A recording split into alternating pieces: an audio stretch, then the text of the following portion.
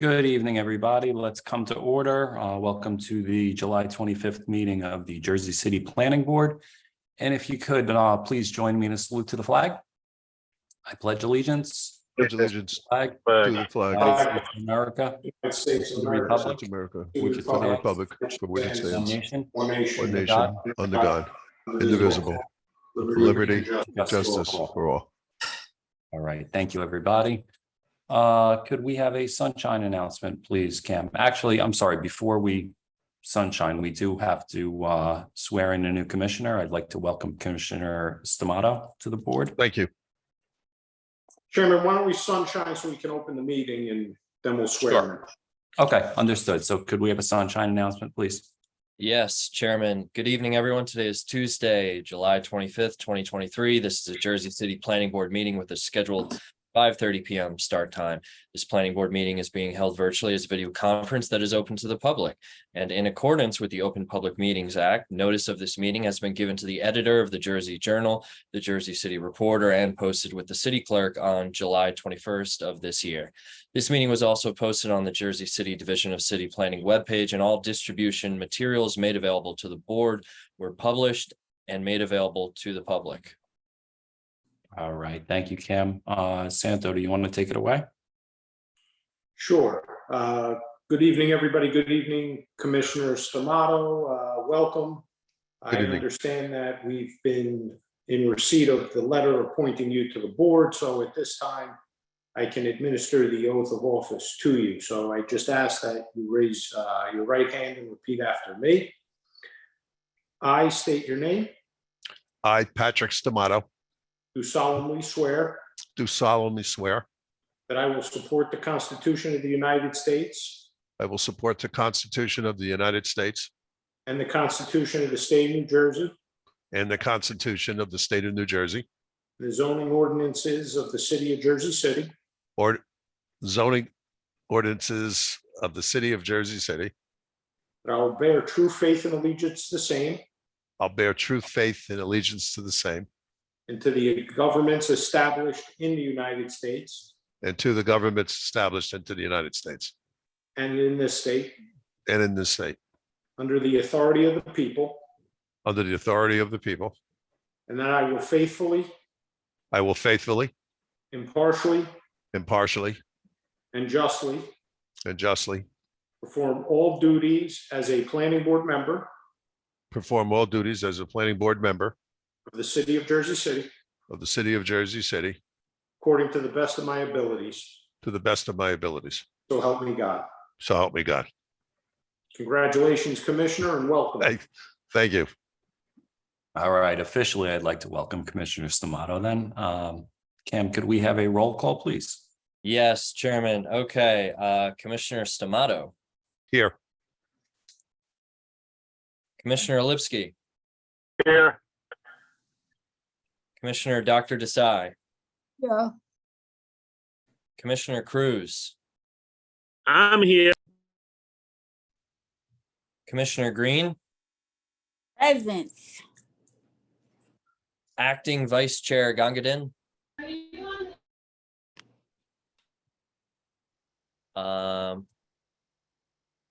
Acting Vice Chair Gangadin. Maybe one more time.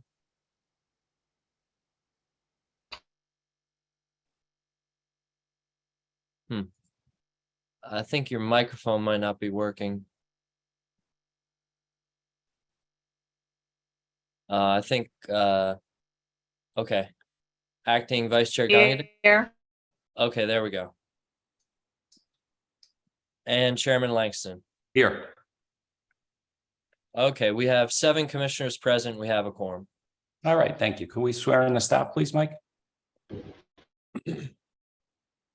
Let's see, I see Cameron, Liz, Matt, Tanya, Mallory, Francisco, and Eric. Do you guys swear any testimony you give tonight is going to be the truth, the whole truth, and nothing but the truth? Yes. Yes. Thank you. All right, thanks, Mike. Cam, do we have correspondence? Yes, we do, everybody. Bear with me for a moment. So we have a number of items requesting to carry with preservation of notice, but we only have one item requesting to carry, and they are going to have to renotice. So item 23 on the agenda, case P23-047. It's a minor subdivision at 31 Woodlawn. They are requesting to carry to August 8th, and they are going to renotice, okay? So the rest of the items I'm about to list off are going to request to carry with preservation of notice. So starting with item 17 on the agenda, that is for case P23-005, address 749 West Side Avenue. They are requesting to carry with preservation of notice to August 8th. Cam, hold on 1 second here. I don't have that in your email. Oh my gosh, you're I right. have item you're 16 right. is our first carry for Kennedy Boulevard. Yeah, you're right. Thank you, Chairman. Where would I be without you? I don't You. know. You saved me, seriously. All right. So let's start over. A question. Okay. Yeah, go ahead, Dr. Desai. Last time we said we are not going to see any of the cannabis retailers with planning board. We are going to send it to the council people. What happened? We still had, right, Cam, I don't want to put words in your mouth. I think we still had Well, pending applications in the pipeline, correct? yeah, these applicants wish to proceed only because given the timing of it, it would actually, be more prudent to move forward through this process. So how long it's going to take? I really do not know. I didn't hear the question. We still have cannabis dispensaries moving forward because they think it would be more timely to go through this process rather than just wait. That's what it comes down to. Yeah, Well, so the board has to hear applications. Obviously, with respect to the proposed ordinances, they're pending up at the council, as I understand it. There hasn't been a second reading yet.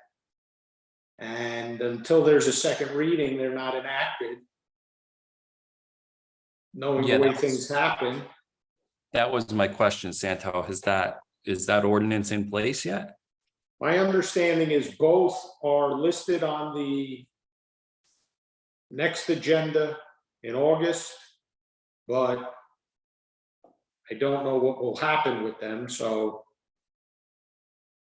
from the planning board perspective, the applications are pending. And unless the applicant is willing to waive the time for the board to act and continue to hold off, the board should hear them under the ordinances that are in place currently Sure. and act accordingly. Okay, understood. Dr. Desai, does that answer your question? Yeah, I think so. All right, thank you. Okay, thank you. All right, so here we go again. So it is item 16 on the agenda, case number P23-013. The address is 2966 JFK Boulevard. It is for a preliminary and final major site plan amendment. They are requesting to carry with preservation of notice to the August 8th meeting. Then we jump to item 18 on the agenda. This is case P22-210. Address is 27 to 29 Fayette Avenue. That's a preliminary and final site plan with C variances. They are requesting to carry with preservation of notice to August 8th. Then we jump to item 20 on the agenda. This is for a conditional use. This is case number P23-077. Address is 3523 JFK Boulevard. And they are requesting to carry with preservation of notice to August 8th of this year. Item 21 on the agenda, case P23-048. Address is 298 Central Avenue, another conditional use. They have requested to carry with preservation of notice to August 8th. Item 22 on the agenda, case P22-208. Address 180 Morgan Street. This is it's not listed on the agenda, but this is a minor site plan with C variances. They've requested to carry with preservation of notice to August 8th of 2023, and it'll be listed correctly as a minor site plan with C variances on the next agenda. And then after that, we already covered the minor subdivision who has to renotice, and then there was a mistake on the agenda. Item 24 was listed twice. Item 24 is actually item 12 on the agenda. So just disregard that mistake, and that takes care of everything. All right, and Cam, there is one other mistake I think we should address. On anything that was carried from our last meeting. It shows that the items were carried from July 5th. Obviously, we didn't carry anything from July 5th until July 25th. We didn't carry anything yet until the July 25th meeting, which is tonight. So all of those items that were carried all say from July 25th. That is, again, another great catch. Thank you, Chairman. All right, I just want to note that for the record that these items were previously carried to tonight's meeting. Okay, so that I being believe said, that would have been the July 11th meeting, Chairman. correct. All right, that being said, let's get into old business. I'll call item A as case P22-197 is a minor site plan for 124 Glenwood Avenue. This has been carried from the July 11th meeting. And the original presentation was on March 14th. Promoted Benjamin Wine.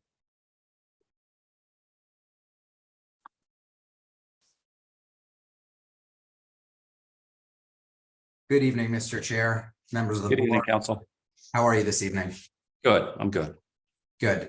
For the record, Benjamin Wine of Prime and Tubel on behalf of the applicant, 124 Glenwood Holdings LLC.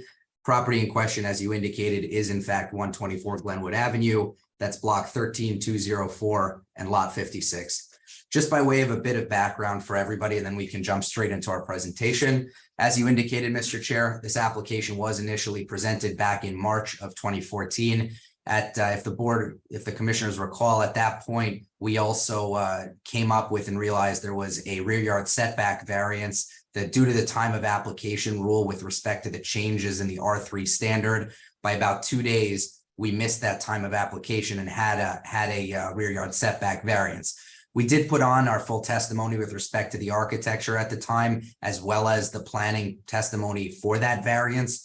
But what we heard ultimately that evening, Mr. Crail, who was with planning staff at that point, had some questions regarding the overall aesthetics and the ability to review a rendering that had been submitted at that time, that it did not necessarily align with the plans that were presented. We also heard from members of the public that despite the fact that the building was, other than the rear yard setback variance, was compliant with the R3 standards, they did have some concerns about the aesthetics of the building.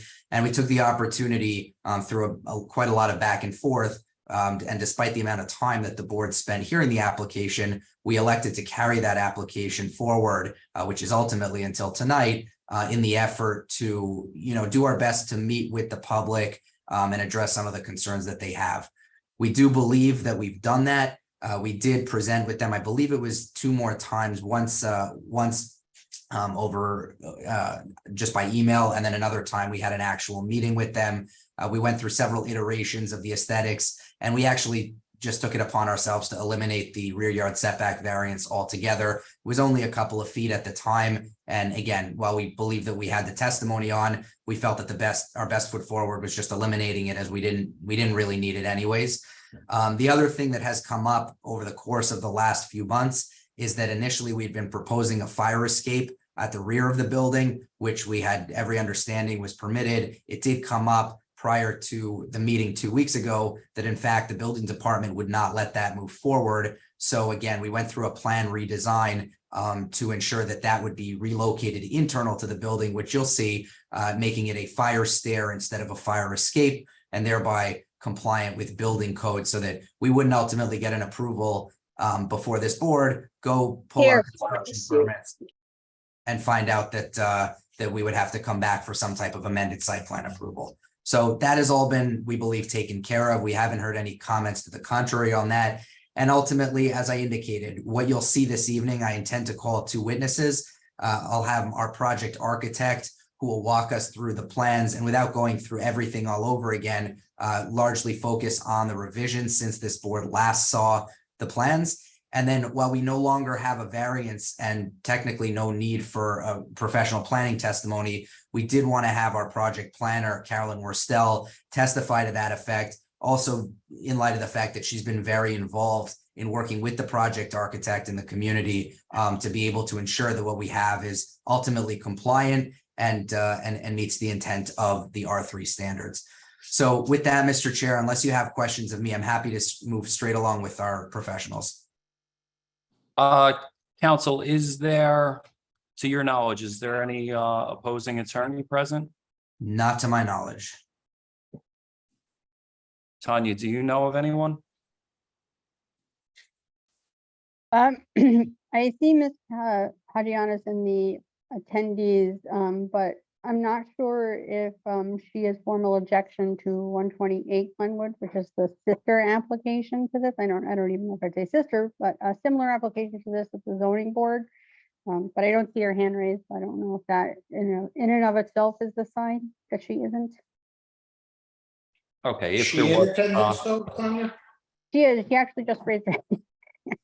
All right, let's promote her and see. I guess you're only saying that because you have knowledge that she's representing somebody in opposition to a case in front of the zoning board. Yeah, hi, everybody. I just wanted to just clarify that I'm just observing tonight and I'm not representing anybody. Okay. okay, understood. Thanks. Thank you. I wanted to get your appearance on record if Okay. that was the case. No, I just wanted to. Ben, is your architect in the audience? Yes, so there should be 2 people on. It would be Thomas Laporta and Martin Moreno. So counsel, the only thing that I want to do, I believe you stated March of 2014. I think you meant to state that the testimony was March 14th of 2023. Yeah, I definitely meant that. So unless I misheard, either way, it's March 14th, 2023. I'm not going There to. was testimony tape. I'm not going to tell everybody where I was in March of 2014, but I was not a practicing attorney. Let's put it that way. Now, see, I didn't want to say that because Yeah. I'm trying my best not to offend anybody. I was actually sitting in this same seat back then. Oh, wow. We have video of that, Chairman. There is not. If we could, though, let's take care of the housekeeping item.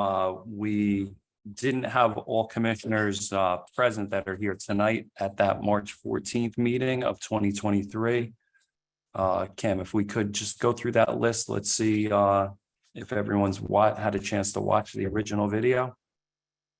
Okay, so the commissioners present on March 14th, 2023 to hear 124 Glenwood were Chairman Langston, Commissioner Torres, Commissioner Gangaden, Commissioner Lipsky, Commissioner Dr. Desai, and Commissioner Cruz. So among us tonight, we have Commissioner Cruz, Commissioner Dr. Desai, Commissioner Lipsky, Commissioner Gangaden, and Chairman Langston. So we have 5 who were at the original hearing. And then we have, of course, Commissioner Stamato and Commissioner Green Can you confirm that you've read the transcript? Confirmed. Okay, I can't confirm. I haven't read it. okay, so we have 6 commissioners that can vote. All right, Well, so that Commissioner will- Stamato, you wouldn't be able to ask questions or vote on this application tonight. There is a bit of history and we do need to keep a clean record here going forward. Chairman, So, I completely understand. yeah. All right, so we'll catch up with you in, I'd like to say 10 minutes or so, but I think we're looking at closer to an hour. But, all right, let's continue then, please. I do want to note one thing. So there is a George MG Riley who raised their hand when we asked if there was someone who was representing opposition. I'm not sure if it doesn't say that they're an attorney, but All right, maybe let's bring Mr. Riley up and all right. see if there is some issue here.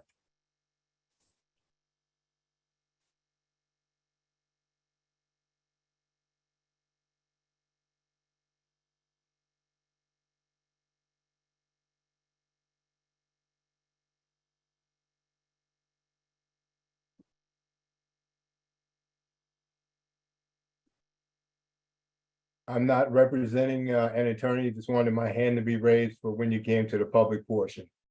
Understood, sir. Thank you. Yeah, we'll call public as soon as the presentation is done and I'll make sure you're heard. Okay, thank you, Cam. All right, council, the floor is yours. Perfect. Thank you, Chairman. So with that, so I'd like to have both Mr. Laporta and Mr. Moreno, I believe they're probably technically still under oath, but I'll defer to council on that. Just for everybody's reference, Mr. Laporta is the licensed architect. Mr. Moreno would be testifying as the design lead in a fact witness capacity under Mr. Laporta's guidance and license.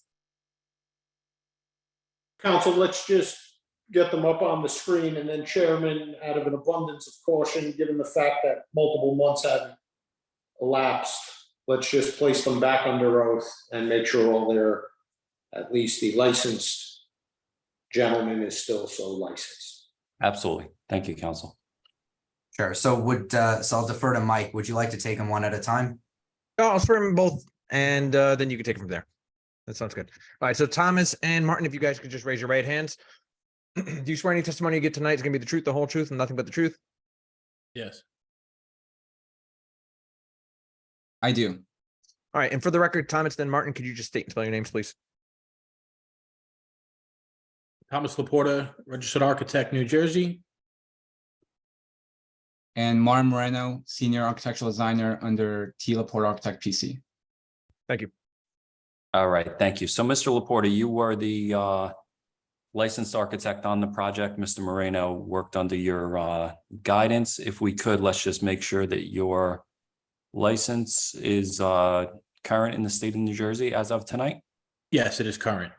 Okay, thank you, sir. And Mr. Moreno worked under your supervision? Yes, he has. Okay, so let's bring Mr. Moreno up then. Thank you, Mr. Laporta. We appreciate your time. Thank you. Okay. Okay. So Martin, if you can go ahead and share your screen with the plans and just confirm as you're bringing them up that the plans you're going to share and utilize are in fact the plans that were submitted to the board at least 10 days in advance of this meeting. Of course. Of course. So I'm sharing it now. Can everyone see my screen? Yes. We can, yes. Great. So are we okay to begin? To move Yes, forward? go right ahead, Martin. Okay, well, first and foremost, good evening, everyone, and thank you so much for your time. As mentioned, my name is Martin Moreno, and I'm speaking on behalf of Tom Laporta Architect PC to present our project at 124 Glenwood Avenue here in Jersey City. The property is located in the R3 zone, right between West Side Avenue and John F. Kennedy Boulevard. And what we are proposing is an as of right 4-story, 4-unit building. I would like to start off with discussing some of the changes we made to the site plan from our last meeting back in March.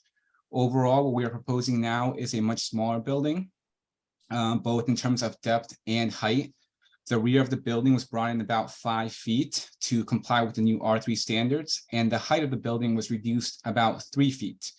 I will go into more details on said changes as we progress throughout the presentation. But before we move to the next page, I would just like to highlight some things. Up here in the top left-hand corner, we have a proposed color elevation of our building. And on the bottom left-hand corner, we just have 2 site photos. One from the street and one an aerial view, just showing the property in relationship to its surrounding buildings. You get a sense of both size and scale from this aerial photo. So moving on to our next page, which is our surveys. So as we mentioned, we made a modification to the site plan in order to comply with both the new R3 standards, most specifically the rear yard setback that was previously discussed by Mr. Wine. And we also made some changes to the front of the building, not in regards to the front yard setback, that stayed the same, but we added a porch, as you can see here, which I will get into more detail. But this was added after some talks with the community for aesthetic purposes to better fit the surrounding buildings. Other than that, just to give some quick recap, the backyard here is going to be an exterior terrace space that will be utilized by both Unit 1 and Unit 2. And other than that, as we said, it's completely as of right. The setbacks are compliant. The coverage is compliant.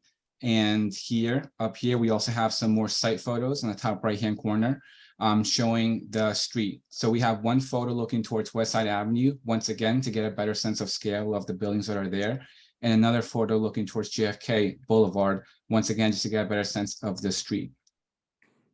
Moving on. So, Mr. Moreno, for purposes of the public, can you just tell us previously what the rear yard variance sought was and what a complying rear yard is in the R3?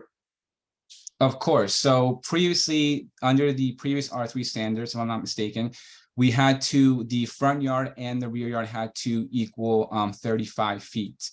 Once the zoning standard got updated, we had to be a certain percentage, I believe 25% of the lot depth. So with those new R3 standards, the 25% lot depth, we were technically about 5 feet over what was allowed. So by complying with the new R3 standards and matching that 25% lot depth, we brought the building in about 5 feet, as I mentioned, to comply with the new standards. Thank you. Okay. Now moving on to our floor plans. I think the biggest changes that we made here was the removal of the fire escape as a second means of egress. What we are now proposing is a second means of egress as an interior secondary stairs. These stairs here are complying with NJIBC 2021. The bedroom count of each unit did not change from the previous presentation. Unit 1 is an ADA compliant unit featuring 3 bedrooms and 2 full bathrooms and measured at 1,221.7 square feet. Unit 2 and 3 are very similar layouts, both consisting of 4 bedrooms and 2.5 bathrooms, with each unit measuring on 1,259 square feet. As I mentioned, this is Unit 3, very similar layout to Unit 2. Unit 4, which is the 4th floor, also features 4 bedrooms and 2.5 bathrooms, but it is a little smaller than Unit 2 and 3, given some of the facade changes that I will get into. Unit 4 measures at 1,231 square feet. Moving on to the roof. The roof is going to be utilized as an exterior space for both Unit 3 and Unit 4.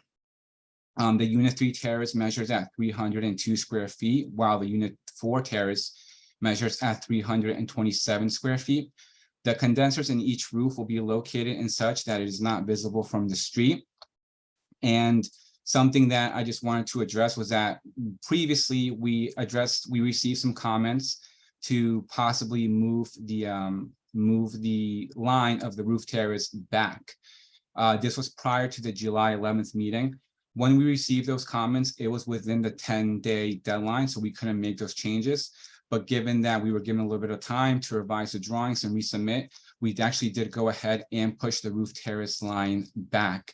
So originally, in the July 11th submission, we had about 5 feet from the front parapet to the roof line, which now we have 15 feet. So we pushed it back about 10 feet for the roof terrace. Other features that are going to be included in the roof are a sort of eco roof detail with both stairs being accessible to the roof. Mr. Moreno, let's put the brakes on here. So this is a new exhibit you're presenting? Yes, sir. No, I'm sorry. So Martin, just to clarify, it's new as part of the package, but the package was submitted more than 10 days ago, right? Yes, what I was referring to in regards to the setback of the roof was a comment that we received prior to the July 11th meeting, not prior to this meeting, Chairman. Okay, so that change is reflected in our prints that are in our packet, correct? Correct. And So when we received those comments prior to the July 11th meeting, at the time we didn't have time to properly address it. But since we pushed the meeting to today, we had a little bit more time and therefore it gave us the opportunity to go ahead and revise it. Okay, understood. Go ahead then, sir. Okay, so moving on to our elevations.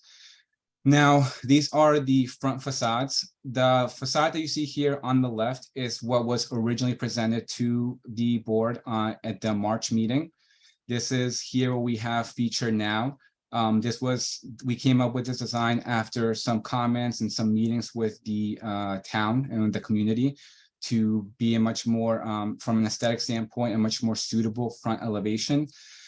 We did keep our sort of asymmetrical bay window design that we had previously proposed, but we added some other aspects such as a porch to match the surrounding homes, and also this sort of cone-like structure, which is very reminiscent of the Queen Anne rural style. That is something that the community was very keen on, that we try to do our best to match the Queen Anne rural style. So we went ahead and added that sort of cone-like feature. This feature is also featured in another home just 2 doors down, which I will show. Another feature that we added to the front elevation was, rather than having a parapet, we added this sort of decorative gate. This gate just kind of helps better with lighting, with shadows. It helps not be so imposing in terms of height, and just adds just an overall nicer feature. This was also something that's recommended to us by the community in one of our meetings. So moving on to our side elevation. As you can see, we now have 2 bulkheads for both the secondary interior stairs, and then just very straightforward. Just a revised front elevation with the porch, with the cone-like feature, the railing. Here we have the materials that we're using. Some of the neighboring homes had colors such as green, red, some like light yellow. So we decided to stay in line with that and feature materials very similar to what they had. Once I will go back to the color elevation in a minute, just so we can get a reference. Moving on to the other side of the building. Once again, the very similar features on the front facade, the railing, the bulkhead, our rear yard elevation, and then just a section of the building to show the different units, the stairs, and things like that. So moving on here, we have our street study. Now, we didn't have a formal block study performed on this site. So all the information that we came up with was used by referencing different resources, such as topographical surveys for both 124 and 128 Glenwood that were provided for us. We also used different flood elevation maps, geological topographical maps of Jersey City that are found online. And we also did some on-site measurements ourselves, just to get a good sense of the heights of the surrounding homes. So this way you get a sense of the height of the building in relationship to its neighbors. And for this sort of elevation facade progression, just to quickly go through it, on the very left is what we originally proposed. So this was originally submitted with our application back in August, before our very first hearing. Before our hearing in March, we received some comments from the town to change up the look of the front facade because they felt it was a little too modern. From there, we revised it to this, which was originally presented in that March meeting. After that March meeting, we revised it to this here per Mr. Tim Crahill's comments. After this revision, before we met with the community for the first time, we received some comments from Councilman Bogiano's office, which then we went ahead and revised the elevation again to present to the community here, to the community at the meeting. And after talks with the community and some meetings, we went ahead and finalized our front elevation to what you see here, which is what we presented to you today. And these are just some more some city details. And just to go back once again in referencing the colors, as you can see here, this is what I was referring to as some of the neighbors have some red, some yellows, things like that. As you see up here, you'll see that cone-like structure that I was referring to in regards to the Queen Anne rural style. And just to cap it off and go back to the front page, once again, this is the color elevation of what our house will look like. And that pretty much concludes my presentation. Thank you, Martin. I just had one follow-up question. I know it came up during the community meetings. Just to confirm, if you can move to the site plan sheet real quick, the retaining wall that is or was in the front of the property, if you can zoom in a little bit, just to confirm, yes, we agreed with the community, and I just want to make sure that you can put this on record as well for the board and the public to hear, that the material choice for the replacement of the wall, which I'll let you point to right over there, which initially had said to be repaired, but was actually included in part of the demolition, that would be replaced with a material and an aesthetic that would be run by city planning before being installed. Is that correct? Correct. Okay, thank you. I just wanted to put that out there. So, Chairman, I have nothing further for Mr. Moreno on direct at this point. Okay, thank you, counsel. I don't obviously see any material listed on that stone wall repair. Can we talk about the material? Well, something that we discussed about in the community meetings is looking at older photographs and finding materials that extremely resemble what was previously there, as well as possibly even trying to find old remnants of the existing stone and finding a material that that properly resembles that as well. We're going to take any measure possible, as we mentioned during the construction process, to make sure that whatever is rebuilt matches what was there before. Okay, Tanya, are you comfortable taking one more thing and putting it on your plate here? You're gonna have to approve that wall without our. So my preference for that, sorry, Chairman, I didn't mean to cut you off. My preference for that is the historic preservationist. Okay, so council, you would be okay with that? You would have to go through historic preservation on the rebuilding of the retaining wall? That would be the office, not go to a HPC meeting. No, not HPC, just the just one of the preservationists. Sure, not a problem at all. Okay, understood, because I was gonna bring up the letter from historic preservation that was part of their original findings, was that wall would be retained. So I can cross that off of my list. Other than that, I have no questions at this time. Anybody else from the board?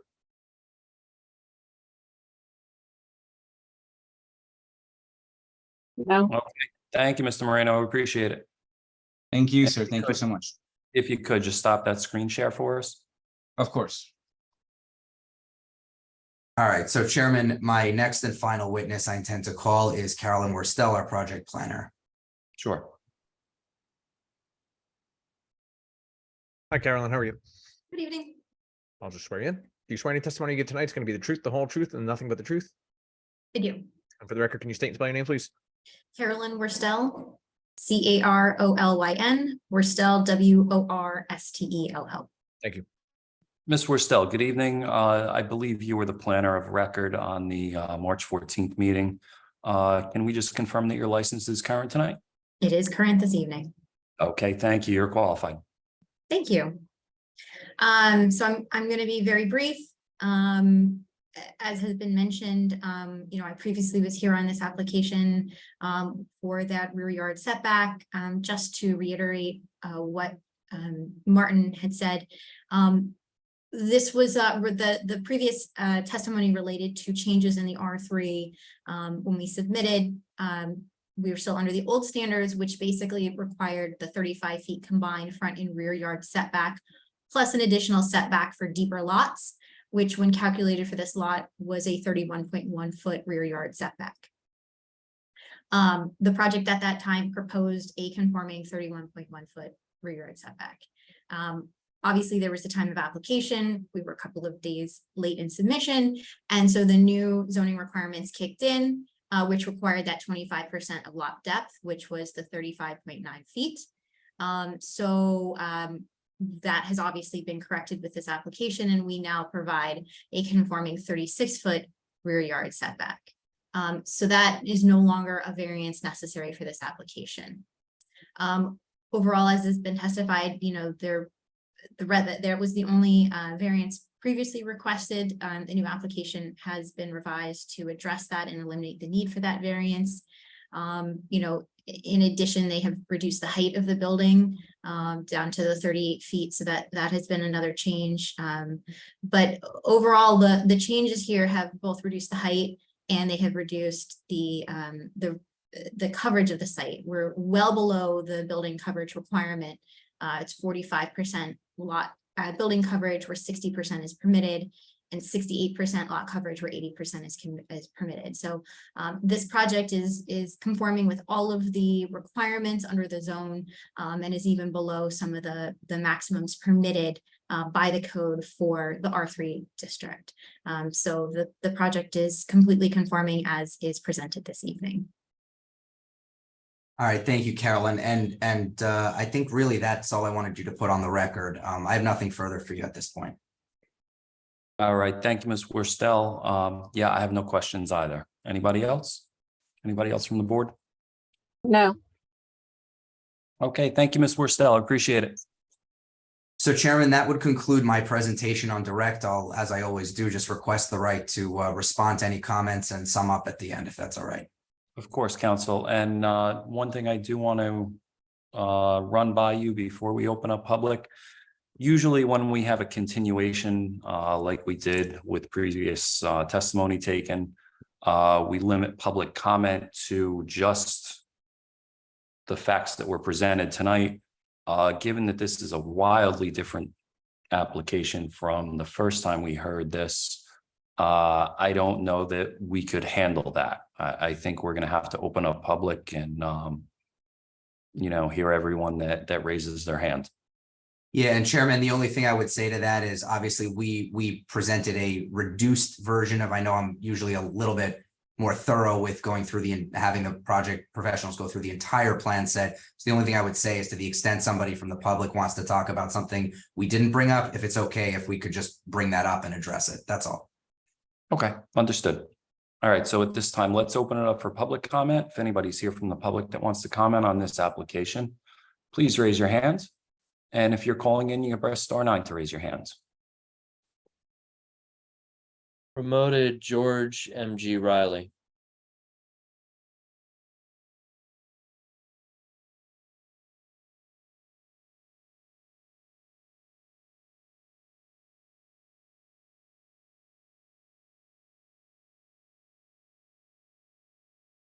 Hi, George, how are you? Good. I am not going to be speaking first. My mother-in-law, India Edwards, will be speaking first. All right, great. So Miss Edwards, I need to swear you in before you speak. If you could just raise your right hand. I believe that's you, I see. All right, great. Do you swear any testimony you give tonight is going to be the truth, the whole truth, and nothing but the truth? Yes, sir. And for the record, could you state and spell your name and give us your home address, please? Yes, I am India N. Edwards, a lifelong resident at 122 Glenwood Avenue, New Jersey. Spelling. My name is India Nicholson, Nicholson, Edwards. capital EDWARDN. Thank you very much. All right. Ms. Edwards, good evening. We have 3 minutes for you. Well, I have lived in New Jersey. I'm a graduate of Heidi Snyder High School, and at Wilberforce University.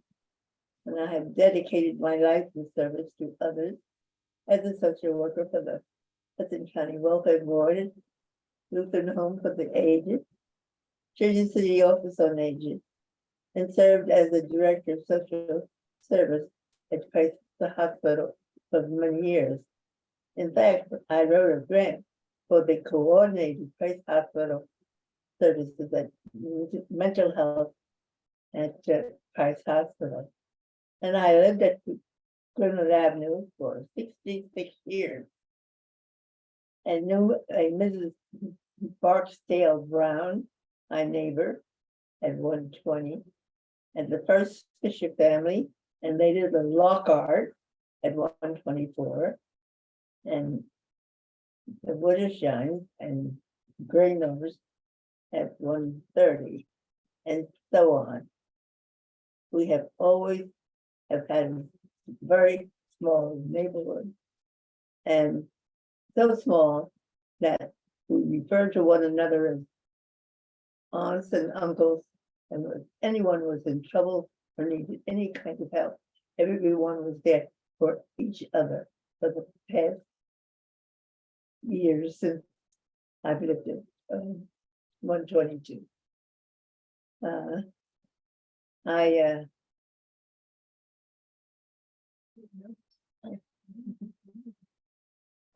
It broke my heart when the bulldozer knocked down the wall next door. I had beautiful trees, lovely bushes, and lovely gardens. In fact, I planted trees, and it really broke tears to my heart. And I'm thick at heart about the developer's plan. The developer should build a home for the one family and not the four. He should build back what he destroyed, and he should build a home that looks like those that stood there for the past 128 years. He should be on the right side, so it does not take away from the antiquity of the area and take away the light, the rising of the sun and the moon that we have always enjoyed. I'm so nervous. Well, I guess I have a right to be. Thank you so much. All right. Thank you, Ms. Edwards. We appreciate your comments. Mr. Riley, do you want to speak as well while we have you up? No, my sister-in-law, India Tybal, is going to speak. Okay, is your sister-in-law in the room with you right now? Yes. Okay, why don't we hear those comments then while we have you on camera? And I'll just swear you in, if you could raise your right hand. Do you swear any testimony you give tonight is going to be the truth, the whole truth, and nothing but the truth? I do. And for the record, could you state and spell your name and give us your home address, please? Yes, India E. Tybal, INDIAETHYBULLE. My address is 122 Glenwood Avenue, Jersey City, New Thank you. Jersey. You're Ms. welcome. Tybal, good evening. We have 3 minutes for you. Yes, thank you. Yes, good evening, and thank you for your attention to my concerns. I lived at 122 Glenwood Avenue during my school years, leaving when I got married and returning only recently. I appreciate the beauty and power of neighborhood and community, things that my family and I enjoyed for many years. The recent changes in zoning are alarming and have enabled developers to change our neighborhood for the worse, threatening our quality of life. When I say our quality of life, I'm speaking not only for my family, but also for my neighbors. good citizens who have lived in homes, not multi-residential units for years, if not decades. The 124 Holdings developer, SM Sugar, has placed the quality of our lives, of our individual and collective lives in jeopardy and stirred up anger and resentment, emotions that are difficult to contain. What the developer is proposing to do is unfair and unjust to us, the people who live here. The city of Jersey City has allowed him and other developers to build to excess. 124 Holdings is a case in point. 4 floors are excessive. 4 floors tower over us at 122. 4 floors remove what we had, access to views of the sky and sunlight on the west side of our home. From their early days, the homes and properties from 122 to 130 Glenwood have offered little respite on Glenwood. Houses set back, up and away from the street.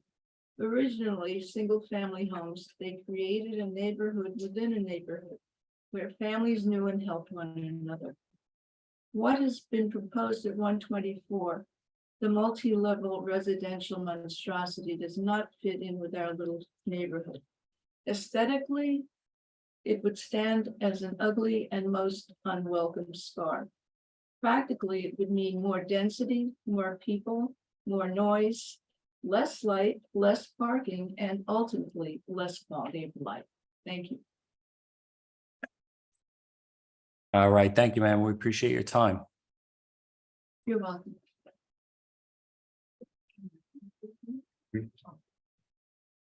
Promoted Nathan and Sharon McCormick.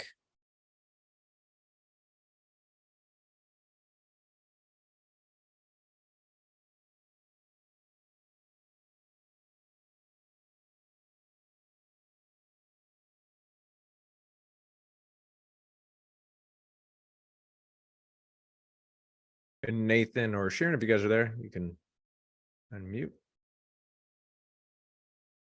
Hello, I'm not sure if you can hear me. I can hear you, but we cannot see you. Are you able to turn your video on? Yep, sorry. Yep, no problem. All right, I see you both. You guys got to go one at a time as we just did before. So whoever's going first, if you could raise your right hand. Yes, Do you swear any testimony you get tonight is going to be the truth, the whole truth, and nothing but the truth? I affirm. And for the record, can you state and spell your name and give us your home address, please? Nathan McCormick, Nathan. McCormick is MacCormack. Thank you. And home address, please. Right, 130 Glenwood Avenue, Jersey City. Thank you. Mr. McCormick, good evening. We have 3 minutes for you, sir. Thank you, Chairman. I would like to thank the planning board for taking the time to listen to the community surrounding the block of Glenwood Avenue. At the March 14th hearing, Council Wine responded to the Missioner's request to, quote, make whole the family whose water line was damaged by a contractor working for the developer, SMS. Council Wine had stated, I tell all my clients, whether or not the court discusses their application or another board in another municipality, that your job as a developer is to be a good neighbor. It is incumbent upon you. Unless you are somebody who plans to develop one development and escape to another country, I presume you want to be a good neighbor. So I do always advise my clients, and I will do so now on the record and then behind the scenes as well. To say that we are skeptical of SMS as a developer is an understatement. Not only did the developer not make anything whole, they have literally destroyed the landscape of a section of our enclave. In our historic homes by raising the house at 124 Glenwood, as well as the historic 130-year-old wall that Council Wine promised on the record to preserve. And to correct Council Wine, he did not state he would repair the wall. He stated he would preserve the wall. As well, in our community meeting, he agreed that the community would agree to the materials to replace the wall, not historic, not the planning board. You told a room full of residents that the community would agree to the materials to replace and repair the wall. So it was clear at the March 14th meeting that the residents of Glenwood Avenue who spoke on the record opposed the demolition of the house at 124. Our understanding was that we were actually able to protest the demolition of the home, and that the meeting was tabled while the planning board determined if this was indeed the best route.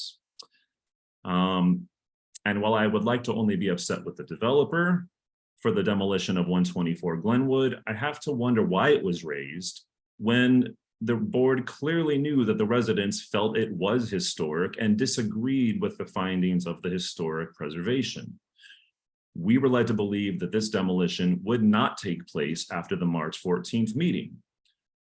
So whatever the internal processes are involved, when the community shows an outpouring of support to preserve the history, but the developer can move ahead anyway, what are we residents left to think about the process? Why wasn't this conveyed to the building department who granted the permit to demo this house that it needs to be put on hold? Make no mistake, if our enclave was situated south of Montgomery, instead of 1 block outside of the historic district, our enclave would absolutely qualify for historic district designation. Mr. And- McCormick, I'm sorry, sir, that is your 3 minutes. Thank you, Chairman.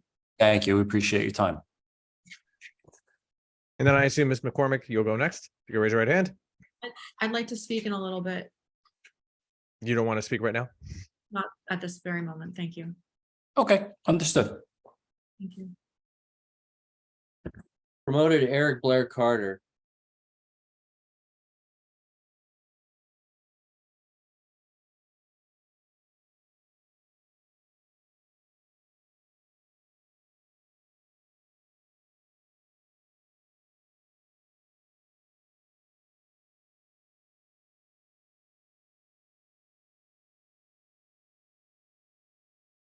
All right, they are either not seeing their promotion or declining. Okay, now they've joined.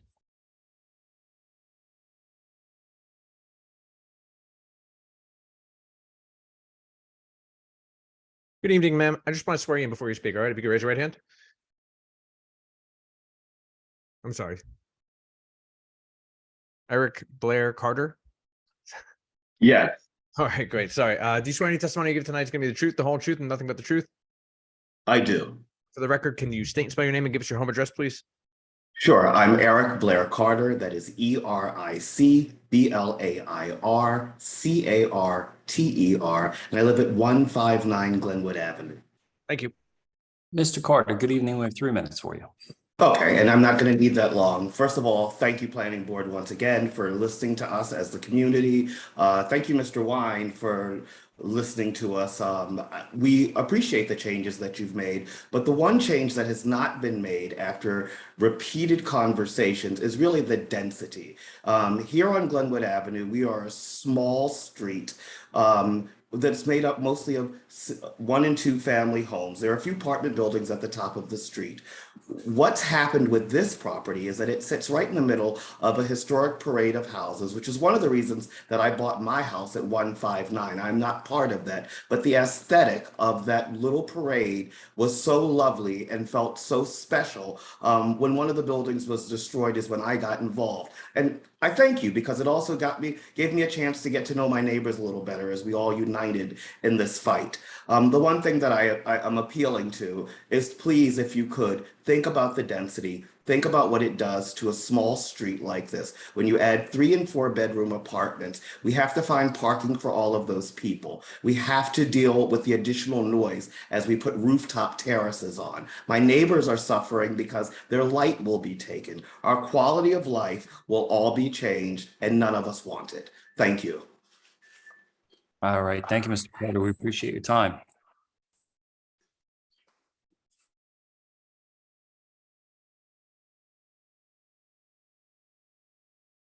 Voted Natalie Kalbach.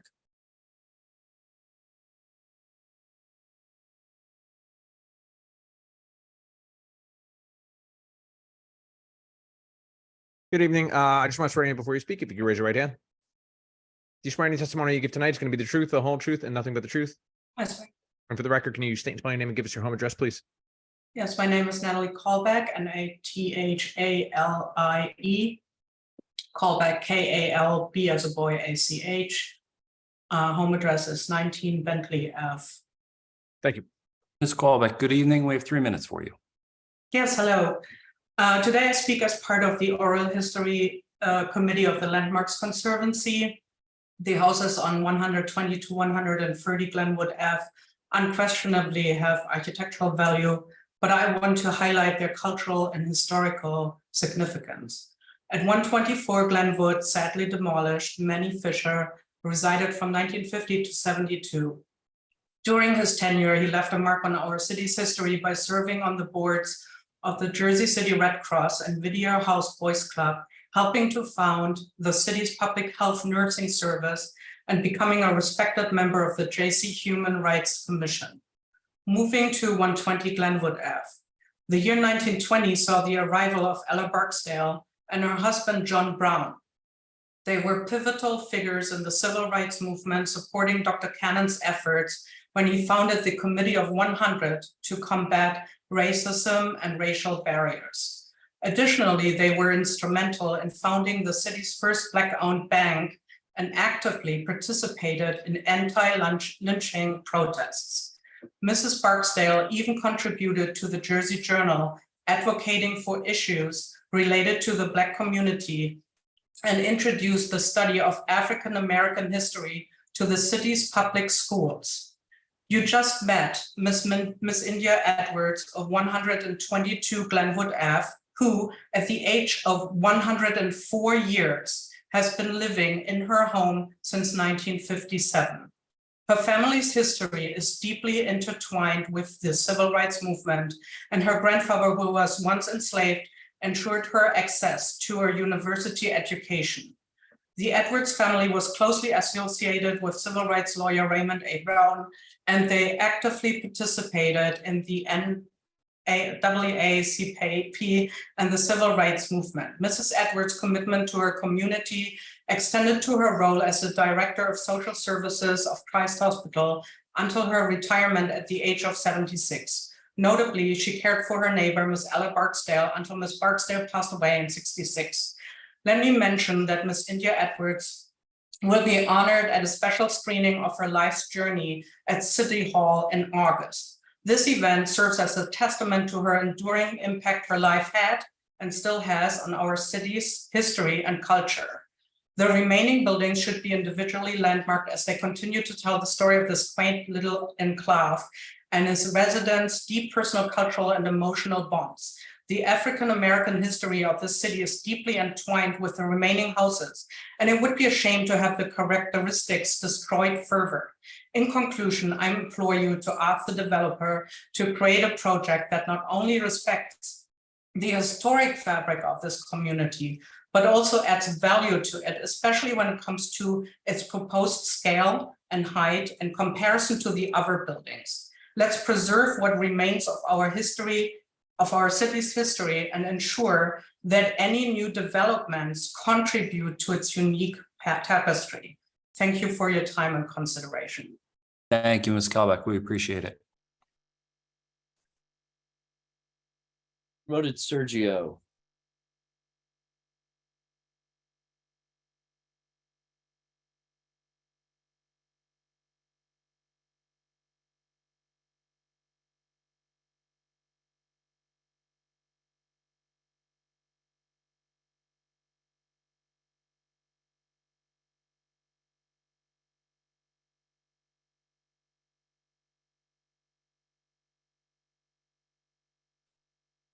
Sergio, if you're there, you can unmute. There you go. Yeah, I actually had not raised my hand, but I'll take the opportunity anyway. Sure. Let me just swear you in before you speak, okay? If you can. Oh, yes, sure. Your right hand now. Do you swear any testimony you give tonight is going to be the truth, the whole truth, and nothing but the truth? Yes. For the record, can you state and spell your name and give us your home address, please? Sergio, Sergio Stiffelman. S is in Sam, Tieffelman, 419 Fairmount Avenue, Jersey City, New Jersey. Thank you. Mr. Stiffelman, good evening. We have 3 minutes for you. Yes, thank you. I don't know if this is the right moment to raise this issue, but since this is a city planning meeting, I've always wondered if the issue of density should not be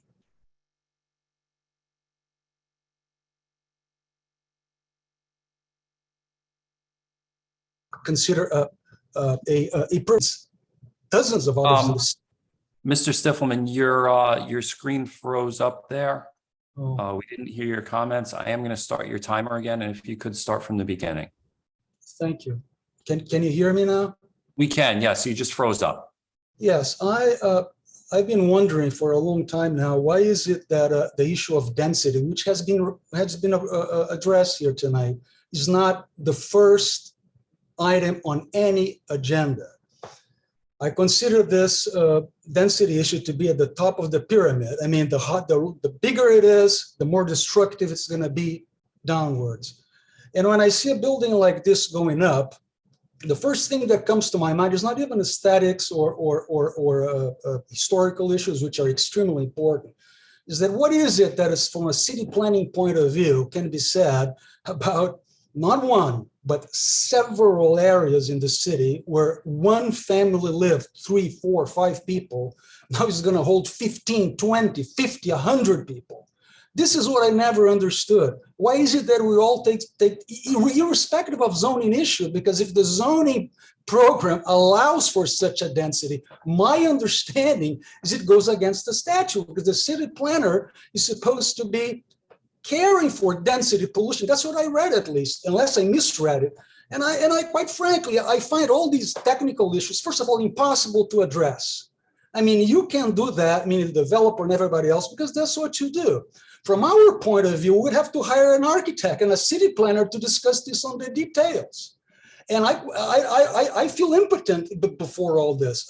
Quite frankly, again, I refuse to discuss details because it feels like I'm engaging in something as if an invader had come to my land and I'm discussing the terms of the invasion instead of the invasion itself, you know? And this is all I have to say. I've been saying this for a long time now to Matt, to Tanya, whoever I meet, any meetings, any gatherings, everything falls on deaf ears simply because the idea is that it's gonna be built no matter what. It's just a matter of a few adjustments, and of course, maybe not in this case, the variances which are forgiven or whatever, negotiated and this and that. So this is my view, and thanks for listening and thanks for the opportunity. And if this is not the place, the forum to raise this issue, please forgive me, but I think that I at least should try. Thank you. All right, thank you, Mr. Sifferman. We appreciate your time. Voted, George.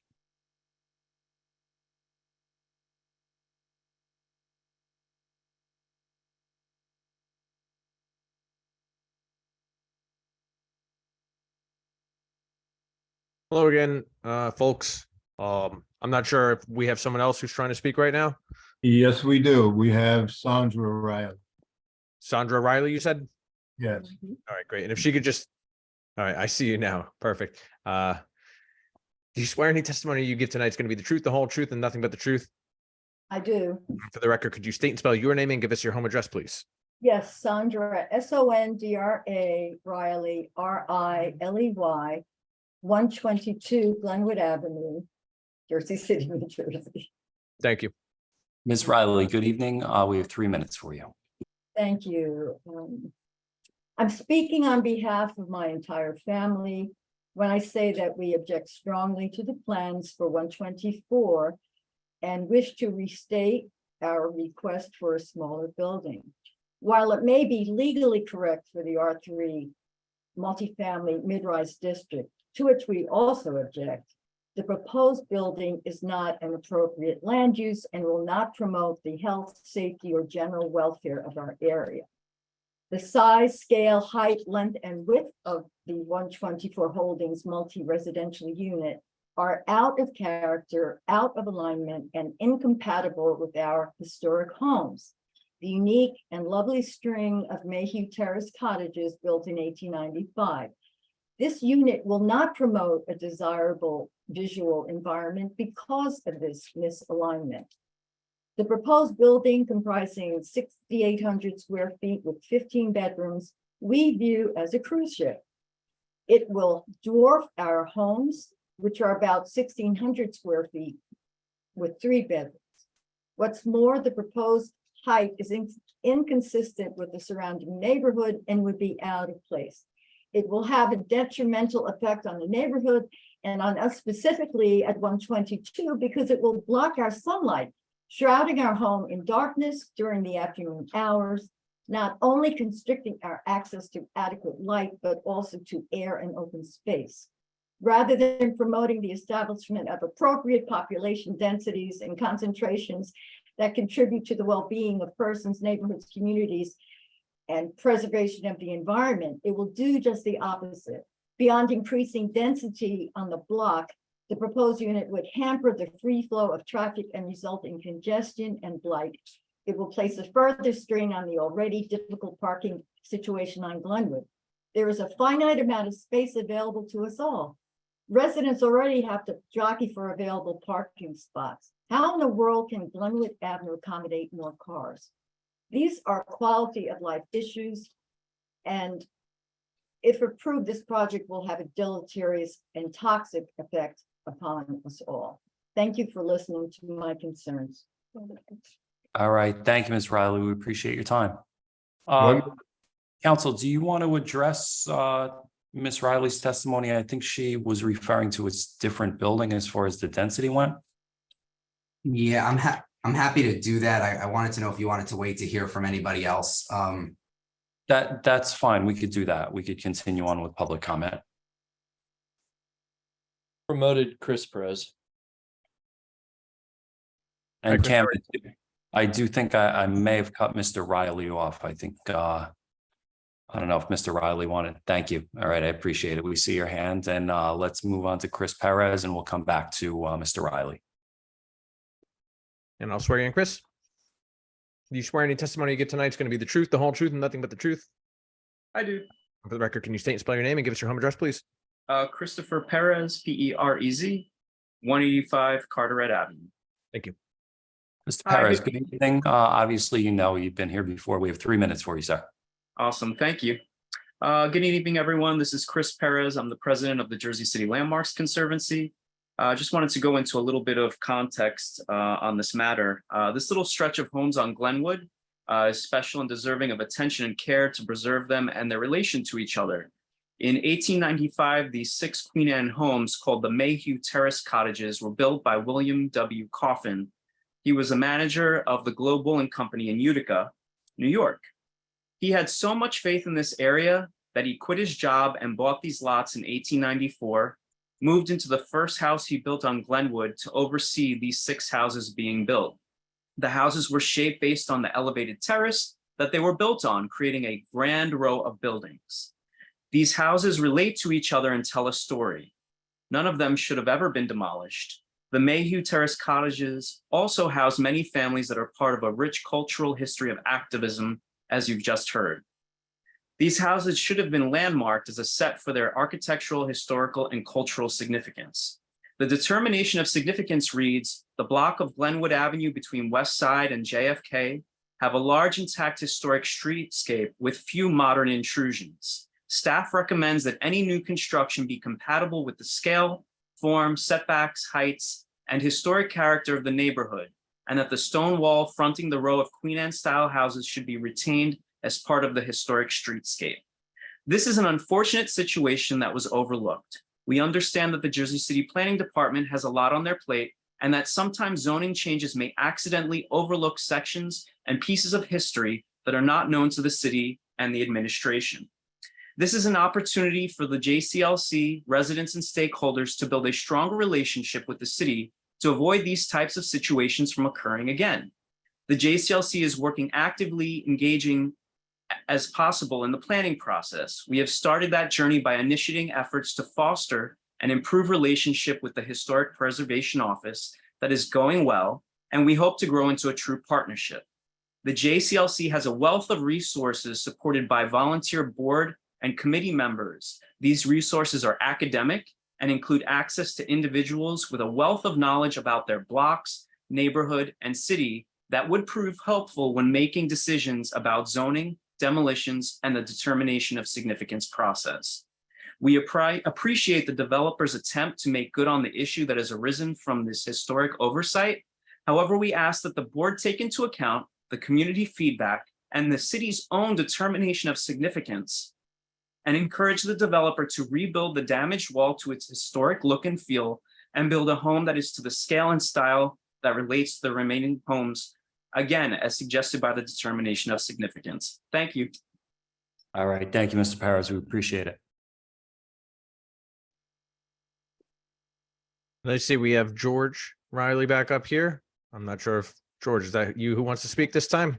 Yes, it is. All right, great. So I will swear you in now. If you can raise your right hand. Do you swear any testimony you give tonight is going to be the truth, the whole truth, and nothing but the truth? Yes, I do. For the record, can you state and spell your name and give us your home address, please? George E. Riley Jr., Georgeeriley, Jr., 122 Glenwood Avenue, Jersey City. Thank you.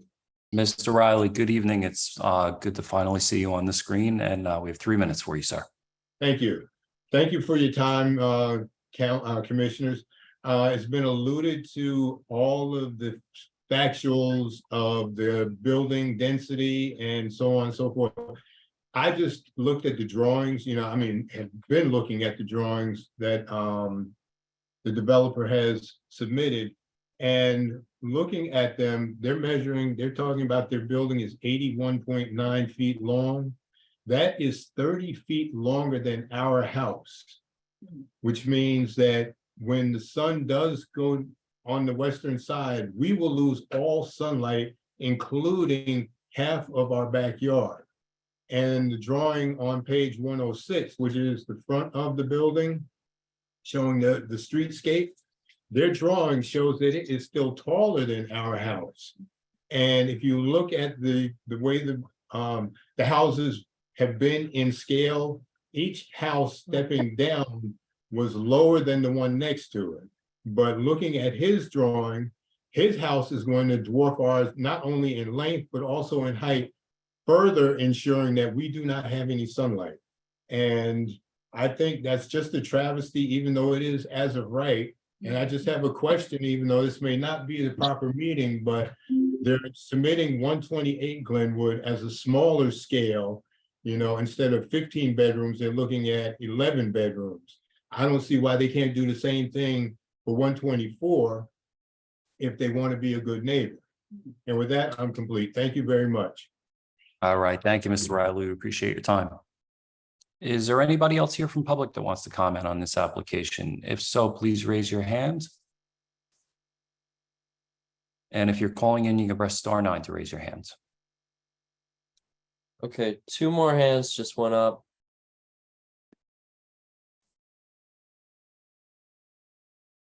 Promoted William O'Day.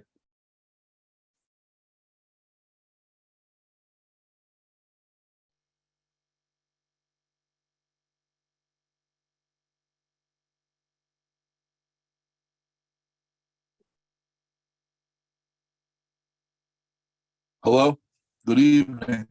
How's it going? We can hear you. I just can't see you. If you could turn your video on. Oh. Can Perfect, you see great. me now? There you go. I see you and I hear you. I just want to swear you in before you speak. If you could raise your right hand. Okay. You swear any testimony you give tonight is going to be the truth, the whole truth, and nothing but the truth? I do. For the record, can you state and spell your name and give us your address, please? Commissioner O'Day, 51A, Williams Avenue, New Jersey. Thanks. You're kind of breaking up a little bit, but I guess we'll see how it works out. Commissioner O'Day, always good to see you. Okay. We generally Always have a pleasure, Chairman. We generally have a time limit for public speakers. Our elected officials, we do afford the privilege or courtesy, I should say, of we'll hear your statement without a time limit. But just given I'll try to keep our within the agenda- 3 minutes. I think my comments, though not normally, will be brief this evening. Okay, I just Commissioner, go ahead. want to support all the comments from the community. I think they've made a compelling argument. I think that all actions have consequences. The fact that that wall was allowed to be taken down was a knowing act on the part of the developer. It should have consequences. The developer should build a building to the scale of the other buildings there. The history is something that we need to preserve. If this was a city or a country in Europe, the building never would have been demolished. We wouldn't be having these type of discussions. I understand the zoning has been done for the site. It creates certain handcuffs or issues with you, but to the degree possible, I think that ensuring the integrity and preservation of that neighborhood's historic, clear history, not only of the city, but in many cases related to history of things like the civil rights movement, is something that I would ask this board to please consider able to do. And that's all I have to say. Thank you. All right. Thank you, Commissioner. We appreciate your time. My pleasure. Promoted Nathan and Sharon McCormick.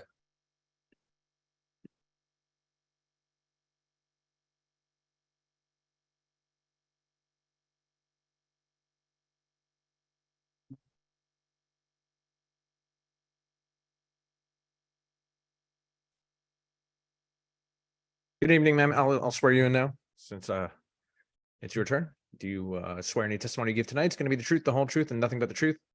Yes, I do. And for the record, can you state and spell your name and give us your home address, please? My name is Shireen McCormick. It's SHIRIN MACCORMACK. Thank you. Oh, Ms. McCormick, good evening. We have 3 minutes for you.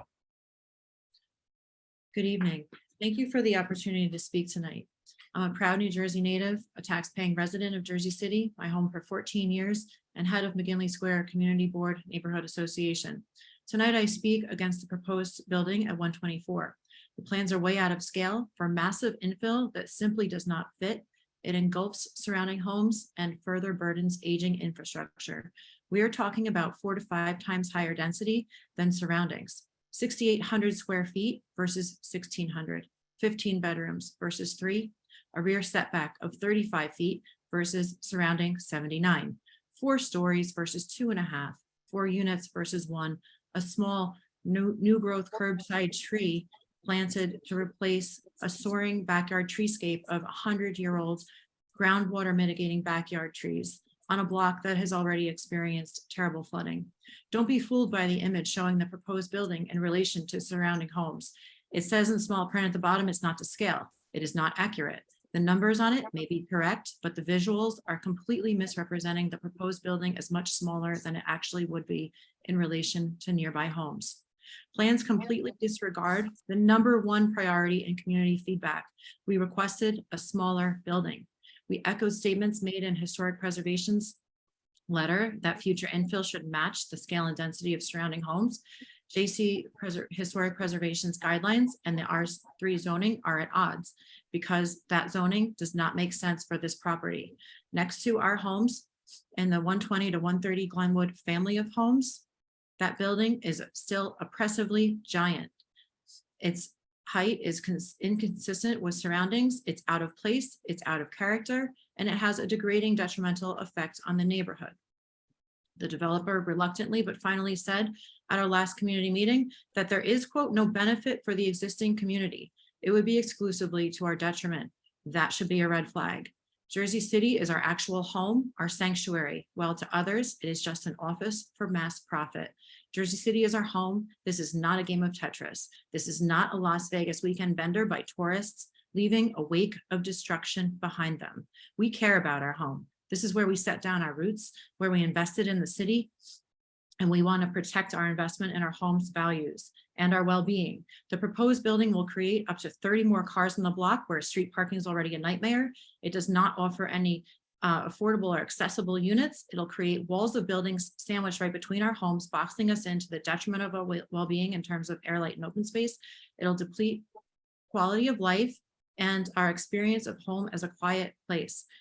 Further, it destroys the historic streetscape and damages the heritage of Black and women's history, as is sadly so often the case.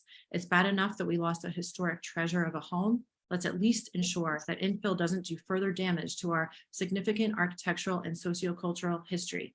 At the last meeting, Commissioner Lipsky said, 314, that he was taught to leave a place better than you find it. Pam Andes wrote in an email to the developer, we have little faith in the project. Tim Crahill said, it needs to be taken seriously. How many people from the public are upset about this?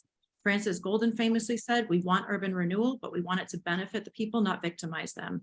Our block lost a historic home and our ancestral family of homes. It should have been saved. Let's please create something smaller together that respects the space and the community despite what was already lost. I ask you, the board, tonight to please go a little deeper and introspect tonight. Ask yourself, is this just about a building or is it about people? Do we want to plow down our neighbor and wash away their history, or is there an alternative that feels more equitable, perhaps a smaller building where an out-of-town developer can still make a huge profit and not at the expense of the well-being, history, and property value of long-standing tax-paying local resident community? Ask how you might feel if this was happening next door to you or next door to your grandmother. How could it be as of right if it feels wrong? We can both grow as a city and lift each other up, take care of one another and our heritage as we step into the future. Both are possible. If we work together, set the precedent, create a legacy of meaningful growth. Please do not approve this tonight. We can do better. Thank you. All right, thank you, Ms. McCormick. All right, is anybody else here from the public that wants to comment on this application? Anybody else from public? Here, see no more from public. I would like to close the public portion. Second. I second it. We have a motion made and seconded. Public is closed. Before we get to staff comment, I do want to address one comment that was made by Mr. McCormick. Mr. Wine, during a community meeting, did you offer the community input on the retaining wall? Yes, I did. And the way I framed it, Mr. McCormick's correct. I suggested, and perhaps they could confirm this, that the best way to do that, given that there are a lot of voices in the room, are, as Ms. Marione said, through city planning. As she indicated, she'd prefer through historic preservation. So yes, we're happy to do it with the community, but given that there might be several different opinions, I think the most streamlined way would be in some type of city planning or historic approach. But if you feel differently, we certainly did indicate that we would do it in accordance with the community opinion and input. I mean, if your comment was that you would accept community input on the wall, I think that's completely appropriate. The community doesn't work for the historic preservation department in city planning. Yeah, that's perfectly fine. Again, as I indicated, I felt that going through city planning was a streamlined way to do that, which I also indicated at the community meeting, but I'm happy to have a sit-down meeting, post any approval and talk about what that might look like. If there are various opinions in the room, some of which say it should be blue, some of which say it should be yellow. Of course, you can't accommodate both. So my suggestion was that it would be in some type of, maybe through a representative is fine as well. But at some point, yes, we're happy to solicit that opinion. We have no preference one way or another. We're happy for the community to ultimately look at this and determine what that wall should look like. Council, I'm going to go with my gut feeling here and say that no one is going to suggest a blue or yellow retaining wall. All right, before we bring Tanya up, Council, do you want to make any closing remark here? Yeah, and I just want to respond to a couple of those comments from the public as well, if that's all right. Sure. So we did take those efforts. We did try to come to what we feel is an equitable solution, recognizing as well that, again, since day one, the goal of this project has always been and continues to be my client purchased the property zoned as R3, was to develop in accordance with R3.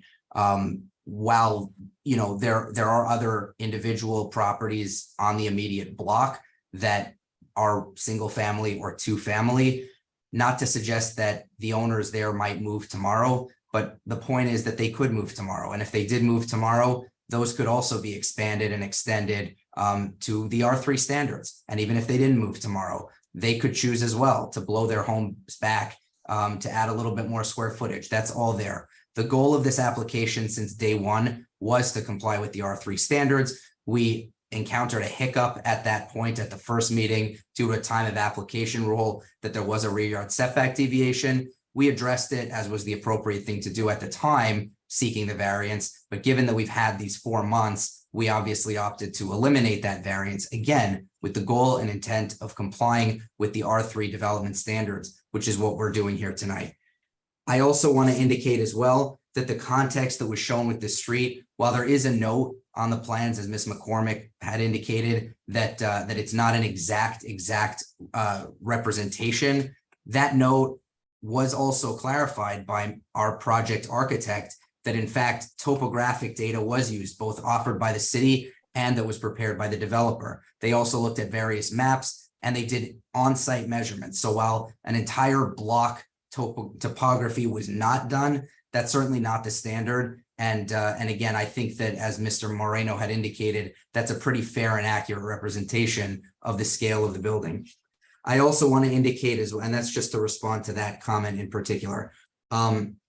There was also throughout the several meetings that we had, while you've heard comments tonight that the single biggest focus was density, that was partially a focus and we acknowledge that and nevertheless elected to proceed with an as of right density for this project. But another focus was the height, and what Mr. Moreno worked very hard on, as you see through that 5-image projection, is to reduce the height, reduce the massing of the building, actually build that 4th story, quote unquote, into the roof line, so to speak, to alleviate some of that height. In addition to dropping the height well below compliance, he also put on at the suggestion, actually, I believe it was Mr. Perez who suggested it at the community meeting, or at least echoed it, and we thought it was a great idea, was to put a railing of sorts on the roof as a parapet, rather than traditionally what's done, which is just running the materials up to the roof level, because that would be less invasive.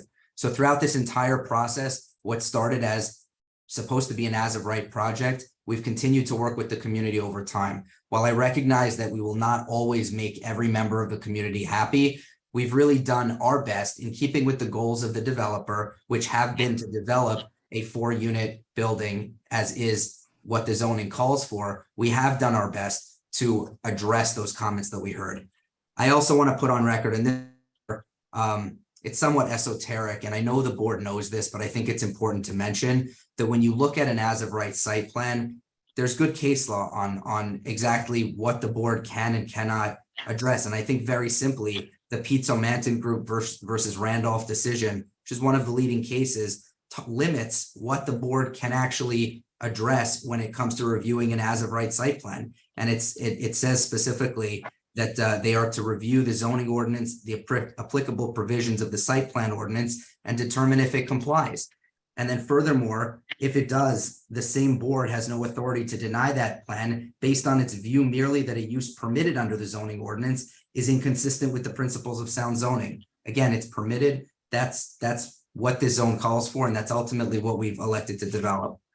And then lastly, I want to put as well that as this board, again, and I know, Chairman, I know you're well aware, I know this board is well aware, but I think as I heard a member of the public mention, they're not always aware as to what the legal criteria and what the zoning standards and what the technical language is. So I think it's important to put it on the record as well. That a board cannot deny approval on the basis that a proposed development made too intensive use of the site, as long as the project was a permitted use, did not exceed coverage, FAR, or any bulk requirements. And that's exactly, again, what we have here. We have an R3 lot, we have R3 zoning that the governing body and this very board at some point in history determined that this should be R3 zoning. My client elected to purchase this property based on the R3 zoning, submit a site plan application based on the R3 zoning, and then despite all of that, continue to engage and work with the city professionals, with the councilman's office, and with the public to come up with a plan that could be more tolerable within the scope and scale of the R3 standards. And I believe that we did do that. We did whittle it down. And again, what we have here is fully conforming under your ordinance.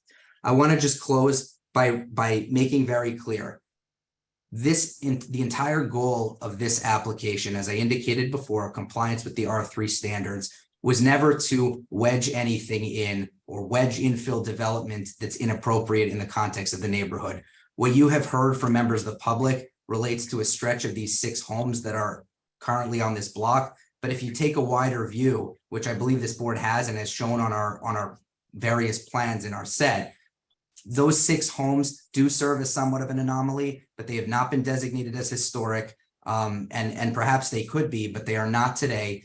And taken as a general neighborhood context, the city, through planning, through this board, and through the governing body, have determined that the appropriate zoning for this property is that R3. And ultimately, that's what we're here proposing. So I'm the first person to say to anybody, as I indicated at the first meeting, and as I indicated throughout the community meetings that we had, I encourage all of my clients to work with the community to come up with something that works for the developer and works for the community to the best possible and to what makes the most sense in the scale of development. And my client has been willing to do that, has worked on this for several months since the initial meeting and for over a year since prior to that to come up with what you see here today.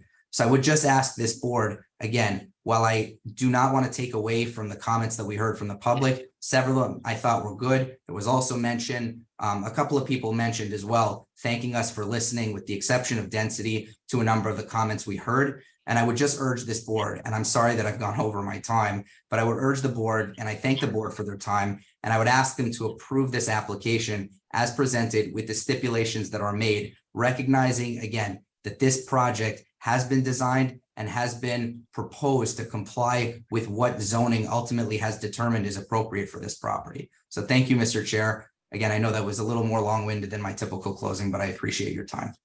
All right, thank you, counsel. And I've sat on this board since 2013 and been chair of this board since 2014. And I appreciate you finally bringing me up to speed on what my charge is as planning board chair and commissioner. So let's move on to Tanya's comments. Tanya, do you want to address, please? Based on all of the comments that were given tonight, I don't think there's any real need for me to add anything else to the record. This is an application that I inherited because Mr. Creel resigned from his position. If the chair pleases, I'm just going to read the conditions into the record and leave it there. Sure. I do want to get into how we're going to handle that, the approval of that wall after the fact though, Tanya. Okay. So I'll just read the conditions, which are pretty standard at this point. Number 1, all testimony given by the applicant and their expert witnesses in accordance with this application shall be binding. Number 2, all material color selection shall be shown on final plans. No change to the facade site design, including materials can be, may be required by the construction code official shall be permitted without consultation and approval by planning staff. All street trees, landscaping shall be installed prior to the issuance of a certificate of occupancy. And I'll go a step further to also say of a temporary certificate of occupancy. And the architectural engineering firms of record shall submit a signed and sealed affidavit confirming that the building was constructed as approved prior to issuance of certificate of occupancy. All comments provided by Jersey City Division of Engineering shall be addressed prior to. This says issuance of occupancy. I just want to correct on the record that really that should be before building plans, which are within the final signature set. And the last comment that was discussed on the record was the rebuilding of the retaining wall that was there, that was also mentioned within the historic preservation memo, that it was to be retained, that they should pick out the materials, the deflections of the stones, and those should be approved by historic preservation as, I would say, prior to issuance of building permits. So that would be shown on the signature set. And Chairman, I see you're on mute. Go ahead, counsel. Yeah, I was just going to say I certainly take no exception and agree to all of those comments. Okay, so I mean, counsel, you stated in that community meeting that community would have input on that wall and make sure that the neighborhood was made whole after that wall was demolished. So Chairman, Go ahead, Counsel. Thank you, Chairman. If I could jump in, there's a clear photograph on the architectural plans that show that wall. It's made of stone. It's pretty clear to me from that photograph exactly what that wall looks like. It sounded to me from the public comments that the public wants that wall to be rebuilt. And I think a condition that that wall be constructed of material similar to what exists is acceptable. I don't know that we have to go much further. If Historic wants to weigh in on that, I think that that's acceptable, but there's no reason why that wall can't be built to look exactly how it looks in the photograph included in the set. I agree, Counsel. I don't think there's any shortage of similar stone out there. And if there is, it's on the applicant to make this whole. I am comfortable giving that charge to Tanya. Sorry, Tanya. But, this needs to be done correctly. And I don't know that I have faith that this will be done correctly. But I think we need a strong voice from planning on this. And, I would want that condition placed on any approval tonight that that stone wall is constructed as per, the existing wall. And I want that on signature sets as a clear detail that I can see before I sign off on anything. Council, any comment with respect to that being a condition that that wall be constructed of the like material of which was removed as depicted in the photograph, and for Historic and planning to verify that the detail is accurate prior to signature sets? Do we have an issue with that? No issue. Okay, thank you, Counsel. All right, so Tanya, those are your comments?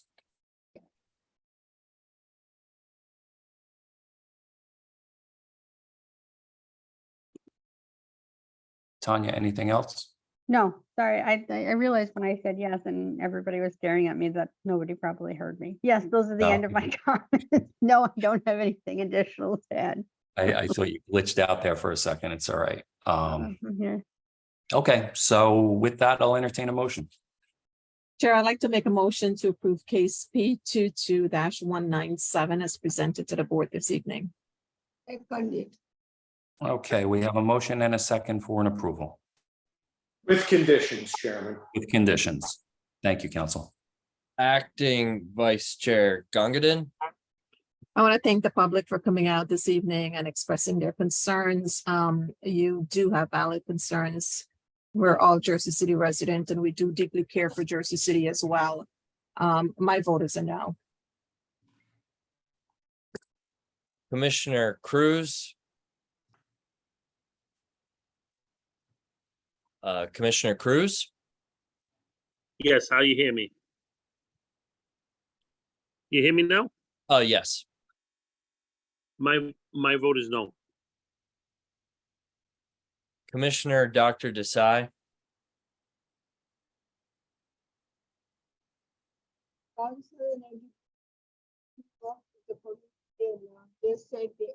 Doctor, we can't hear you.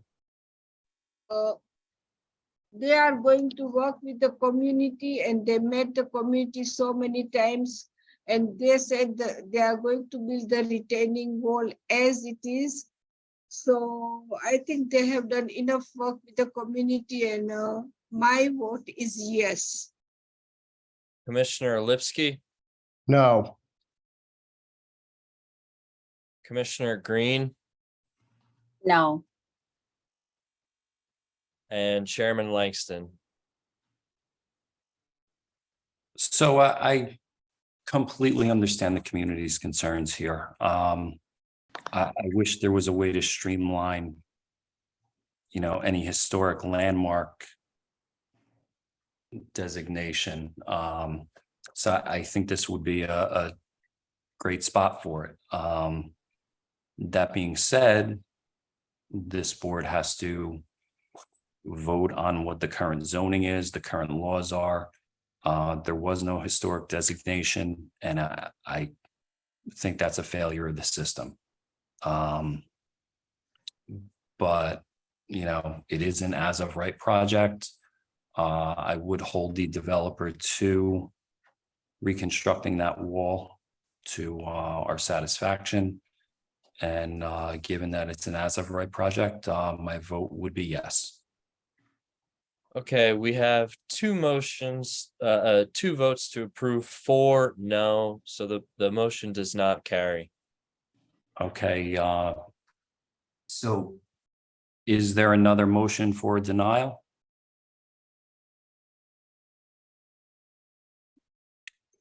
Do we actually need that? yeah, Mr. Chair, can I make a comment? We're in board deliberation right now, council. Understood. So Chairman, the motion to approve has failed, which is a statutory denial. However, it is appropriate to take a second motion. Okay, so I would entertain another motion. Which again, Chairman, would be a motion to deny the application since the motion to approve fails.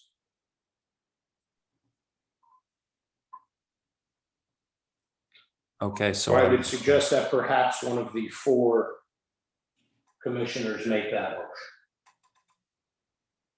Chair, do you think it's appropriate for me to make that since I made the motion to approve? I would leave that up to Santo. Whoever would like to make the motion can make the motion. Well, I'll make the motion to deny. Thank you, sorry. Commissioner. Thank you, Commissioner. Okay, so we have a motion for denial. Do I have a second? Second it. Second Okay, I it. have a motion and a second for denial. So an affirmative vote will be to support the motion to deny. Okay, so Commissioner Green, No. so a yes vote is to deny. Yes. I'm sorry. Yes, I'm sorry. I'm yes to deny. Yes. Yeah, just for the board's clarification here, the motion is to deny. So an affirmative vote is denial for the project. Okay, Commissioner Green voted yes. Acting Chair Gangadin, Yes, to deny. Commissioner Cruz, Yes to deny. Commissioner Lipsky, Yes. Dr. Desai, Commissioner Dr. Desai. Commissioner Dr. Desai, No. and Chairman Langston. No. Okay, so that was 4 yeses on the motion to deny and 2 nos. So motion passes to deny. Okay, thank you, everybody. The time is 7:20 right now. We're going to take a 10-minute break and we'll be back at 7:30. Thank you.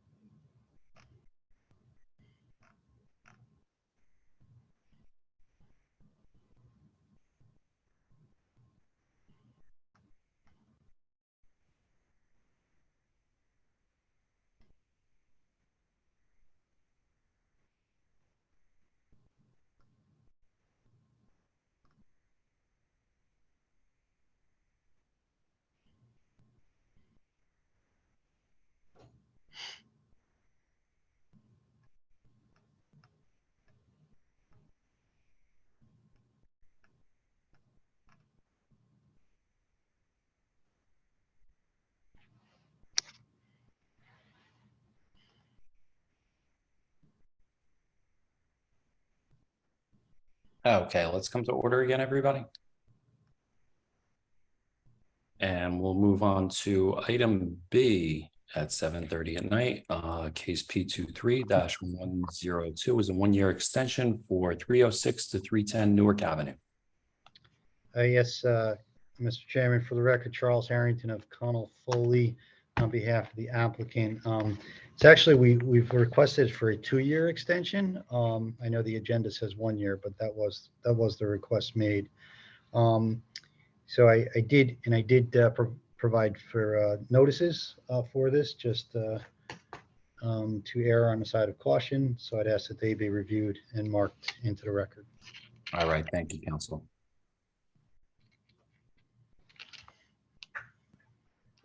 Those were not sent to Santo, at least not from me, Santo. Well, that explains why I don't have them. Yeah. Let me go back to the portal here.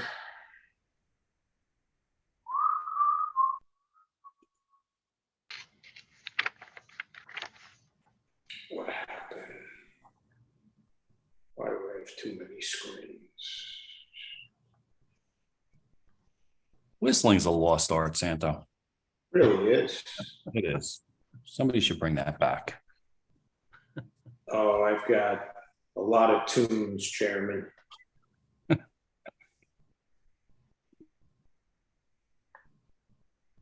know the problem? I'm still on the first page of the agenda. Yeah, Chuck, I don't think I'm checking my email inbox. I don't think I have notices for this. If you like them marked, you could forward them to me quickly, but. Well, I think we'll proceed.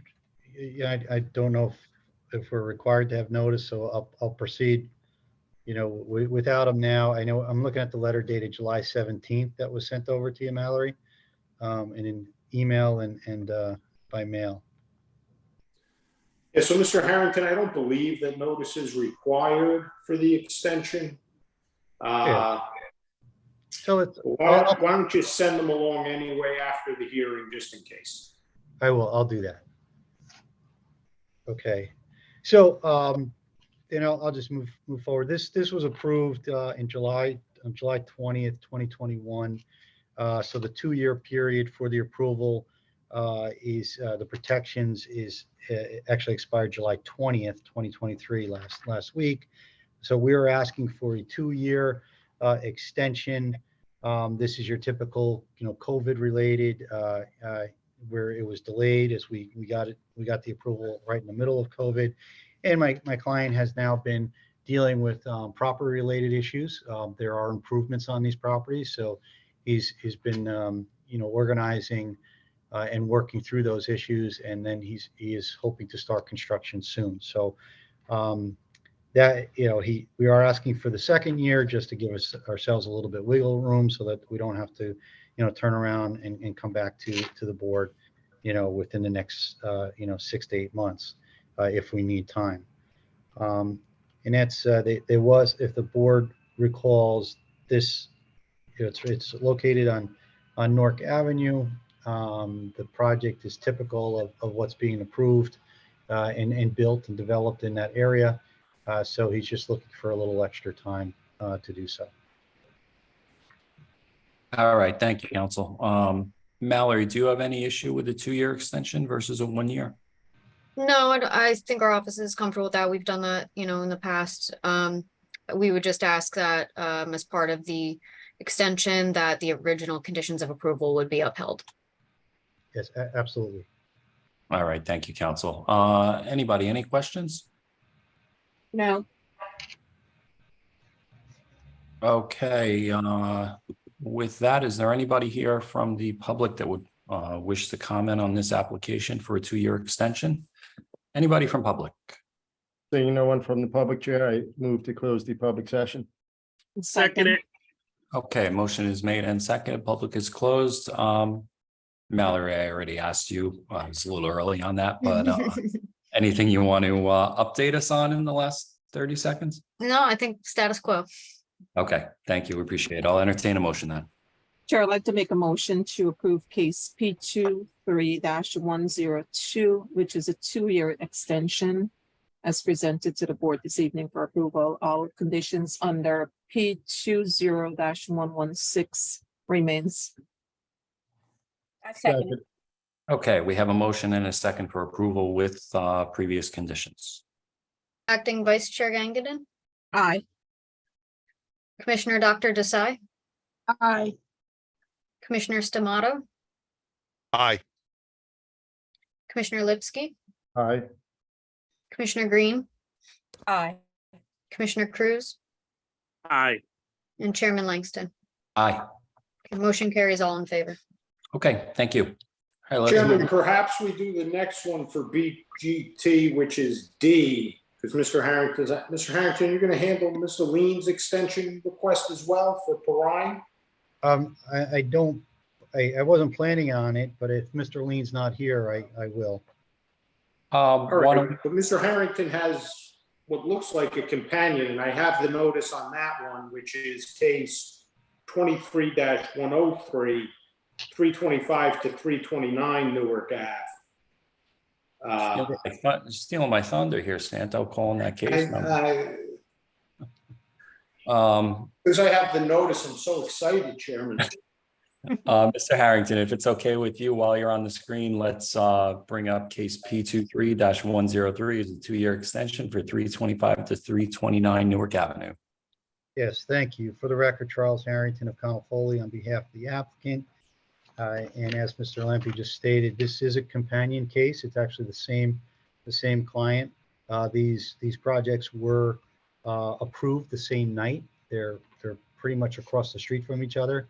And you know, for all the reasoning that I set forth on the prior application, they hold true on this one as well. So we are asking for a 2-year extension.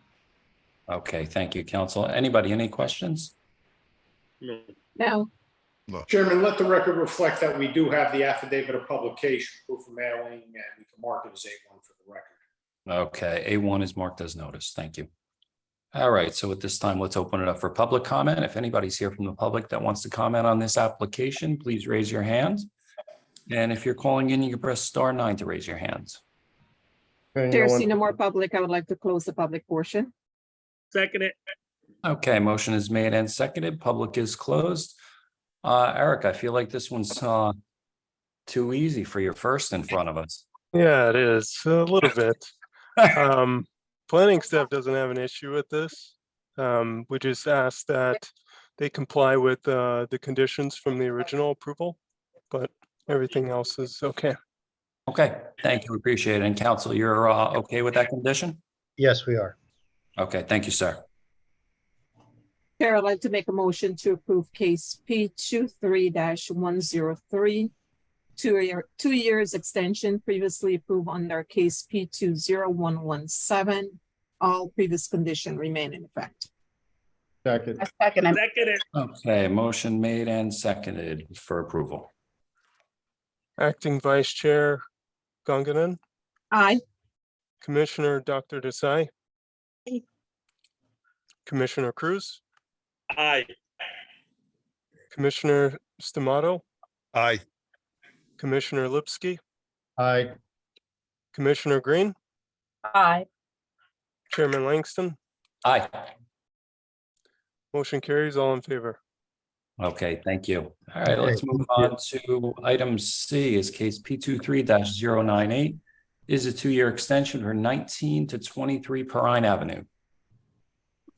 Good evening, commissioners. For the record, Tom Lean of Connell Foley. This is not a notice case as the original approval was approved as of right without any deviations or variances. This has a somewhat lengthy history before this board.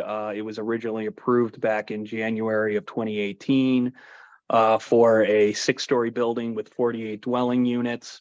An extension was granted, and then the project was sold off to another developer. They came in and amended the original approval, which extended the time until, which started running the clock back in 2021. Then the property was again sold to my client. My client is a very experienced developer in the Journal Square area. They've developed several multifamily buildings and have indeed filed a new application with the city to amend the existing approval. As a matter of fact, we just had a meeting with Ms. Clark this morning to go over the approval.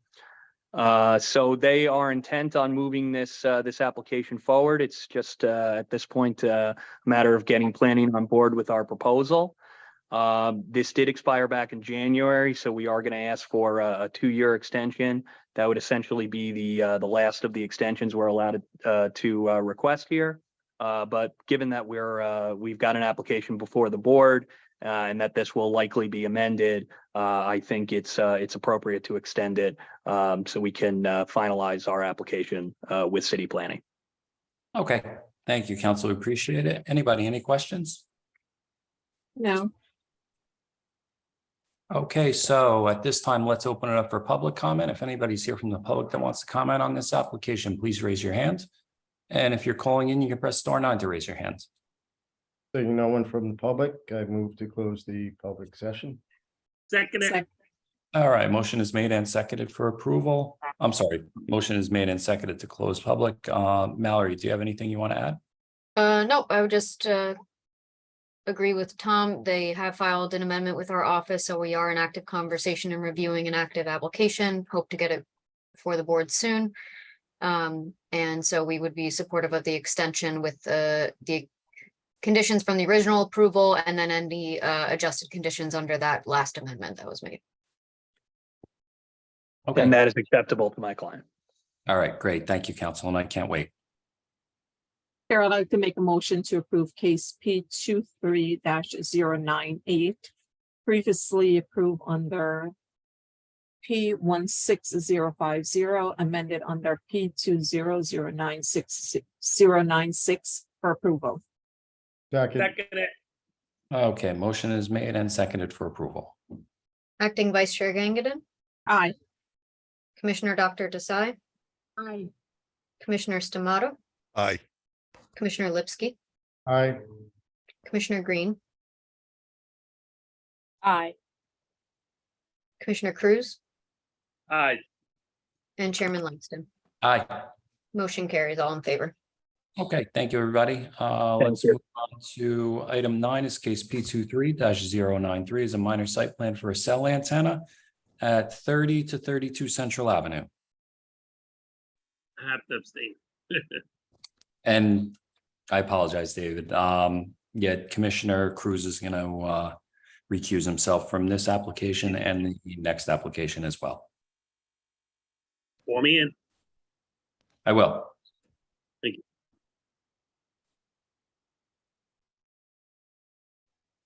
Promoted Kevin Jones.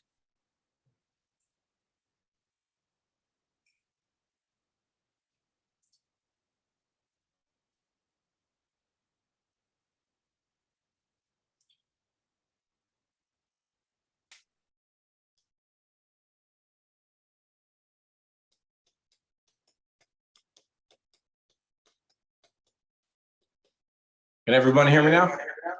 We can, Council. Okay, thank you. We actually hear an echo. I hear Yes. way more of you. Is that better? No, we still hear it. Hang tight. I think it's. Oh, that is a bit.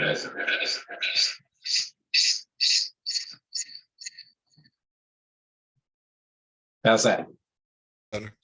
That's it. Very good. Okay, sorry about that.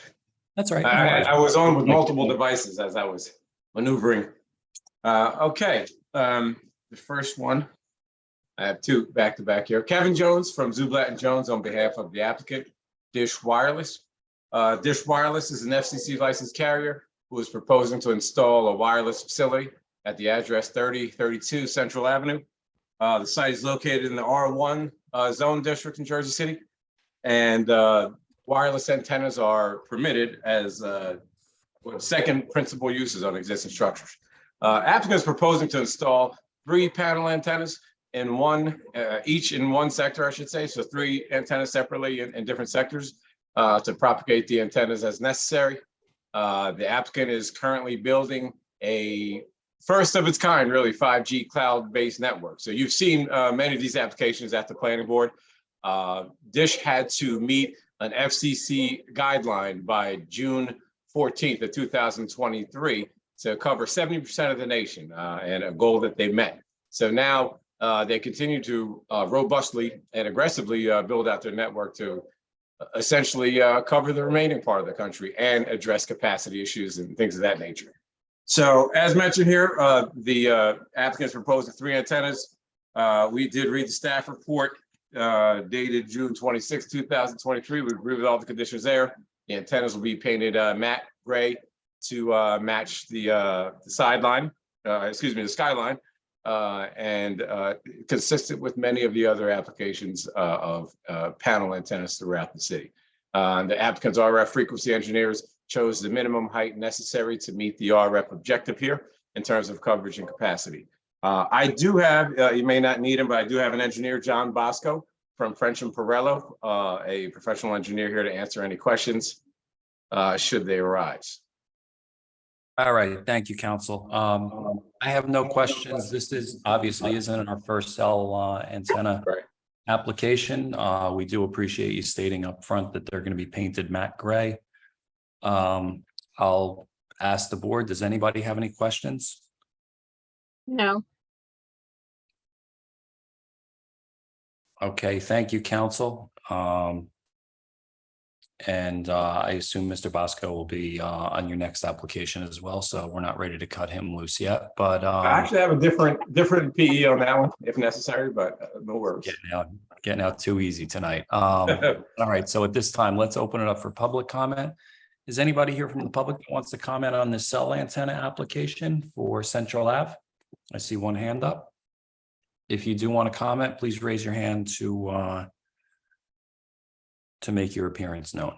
And if Promoted, you Eric. can press star 9.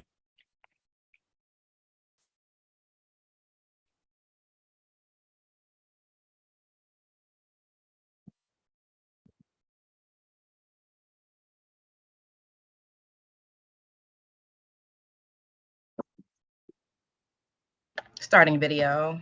Great, 60 thanks. minutes to calibrate. Uh-oh. All right.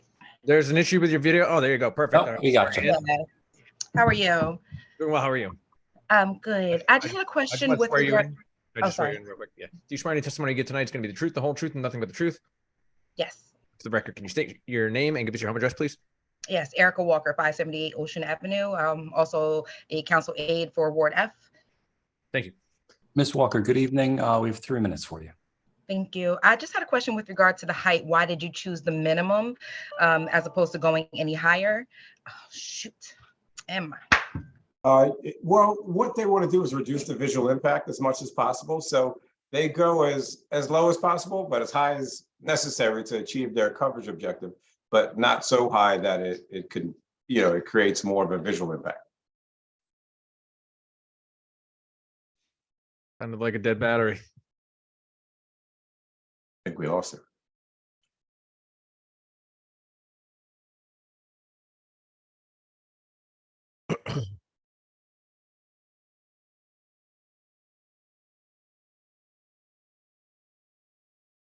Ms. Walker, do we have you still?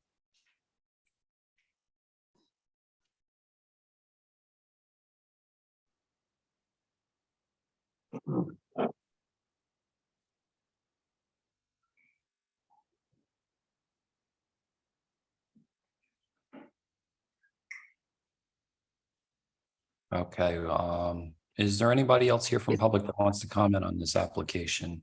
If so, please raise your hand. And if you're calling in, you can press star 9 to raise your hand. Chair, seeing no one else from the public wishing to speak, I move to close the public section. Second. Okay, motion is made and seconded. Public is closed. I will reserve Ms. Walker's right, though, since she was cut off. If she does come back on during the remainder of this application, we would call her up. But that being said, Cam, do you have anything you want to add? Planning staff thanks Mr. Jones for agreeing to the conditions stated in the planning staff report. Beyond that, planning staff would just add that we recommend approval. Okay, thanks, Cam. So I'll entertain a motion. Chair, I'd like to make a motion to approve case P 23-093 as presented to the board this evening for approval with staff recommendation and condition. Second. Okay, we have a motion and a second for approval. Acting Vice Chair Gongadin, Aye. Commissioner Stamato, Aye. Commissioner Lipsky, Aye. Commissioner Dr. Desai, Aye. Commissioner Green, Aye. and Chairman Langston. Aye. All right, six in favor, one recusal, motion carries. Okay, thank you. So let's move on to item 10 is case P 23-091 is a minor site plan for a cell antenna at 234 Sudham Ave. Okay, and you have a different engineer this time, right, Mr. Jones? I do. I have Joseph Johnston from a professional engineer from Aerosmith, if necessary. Joe Johnson, okay, promoting Joe Johnson. Okay, I'll start fresh. Kevin Jones from Zublat and Jones on behalf of the applicant, Dish Wireless. Dish Wireless is an FCC licensed carrier who is building out a cloud-based 5G network throughout the country. Jersey City has many of these sites, and this board has heard many of these sites by way of minor site plan applications. The proposal here is 234 Sudham Avenue, proposing 3 antennas, 3 separate sectors for each antenna. These antennas are at separate heights. The alpha sector is at 73 feet, and the beta and gamma sectors are going to be at 66 feet. That's the centerline height of the proposed antennas. The applicant is also proposing a 35 square foot equipment platform on the rooftop. Again, the applicant has, RF experts have determined the need for the site here. The RF experts designed the sites to utilize the minimum height necessary to achieve their RF goal as they continue to provide wireless coverage for their fledgling network, if you will. Antennas are, as permitted earlier, as mentioned earlier, permitted as second permissible uses on existing structures in all zones. The subject site is in the Morris Canal redevelopment plan, in which, again, such antennas are permitted by way of minor site plan. We have also read the staff review letter of June 26, 2023, agreed with the conditions. Applicant will paint the antennas matte gray and comply with any and all other conditions set forth in that report. Okay, thank you, counsel. That being said, I have no questions other than that, the matte gray color on it. Anybody else, any questions? No. No.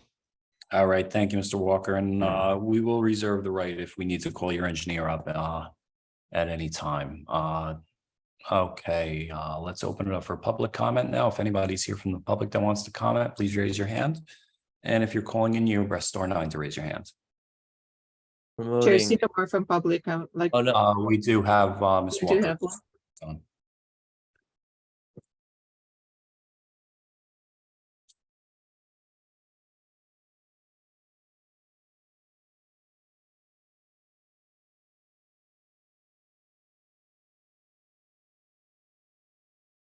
Okay, apologies. As soon as I turned my video on, I lost power. Oh, no. Okay, no worries. Ms. Walker, we did previously swear you in. If you could just confirm that you were still under oath. Yes. Okay, Understood. thank you. Thank you. We have 3 minutes for you. Thank you. Oh, I just wanted to know, regards to the height, why the applicant choose the minimum height requirement as opposed to higher for better signal strength, and what effects does it have either way of going higher or lower? These sites are carefully chosen by the radio frequency engineers. So sometimes too high is not better. So they really just find the optimal height. And they also take in consideration the surrounding area, their architecture, and the visual effect on the community. And they've been doing this a long time, and they design the sites, I should say, to be the minimum height to achieve maximum, coverage in terms of what their objectives are, but also not have, a structure taller than necessary on top of an existing building. All right, thank you, Mr. Jones. In the future to up in Jersey City, or will this cover Jersey City, the county? I'm sorry, I Mr. didn't You get broke that. up a little bit. I didn't get you.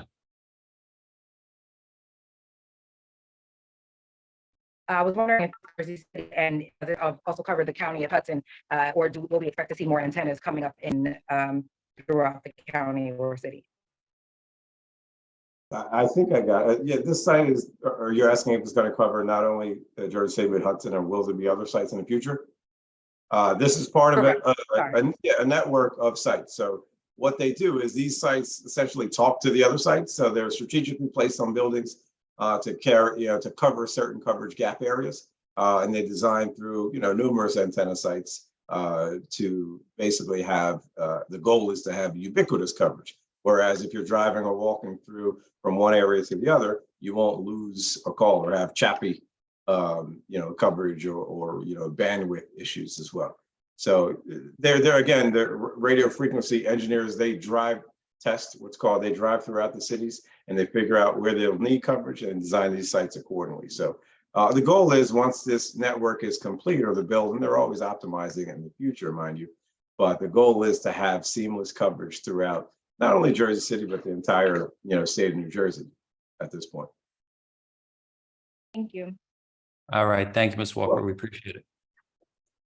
Okay, is there anybody else from public that wants to comment on this application? If so, please raise your hand, and if you're calling in, you can press *9 to raise your hands.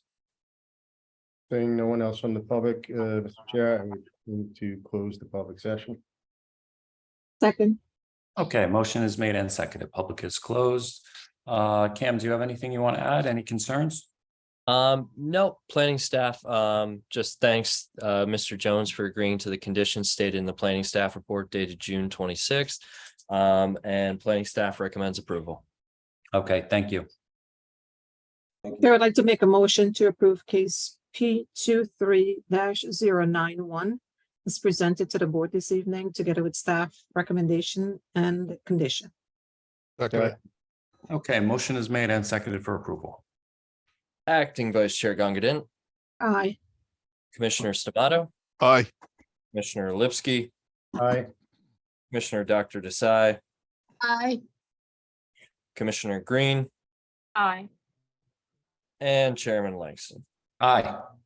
All right, 6 in favor, 1 recusal. Motion carries on the approval. Thank you, Okay. everyone. Thank you, council. Sorry it took us so long to get to you. No worries. Glad we got it done. Thanks, guys. Thank you. And I was just going to text David, and we do have David Cruz back. So let's move on to item 11, is case P23-010 is a conditional use for 119 Storms Avenue. Promoted, Mr. Higgins.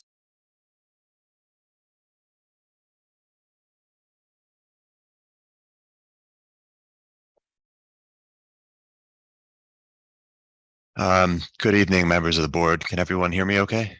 We can, counsel, yes. Okay, Michael Higgins of Castano, Quigley and Charami, on behalf of 119 Storms LLC. First, I guess some housekeeping. After the June planning board meeting was canceled, we did renotice for the July 11th meeting, and I'd just like to confirm that council has received and reviewed that notice. Thank you, Council Chairman. I am received the affidavit of publication proof of mailing with respect to the application. I've had the opportunity to review it. All does appear to be in order. We can mark it as A1 for the record. All right, thank you, counsel. Thank you. So this is block 15003, lot 9. It's located in the NC zone. Our proposal is really for just an interior renovation and expansion of the existing 3-story 2-unit dwelling on the property into a 3-story 3-unit dwelling. And As part of this, we're really only requesting one item of relief, which is conditional use approval for residential use on the ground floor. Residential use on the ground floor is a conditionally permitted use in the NC zone, provided that we meet both conditions, and those are that, one, the subject lot is not a corner lot, and two, that the subject lot is directly adjacent to other properties with ground floor residential space. We do meet both of those conditions. And I have just one witness to testify. That's our architect, Paul Vega. And if we could get him promoted and he could briefly testify to that effect.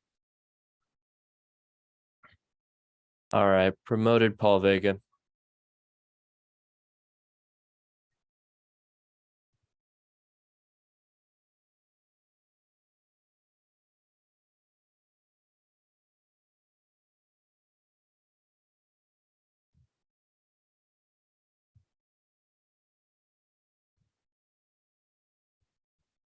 Good evening.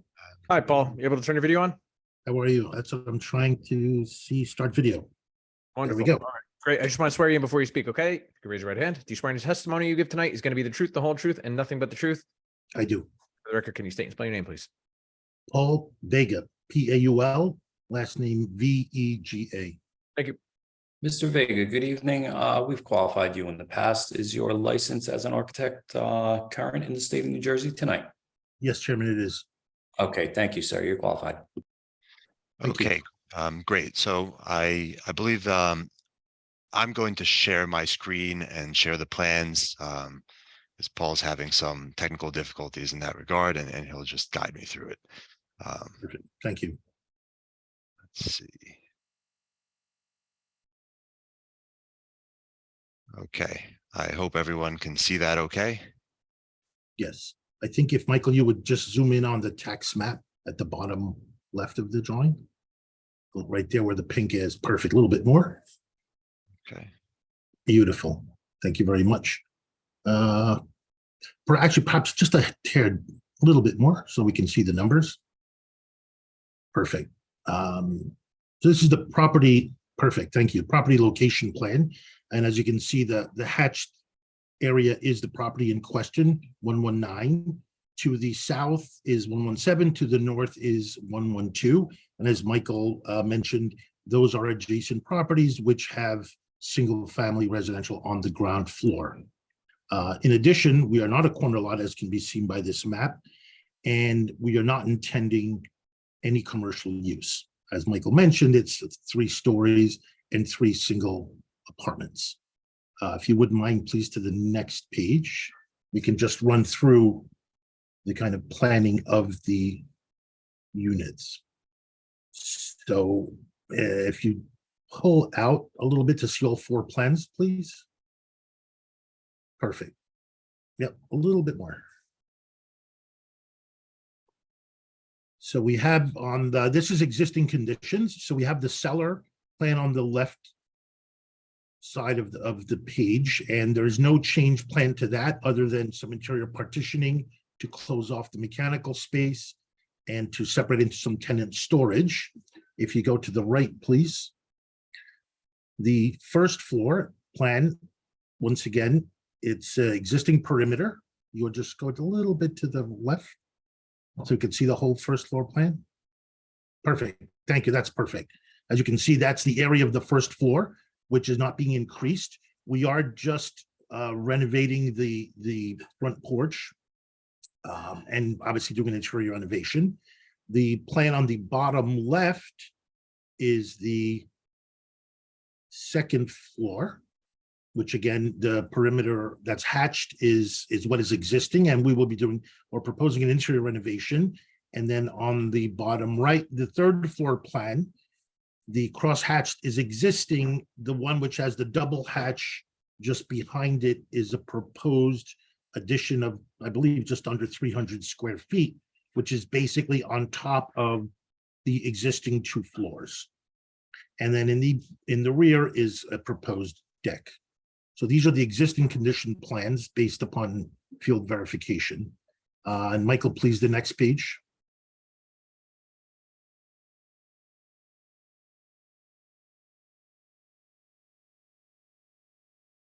Perfect.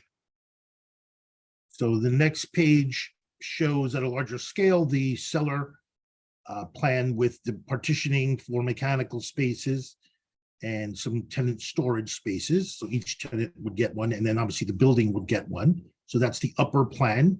The plan just below is the proposed first floor, which again, we've just reorganized it to make it a little bit more appropriate to the neighborhood in terms of the type of design for the property. And additionally, we are reconstructing the main stair to make it code compliant versus reusing the old one, which was a bit steep and not the best for the tenants. And then the next page, please.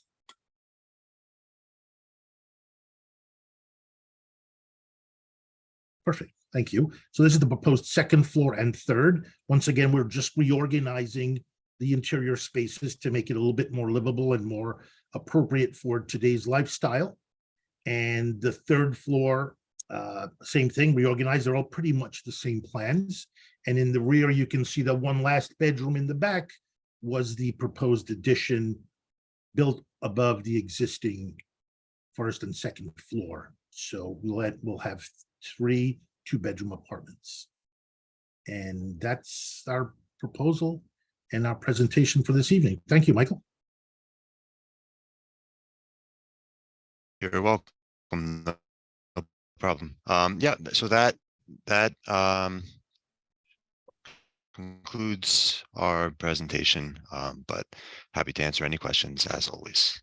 Okay, thank you. I have no questions, Mr. Vega. Anybody else? All right, thank you, Mr. Vega. Thank you. And council, the only question I do have, you've read staff's report, correct?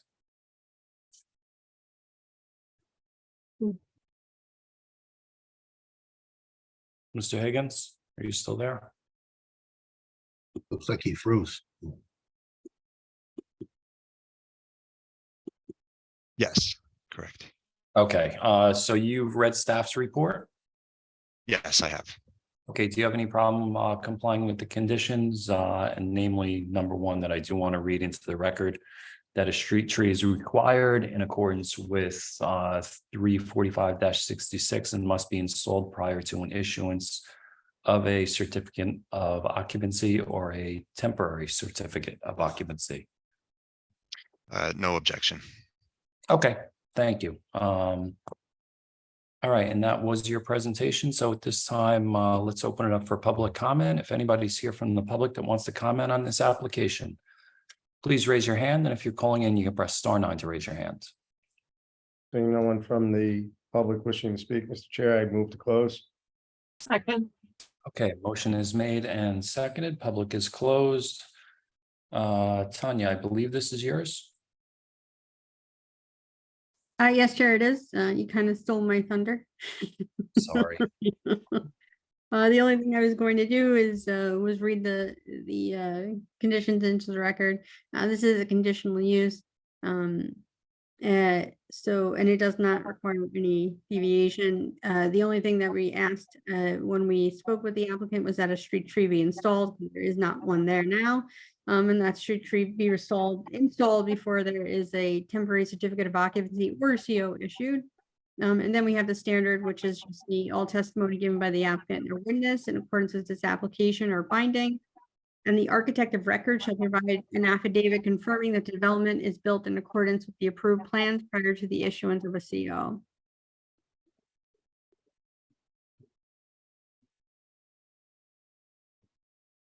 Yes, we can do that once the project is completed. Council, I believe you said you could comply with all those conditions, correct? As stated before, we can comply with all the conditions. Okay, thank you. Tanya, I'm sorry. I took the glamorous one and left you the other. Okay, so that was your recommendation, Tanya, for an approval? Yes, sure. Okay, thank you. Chair, I'd like to make a motion to approve case P23-010 is presented to the board this evening with staff recommendation and conditions. Second it. Okay, motion made and seconded for approval. Acting Vice Chair Gongadin, Aye. Commissioner Stamato, Aye. Commissioner Lipsky, Aye.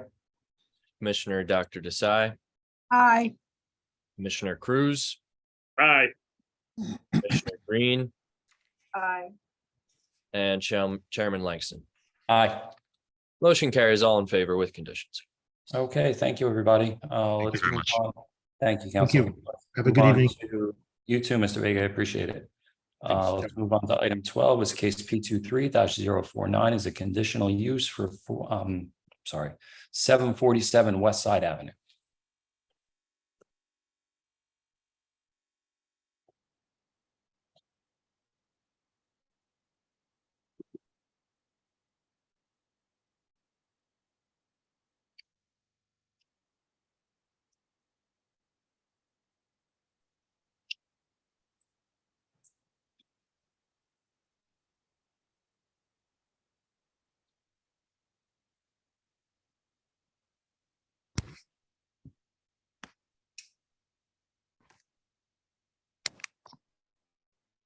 Good evening, Council. We got you. Okay, good evening. Hope everyone's doing well. My name is Duncan Delano of Emerge Law Group. This is for case P23-049. We are here for a conditional use application for a Class 5 cannabis retailer located at 747 West Side Ave. And if it's okay with the board, I would like to promote my colleague Alex Berger to handle the presentation. He's been working on this under my supervision and is on the Zoom call now. Alex is among the panelists. Okay, so I'll turn it over to Alex at this time. Thank you. All right, thank you, Council. Thanks, Duncan. Chairman, this is slightly unusual. We just do have to clarify this on the record. As I understand it, Mr. Delano, you're licensed here in the state of New Jersey, but Mr. Berger is not so licensed. He's licensed in the state of Oregon. Yeah, that's correct. Okay, so Mr. Berger, I don't know specifically what you're going to be presenting as opposed to Mr. Delano. However, Chairman, I think it's appropriate, given the nature of the use, that we would allow Mr. Berger, with Mr. Delano obviously remaining involved in the presentation, to present the application.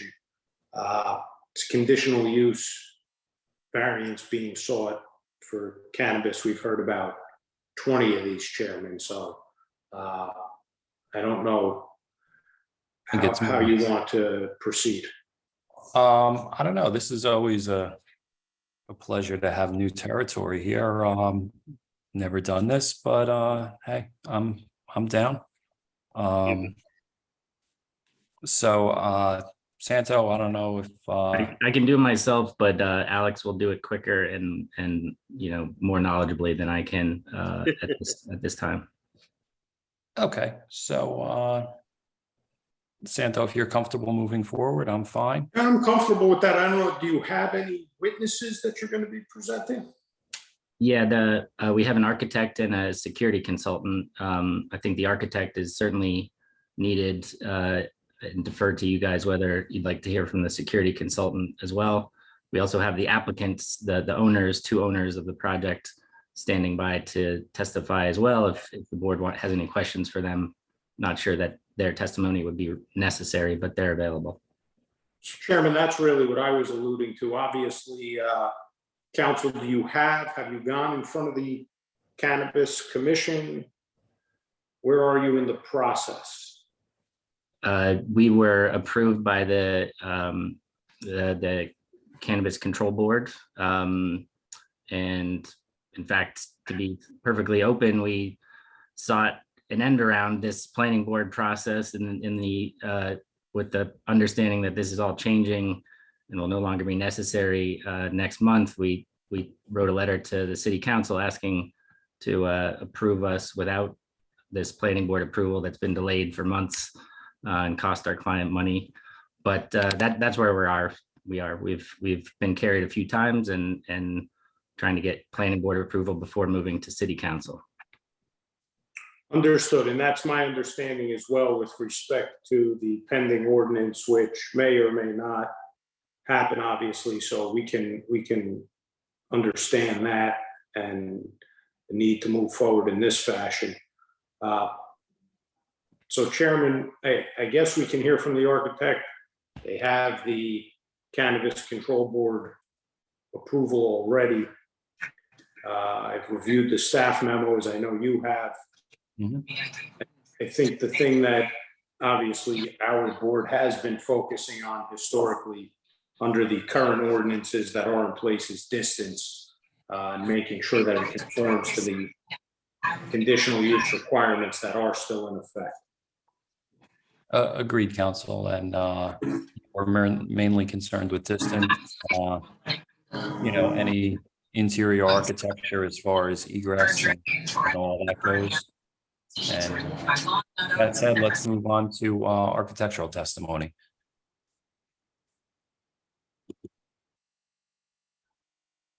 Okay, let's see if we could promote Sean, I'm blanking on Sean's last Sean name. Fisher.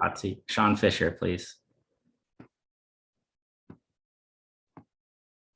Okay, promoted Sean Fisher, and what was the other name you said? We also have a security consultant, Chris Eggers.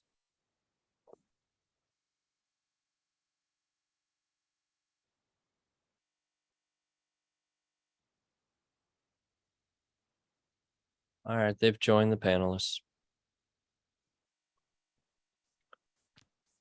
Or, yeah, there we go.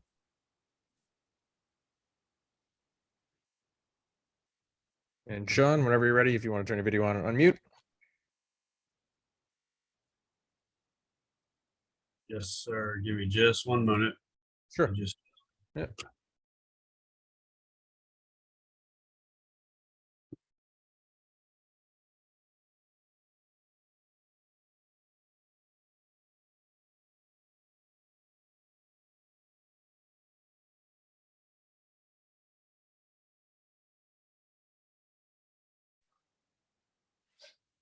Sorry about that. It seems like there's a delay. I keep trying to hit start video. Bear with me, please. Sure, no problem.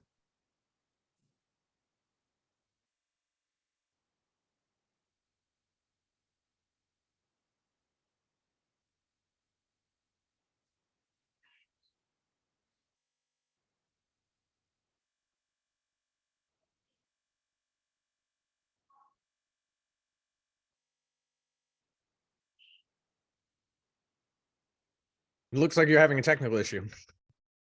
Yes, it keeps saying cannot start video. And it's asking me to go through the settings. Sorry about that. Bear with me. Trying to go through them right now. No worries.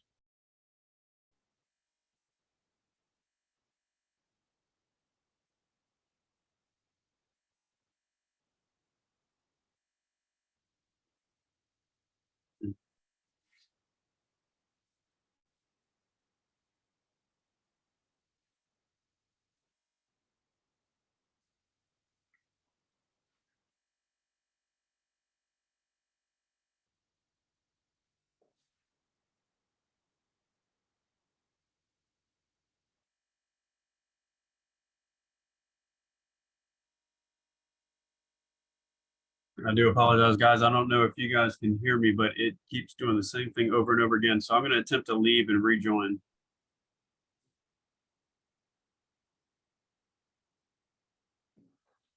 Chris, I don't know if you're saying anything. We can't hear you. No, I was just moving my mouth. Let's, if we could, let's come back to this application. We'll come right back to it though, council. I'm not going to bump you or anything. Don't worry about that. So let's move on and Chairman, I guess we have Chris Eggers, the security consultant on. If the board has questions for Chris, perhaps he could go. I'd rather see Mr. Fisher's plan, to be honest, before we bring up a security consultant, but don't worry, I'll get right back to you. We do have a scheduling error that happens. Cam, just let me know. So I am going to call case P22-124 now. That's a conditional use for 490 West Side Avenue.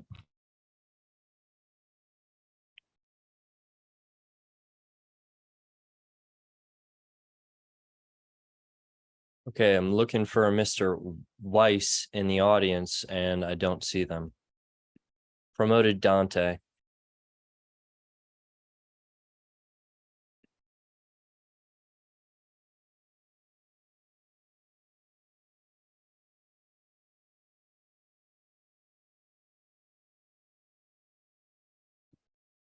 Good evening.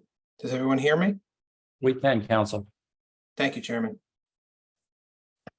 Good evening, Chairman, members of the board. Dante Alfieri on behalf of the applicant. As the chairman stated, we're here seeking the conditional use approval for a Class 5 cannabis retailer. The property address is 490 West Side Avenue. The block and lot, don't have it in front of me. Actually, sorry, 2601 and then lot 71. This is an existing structure. We're proposing to occupy the first floor of the existing structure. I have two individuals who will be available to testify tonight.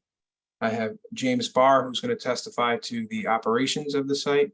And then I do have Greg Korn, our architect, available in the event the board has any questions with regards to the architectural. I'd like to just point out that we are not proposing any exterior renovations. The interior is the only portion that will be renovated.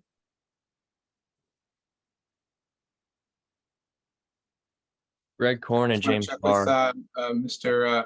Alapai that all the notice provisions have been provided and that the board has jurisdiction. Thank you, Council Chairman. I am to receive the affidavit of publication proof of mailing with respect to the application. It does appear to be in order. We can mark it as A1 for purposes of the record.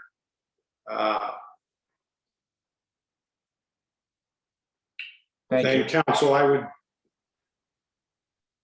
ask that you be guided by my comments on the prior application that we're having difficulty with technically with respect to where you are and what this board's looking for. If you wouldn't mind repeating those, I may have missed those. So obviously, this is a multi-step process. You've been before the Cannabis Commission? We have the CRC approval. If the board is gracious to grant the approval tonight, we'll proceed with the application before council. So let's get the architect up and sworn in. The board's primary concern at this juncture under the current ordinances is making sure that we satisfy all of the conditional requirements and the interior layout, egress, et cetera. So that would be the best place to start. And chairman and board members, obviously, anything further that the board wants to hear about. Agreed. Thank you, counsel. Thank you, council. So we have Mr. Korn, who's going to provide the architectural testimony. Hi, Greg. I'll swear you in if you can raise your right hand. Do you swear any testimony you give tonight is going to be the truth, the whole truth, and nothing but the truth? I do. For the record, can you state and spell your name, please? Gregory Ian Korn. GREGORYIANKORN. Thank you. Mr. Korn, good evening. I believe we've qualified you in the past. Your license is current tonight in the state of New Jersey? Yes, sir. Okay, thank you, sir. You're qualified. Thank you. Mr. Korn, if you could just describe to the board the site and the proposed improvements to the interior. Sure. Did you want me to present the plan as well, or? Yes, believe I've if you done that could. before. Okay. Hold on a second, please.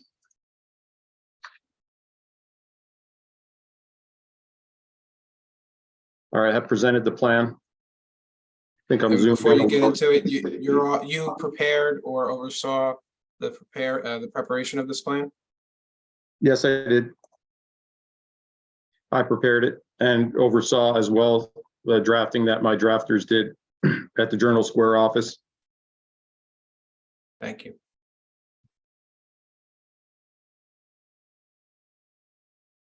Okay, so to commence, this project is a retail cannabis business located on West Side Avenue. And the building, the existing building is retail. It has an entrance to the front of the building. I'll zoom in on the site plan here. Well, just to show you some of the photos, there's an entrance directly into the unit. There's also a separate entrance to a second floor residential unit. And thirdly, there is a secure concrete CMU wall and steel entrance door, which goes to a side yard, which goes to the rear of the property, which I'll show you on the site plan. So these are the front view photos as per usual with the presentation requirements. This particular is just a site plan, so we'll get into the details of the interior floor plan in a moment, but just to show the site, the sidewalk, again, the retail entry, as well as the residential entry completely separate, and then that entrance that goes through the walkway to the back entrance, as well as for the trash removal enclosure. Moving on to the next page.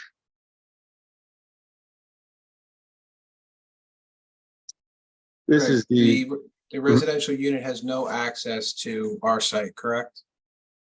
That is correct. The residential unit has a completely separate entrance. It existing has a separate entrance, as you can see here, and also proposed, as you'll see in a moment, has a completely separate entrance. It's that second door of the 3 in a row that you see here, this white door.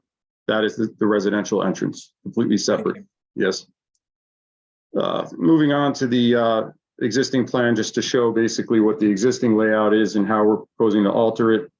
You have basically a 2 main room retail establishment, the front sales floor with the vestibule entry, a restroom, which is not conforming to ANSI ADA standards, a service area, kind of a private office, and then a rear sales floor. There is a step here.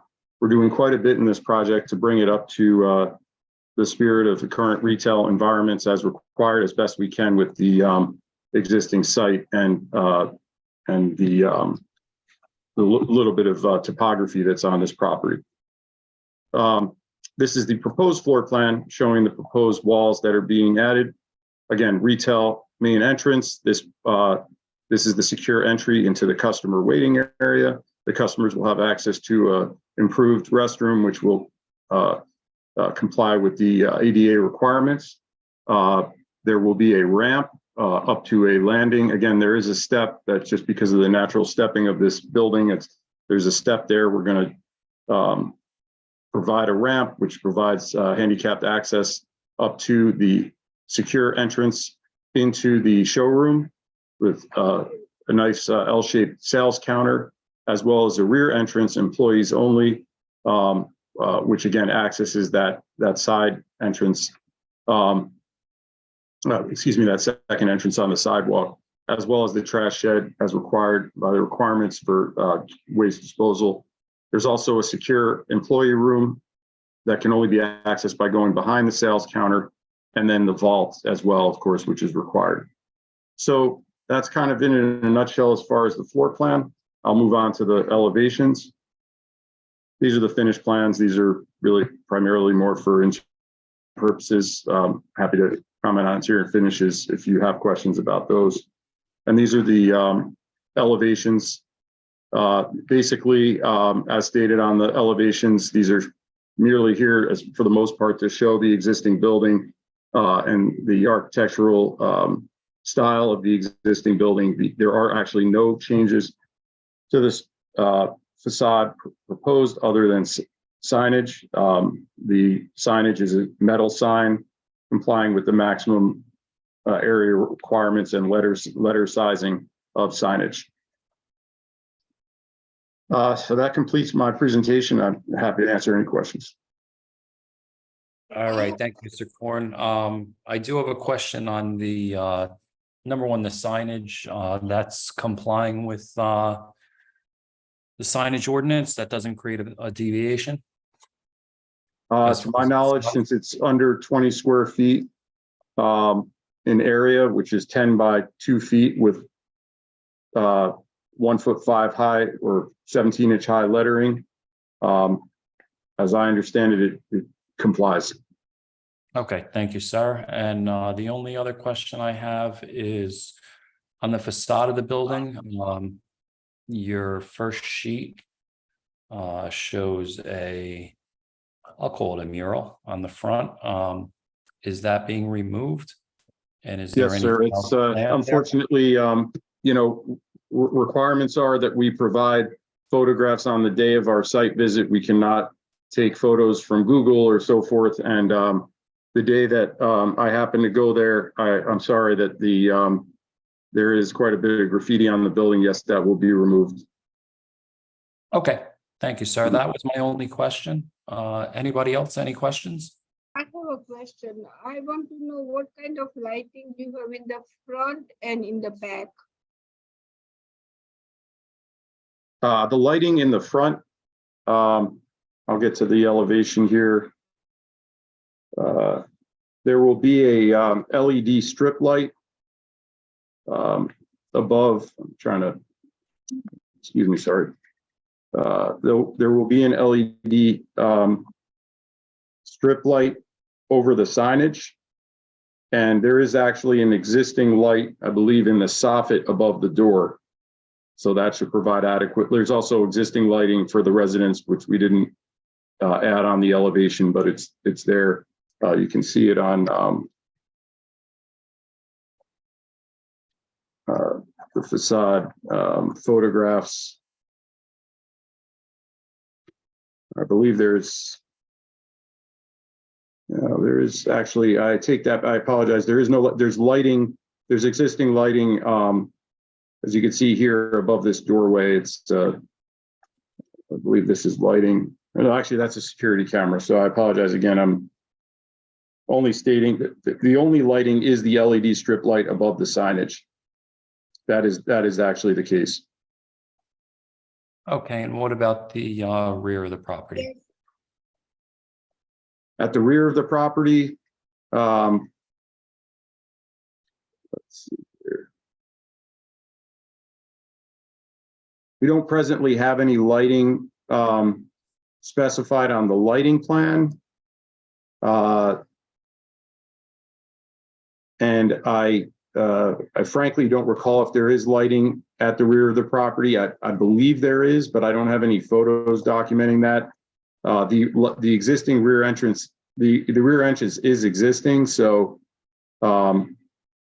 if there isn't lighting there, we'll definitely make sure to add it for security. Okay. There is lighting along this pathway. I do know that, but it's not shown on the plan. Okay, yeah, we would want that as a condition of approval to have the lighting on the rear of the property. I don't think it should be public information where your security cameras are, but I think just for security, having that rear door covered with lighting We have makes no sense. objection. Okay, and that would be a condition of approval. Okay. Okay, anybody else, any questions? No.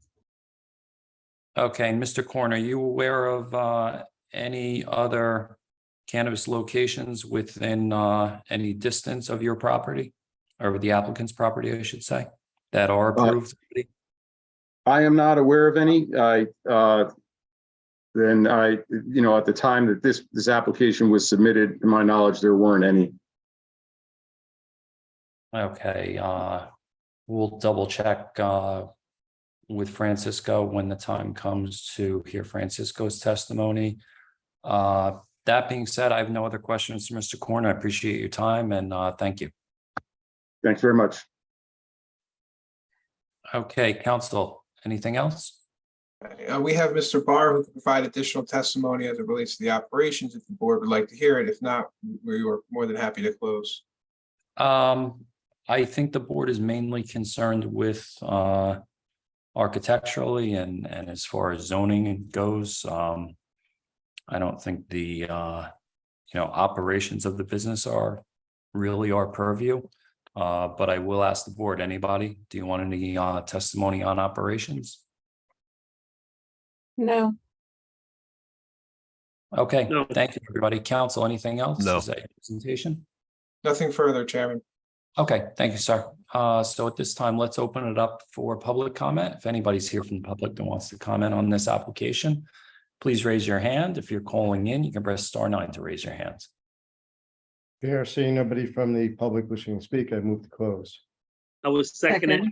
Okay, motion is made and seconded. Public is closed. Francisco, do you have anything you want to discuss?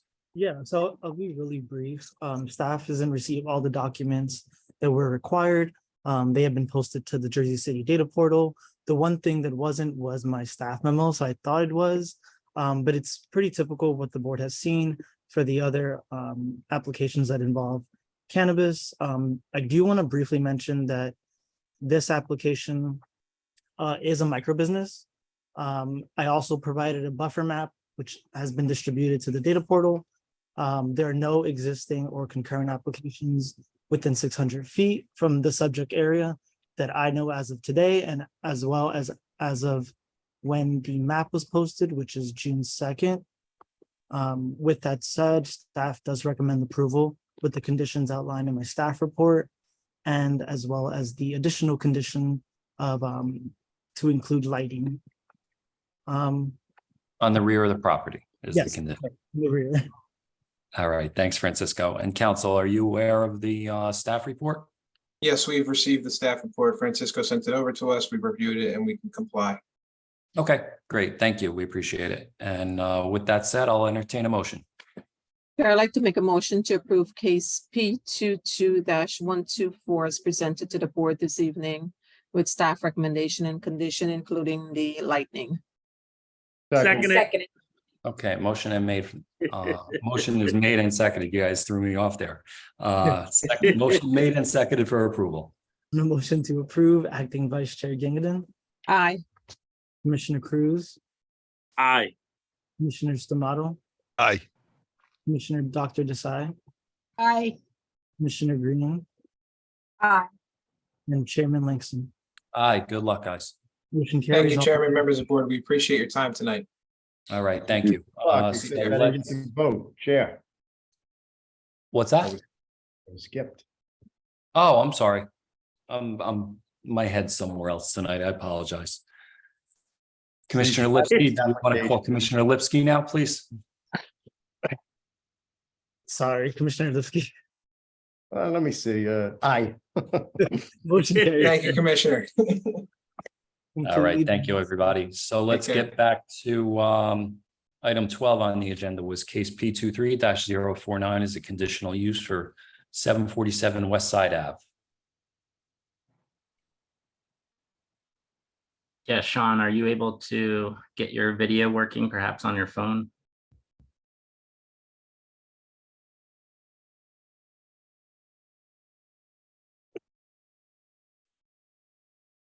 There is another Sean Fisher in the audience. Oh, yeah. Could you please promote that other one? Yeah. Sean.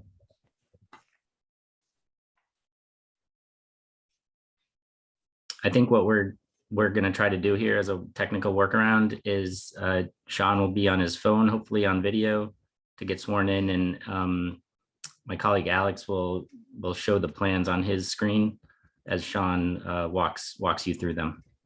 Okay, thank you, Council. Hi, guys. Can you hear me? I can hear you and I see you. And I don't hear any feedback, so I think we're all right. I'll swear you in if you can raise your right hand. All right. Do you swear any testimony you give tonight is going to be the truth, the whole truth, and nothing but the truth? Yes. And for the record, can you state and spell your name, please? Sean T. Fisher. Thank you. Mr. Fisher, good evening. If you could just please spell your name for Mike. SHAWN-FISHER. Okay, thank you. We appreciate it. And if you could, I don't believe we've qualified you in the past, have we? No, you have not. Okay, if you could just go over your background and your licensing in the state of New Jersey, please. Sure. I'm a licensed architect in 21 states, including New Jersey. And tonight I'll be presenting the plans for Hammond Jazz Dispensary.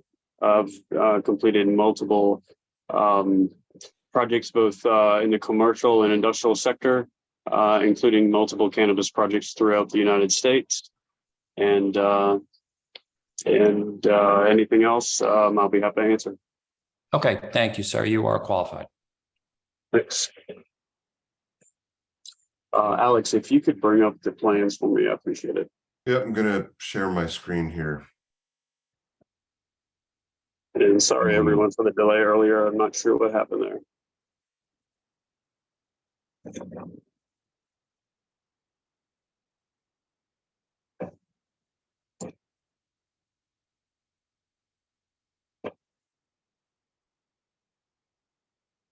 All right, so we're going to focus mainly on the floor plan and the exterior elevation since that's the major scope of work. This is just the cover sheet depicting some of the basic information that would be required for the permitting office. So Alex, if you can go to the next sheet, please. And this is just a key map showing the approximate location of the facility with respect to the adjacent zones. And to my knowledge, we comply with the distances from any other cannabis establishments in the area. This sheet right here is an existing floor plan. It's also a demolition floor plan. It shows some of the existing interior elements that will be demolished. Basically, this will be a complete regut of the first floor of the building only. It's a 3-story building with a basement, and we're only going to occupy the first floor. So this plan here shows all the items to be demolished. Alex, if you can go to the next page. This would be a reflected ceiling plan. So again, the demolition of the ceiling elements, the ceiling grid, HVAC diffusers and light fixtures are noted in this plan here. Is there any way we can zoom in on that a little bit? Sure. Sorry, I only opted for the 13-inch laptop. Understood. Any questions on this plan? None so far. Why don't we just go through all your testimony and we'll get all the questions lumped into one. And Alex, if you could go into the next. So this plan is what we call a life safety plan. It shows the egress. There's only there's street access. The street access is to the left of this plan. So we'll have an entrance that customers will enter into a vestibule, be checked in by a small security office, which is shown at the top left of the top plan. And then there will be business operations. So if you're looking at the bottom plan in this slide right here, the teal is the area where the customers will have access to. They'll be checked in by the security desk. Then once granted access, they'll be allowed to browse the sales floor, check out at the counter, and then they will exit to the exit door in the bottom left-hand corner back out to the street. The purple area in the plan is for staff members only. So they will fulfill orders as they arise and then get those to the people working at the checkout counters.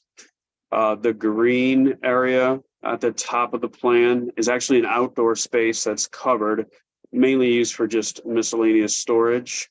And there will be a secure door. Obviously, all the doors will be very secure and obviously meet the New Jersey CRC requirements. I believe, as Duncan mentioned earlier, we do have the clients do have the license in hand. So we've met all those requirements as well. And then moving to the back part of the plan, which is to the far right, kind of that peach color, that would be where the product is stored, known as the vault. And so, Alex, if you could jump to the next page and then scroll down just a little bit. So in the center, we have a rendering, a 3D color rendering of what the building looks like and will look like. So again, we're occupying only the first floor. You'll see there's a figure there representing the scale of a human right there at the front of the building with some new charcoal and green metal panels that will be installed. And then the signage up above will be installed onto an existing canopy. There will be LED lights up underneath that canopy to shine down to illuminate the space right there at the entrance. There's a 2D version of the elevation right there, as Alex has pulled up.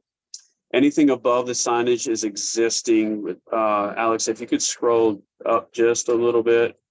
The only thing we're doing to the upper parts is we've reskinned the awnings that are above those second story windows. Other than that, the existing cedar shake facade is remaining intact and is existing. Alex, if you could go to the next and then scroll out. These are just some notes about the interior signage for, restrooms and exits as required by code. This next plan is a floor finish plan, basically showing the types of floor finishes that will be installed. The next plan, I believe, is the overall floor plan, denoting this is more for permitting and construction. So again, lots of dimensions and notes for a contractor to build this out when we do obtain a building permit. These are construction details, just basically showing the contractor how to construct the walls with the metal stud walls and the chipboard, which layman's term sheetrock. Again, just some code compliant details for the restrooms that are going to be required. There will be one ADA accessible restroom that will be accessible to the public and utilized by the staff. The the space is only 1,266 square feet, so fairly small. This is a new reflected ceiling plan showing the new ceilings in the various rooms. And then here's some more details about the security shutter on the outside of the building. There's actually an existing one. We plan to reuse that existing one, but if for some reason we find that it doesn't work, we will install one of a similar type and quality. On the next sheet, there's more details of the interior walls that would be constructed. And then here are some interior elevations of some of the millwork, restroom elevations so that we know where the mirrors and the grab bars for the accessible restrooms will be installed rather. And then some of the millwork details that will be needed for the contractor to install the casework for the counters. The remainder of the sheets are engineering sheets. So Alex, if you want to scroll out all the way as much as possible and just very briefly go through, we have an AC plan showing the ductwork location. The next sheet shows the condensing unit, which is going to be placed up on top of the roof. Two more on the third floor, I guess I should say on the roof level, and just some various details for the AC. So Alex, if you could keep going to the sheet that starts with P for plumbing. Keep going there.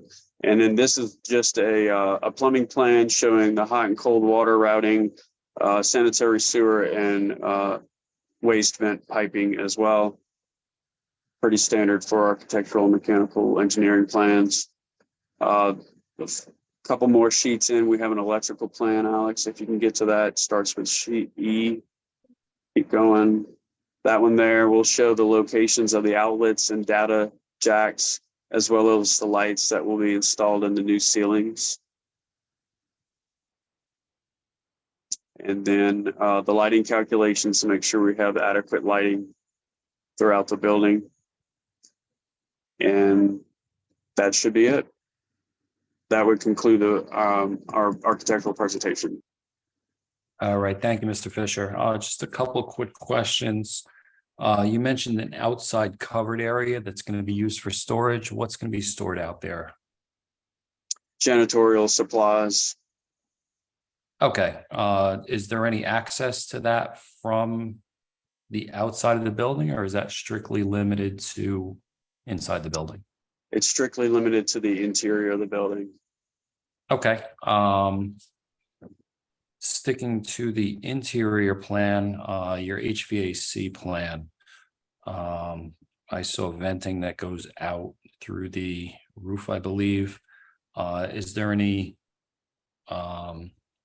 venting in the vault for storage? And if so, is there any odor mitigation?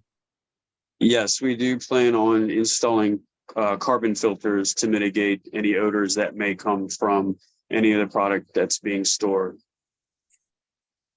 Okay, and obviously, there's no consumption on site, so would that just be contained to the storage vault?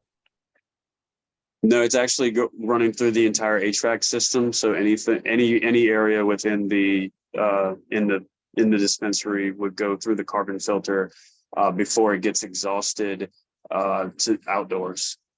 Okay, excellent. And my last question is on the signage.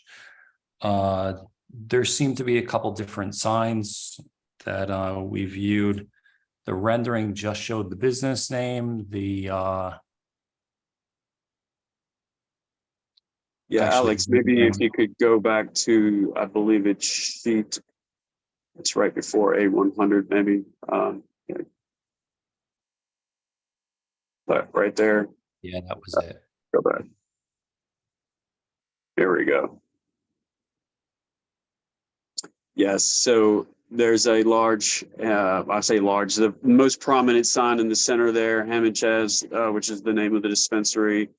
And then on either side, if you're looking at the color rendering up above, there's some signage in color that's on either side of that main prominent side that couldn't really be depicted in the 2D black and white version below.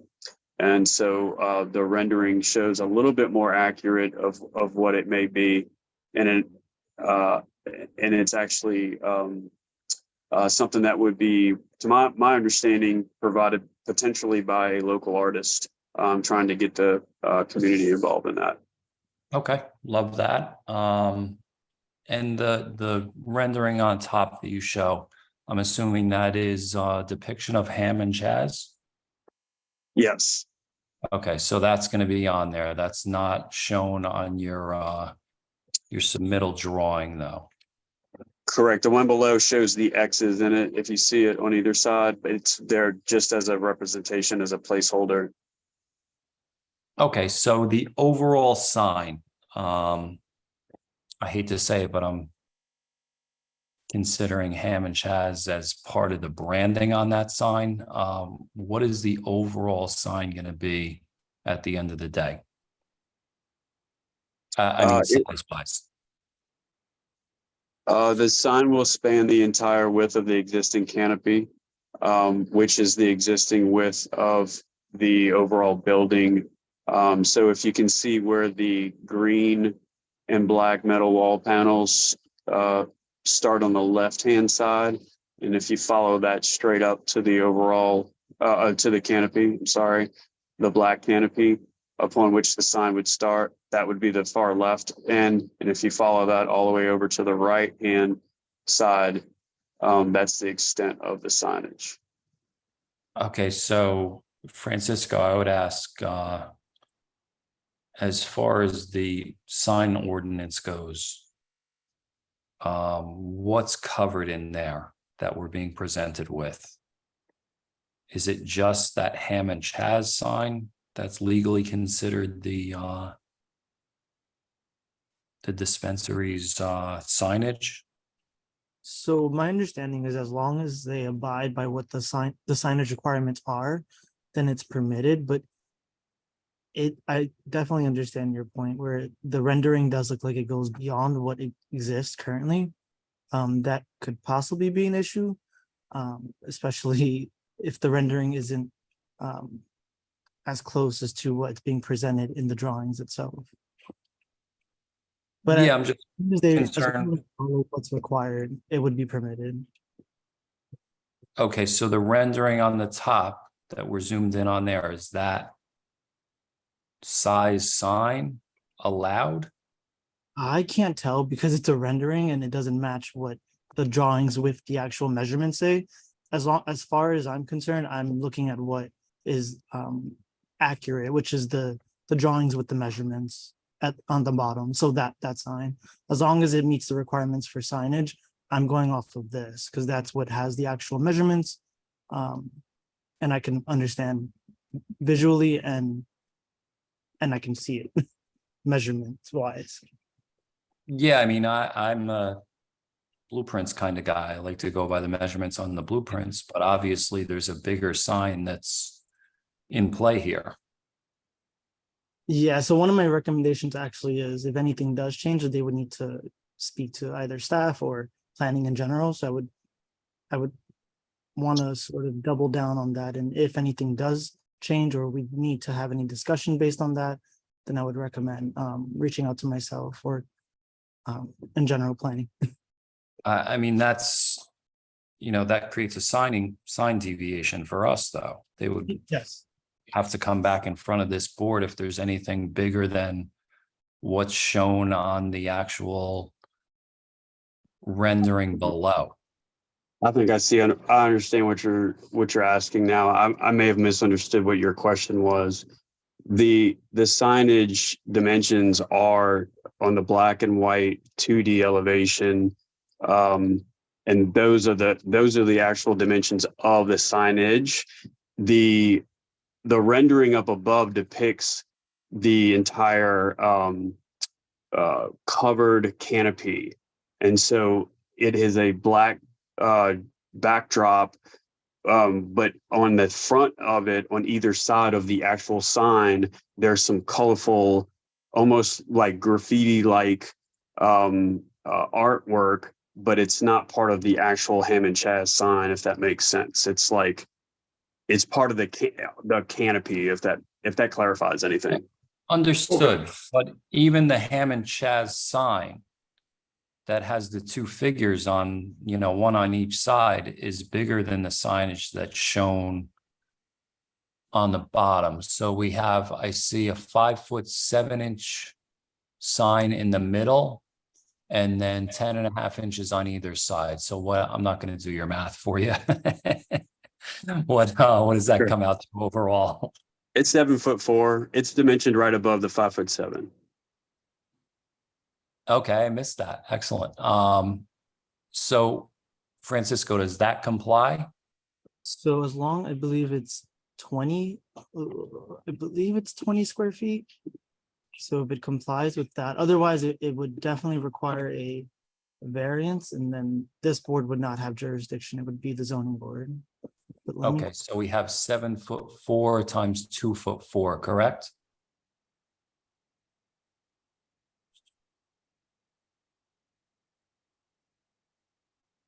I would actually go with the 5'7", because the 7'4" is more of a, it's like a extra. So the Ham and Chaz is really the sign only. My understanding is that the figures in the signs are a part of the branding. So I'm considering that part of the signage. Oh, it looks like my video just stopped. I'm sorry. Let me see if I can get back. And then just to clarify, the total signage square footage would be 20. What's Okay. permitted under the ordinance, Francisco? Oh, I believe it's 20, but let me just double check one more time. I believe it's 20 as well, but so my question is, the 7'4" is 20 feet? Or is the 5'7"?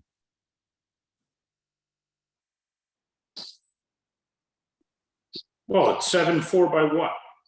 Chairman, I agree with your interpretation. So the graffiti and the characters, if you're looking at the black and white two-dimensional drawing underneath the superimposed sign, everything that's on the face of that awning is a sign.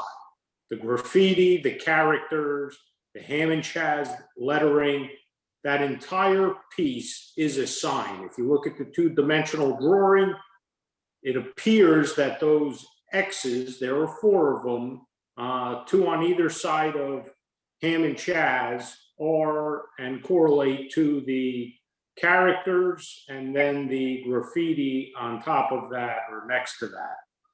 So if we're The considering two, awning, the two big X's are not dimensionalized, but you got 7'4" by what? Looks, I can't see it because it's got to be zoomed in, but it looks like 2'6" Yeah, to that's me.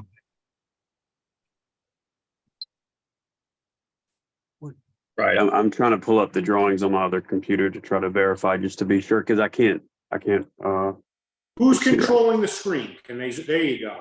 So There you that's 2'4", 2'6", 7'4", 5'7" are the dimensions, then 10.5 inches, right? So 10.5 plus 5'7" gets you to 7'4".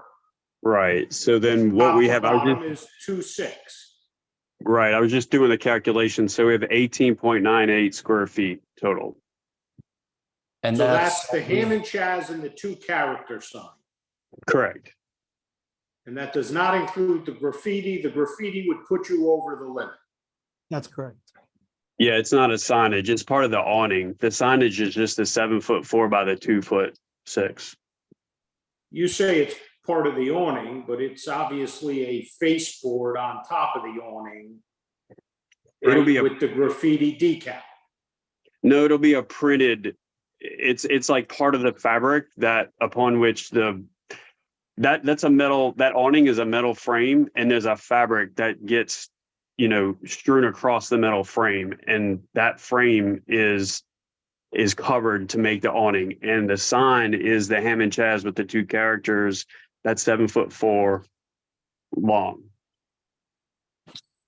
Yeah, So Chairman. Chairman, I guess the question to you and the board is, does the awning, that's a prefabricated awning, fabric material with graffiti,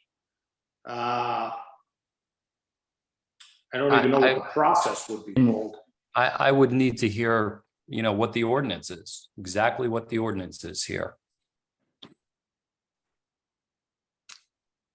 Council and Chairman, in discussions with my client, they're willing to, not include the graffiti panels. I think the intent here was that the Ham and Chaz and figures were the sign, and that those were part of the awning. But if the decision is that, or that the board's decision is that those are actually part of the sign, we can remove those and not have them be part of. We're not trying to seek a waiver or I don't, it's not authorized. council, I don't want to lay this on the board either. I'm not opposed to graffiti. But, I want to know what the ordinance says. Francisco, do we have that handy? Yes. So I went to the signage section, and this is in the neighborhood commercial. There is an excerpt where it says ground floor is permitted 20 square feet or 5% of the ground floor area of that portion of the primary facade applicable to the commercial use, whichever is smaller. And there also is one sign per frontage for corner lots, but this is not a corner lot. And that's the only information I have for specific design standards for signage. Well, but the question is the awning itself, because it has a design on it, does that make it a sign? I do not see, I don't see anywhere in this design standard where it has that information. Right, we kind of went with the intent that if we were going to do some more, it would be similar to like the metal panels, because we were going to do a different color scheme, and it would be the same thing. So we were making sure that we were staying within under that 20 square feet for the signage up there in the center. If that helps clarify. So here's what I think we do is, I would love to see a design on there. I'd love to see a local artist make something up. But to me, if it has branding on it, now it's a part of the commercial sign. So I don't know. I would say that it's not part of the Ham and Chaz design, but that was my understanding when we set forth the rendering with the clients on this one. That's correct. That's not part of their brand that they're developing or seeking to protect with IP and anything. Those depictions of graffiti were more just depictions of local art, not part of their brand that they have appearing anywhere else. Santo, are you comfortable with my interpretation of the ordinance on the fly?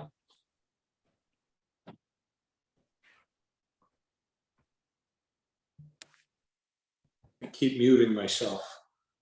Is there a definition of sign under the LDO, Francisco? So there is also an excerpt about canopies and awnings. Right. It does say signage shall be included, signage shall be calculated into the maximum building signage area.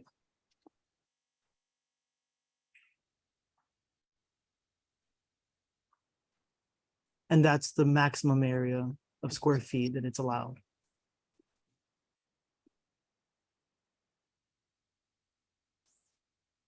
I'm sorry, Francisco, could you repeat that? Yeah, no. Okay. So for canopies, it says signage shall be calculated into the maximum building signage area.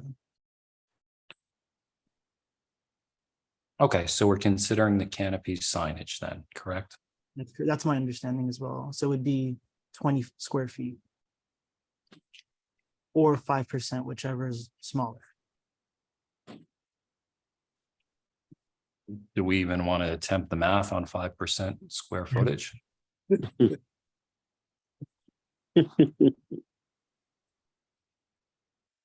Yeah, and I would like to circle back to the not branded part that the chairman raised. You know, that's not for commercial use. The artwork on the awning is not in any way for commercial use. The center part is the only part that's assigned for commercial use. Just like a mural on a wall on the side of a building, I don't believe would be a sign, you know, if it had nothing to do with the operation inside the building.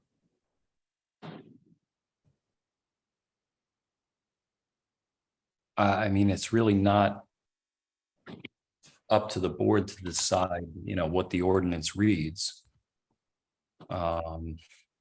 We can also move the artwork inside and still have that feature of featuring local art, but it would be visible only to the patrons that come into the store. I consider that a great feature for the business. I'm fine moving forward with that. Francisco, do you agree? I also agree. Okay, and I can't wait to come see it. Those actually are my only questions for Mr. Fisher. Anybody else? Any questions on architecture? Chris, I have a question. Go ahead. It's not about architect. I went to the location, you know, to drive by and check it out. I Sure. saw that 747 West Side Avenue and 749 West Side Avenue is two cannabis places right next to it, and they're going up on the board today. And it's number 17, and this is number 12. I'm not. Agreed. So, you know, I don't know where this stands. If he gets approved, does the other one gets approved? If this one gets approved because he has everything he's supposed to have, does the other one get kicked out because he didn't, you know, because there's a cannabis place there already?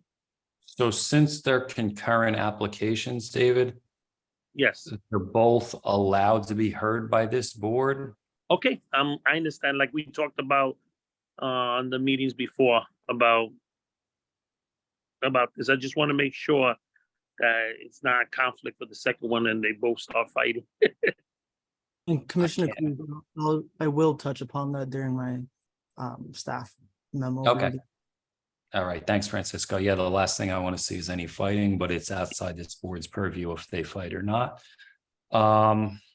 Anybody else? Any questions? Not at all.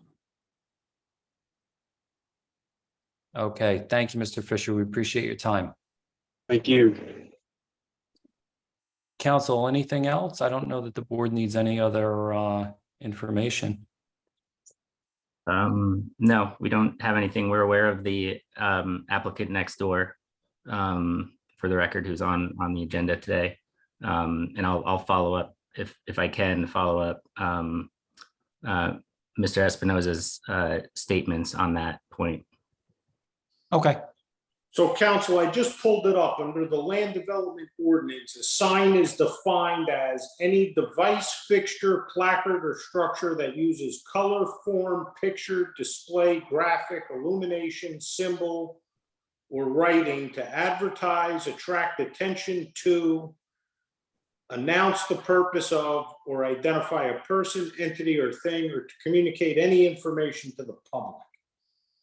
So if we're moving it inside, I think that resolves our issue, Chairman. If it stays on the canopy, I think that the graffiti art would be considered a sign under the ordinance, and then a variance would have to be granted, which this board, by virtue of the application, doesn't have jurisdiction to grant. It would have to go over to the zoning board. Okay, understood. I don't want to create any more work for the zoning board than they have either. So I think we've reached a compromise here that artwork would be moved inside, and I love it. I can't wait to see it. Yeah, I just want to get it right for obvious reasons. That's all. Absolutely. Absolutely. That's what we're all about. Yeah, thank you, council. Okay, so council, if you're comfortable moving forward, I'll open it up for public comment. Yes, we are. Okay, so is anybody here from the public that wants to comment on this application? I see one hand raised already. And if you're calling in, you can press *9 to raise your hand, or just raise your hand if you're here on Zoom. Promoted Susanna.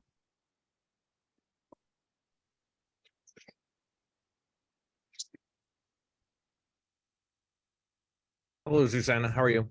Hello, can you hear me? I can hear you and I see you. I want to swear you in. If you could raise your right hand. You swear any testimony you give tonight is going to be the truth, the whole truth, and nothing but the truth? I do. For the record, can you state and spell your name and give us your home address, please? Yes, Susanna Carlson, that's SUSANNAH, last name KARLSSON. My home address is 204 Delaware. Thank you. Ms. Carlson, good evening. We have 3 minutes for you. Thank you so much. I am appearing on behalf of our president of the Lincoln Park North Neighborhood Association. She wasn't able to appear. She's traveling for work today. First, I'd like to, thank this applicant and the applicant next door for having initial meetings with the community. Thank you, Commissioner Cruz, for noting the side-by-side applications. There may be jurisdictional issues that don't fall within your purview to resolve. I understand that. However, here as a community representative tonight, I just want to note that there are side-by-side applicants, and in fact, all 3 applications you're hearing tonight are on West Side Avenue. And I would like to suggest to the decision makers at the city and also to these applicants that if West Side Avenue is to become Cannabis Row, and we're just going to treat each application as an ad hoc application, which is apparently what we're destined to do, perhaps these vendors could take more seriously the concerns of the community. And we've had initial meetings with each of these vendors, but then have fallen to the wayside, because they're billing. And I get it. The application process is very difficult. I'm a lawyer too. It's, it's difficult, it's complicated. But from the community perspective, I think there could be a lot more meaningful engagement. I think there are a lot of ways to imagine ways that these businesses fit into this community, onto this stretch of West Side Avenue, not just some theoretical community, not just some other place. And I think we are, every member of the public you've heard from tonight is from Ward B. They are on the west side, they're on Glenwood Avenue. Those people are 4 blocks away from me. This is a community that's willing to fight for its character and for the integrity of its neighborhood commercial, and for the residents and the families and the people that live here and that want to live here and that have invested in this community. We want growth, but we don't want to be exploited. And I really want the board to pay attention to that. And I hope that these vendors would voluntarily take it upon themselves to more meaningfully engage those community actors and boards, members like us that are willing to have this conversation with them about how to become meaningful vendors and great neighbors in this community and be the preferred people, because only one of these applicants is going to prevail. So I would suggest that community engagement could improve.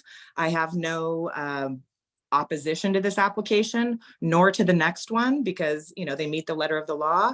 And it is what it is. Those are your problems, not my problems. But I did want to be heard with respect to the community's perspective about where the conflicts exist and where the recommendation is with respect to how to do better. Thank you. Thank you, Ms. Carlson, and I appreciate you saying that that's our problem.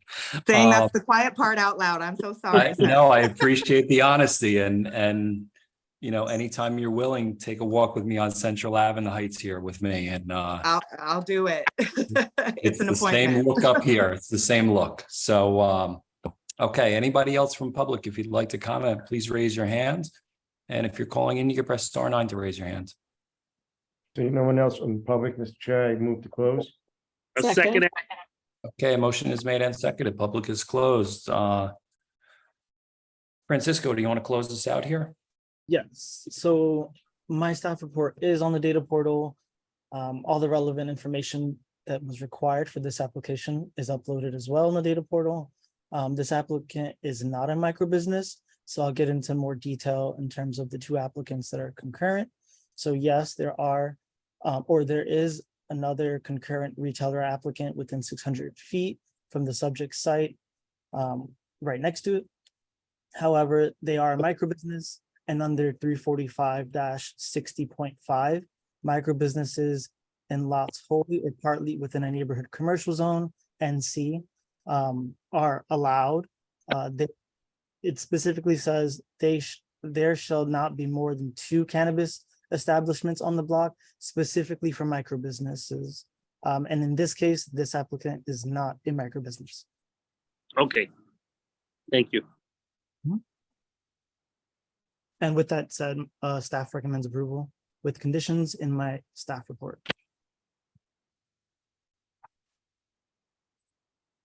Okay, and council, you reviewed those conditions? Yes, we have, and we're fine with all of them. Okay, great, thank you. So I'll entertain a motion then. Here, I'd like to make a motion to approve case P23-049 for approval as presented to the board this evening with staff recommendation and condition. Second. Okay, we have a motion and a second for approval. Acting Vice Chair Gangadin, Aye. Commissioner Cruz, Aye. Commissioner Stamato, Aye. Commissioner Dr. Desai, Aye. Commissioner Green, Aye. Commissioner Lipsky, Aye. and Chairman Langston. Aye. Motion carries all in favor with conditions. Okay, thank you, everybody. All right, we're going to take a 5-minute break, please. And when we come back, Cam, if you could pull up, while we're in break, maybe pull up the applicants for item 13, case P23-086. Okay, yes, Chairman. Thank you.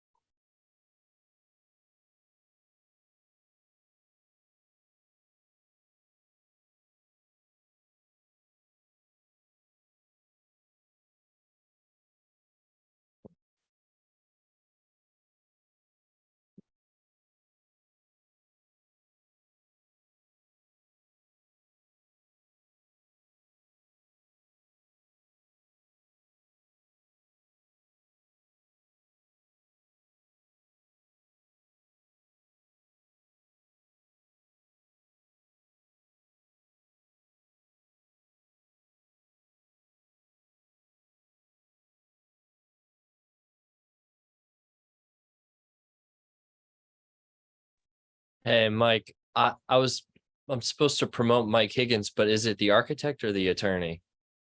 That would be the architect, I believe. I this project. Okay. All right. Sorry about that, man. I gotta demote you. No problem. No problem. Bye.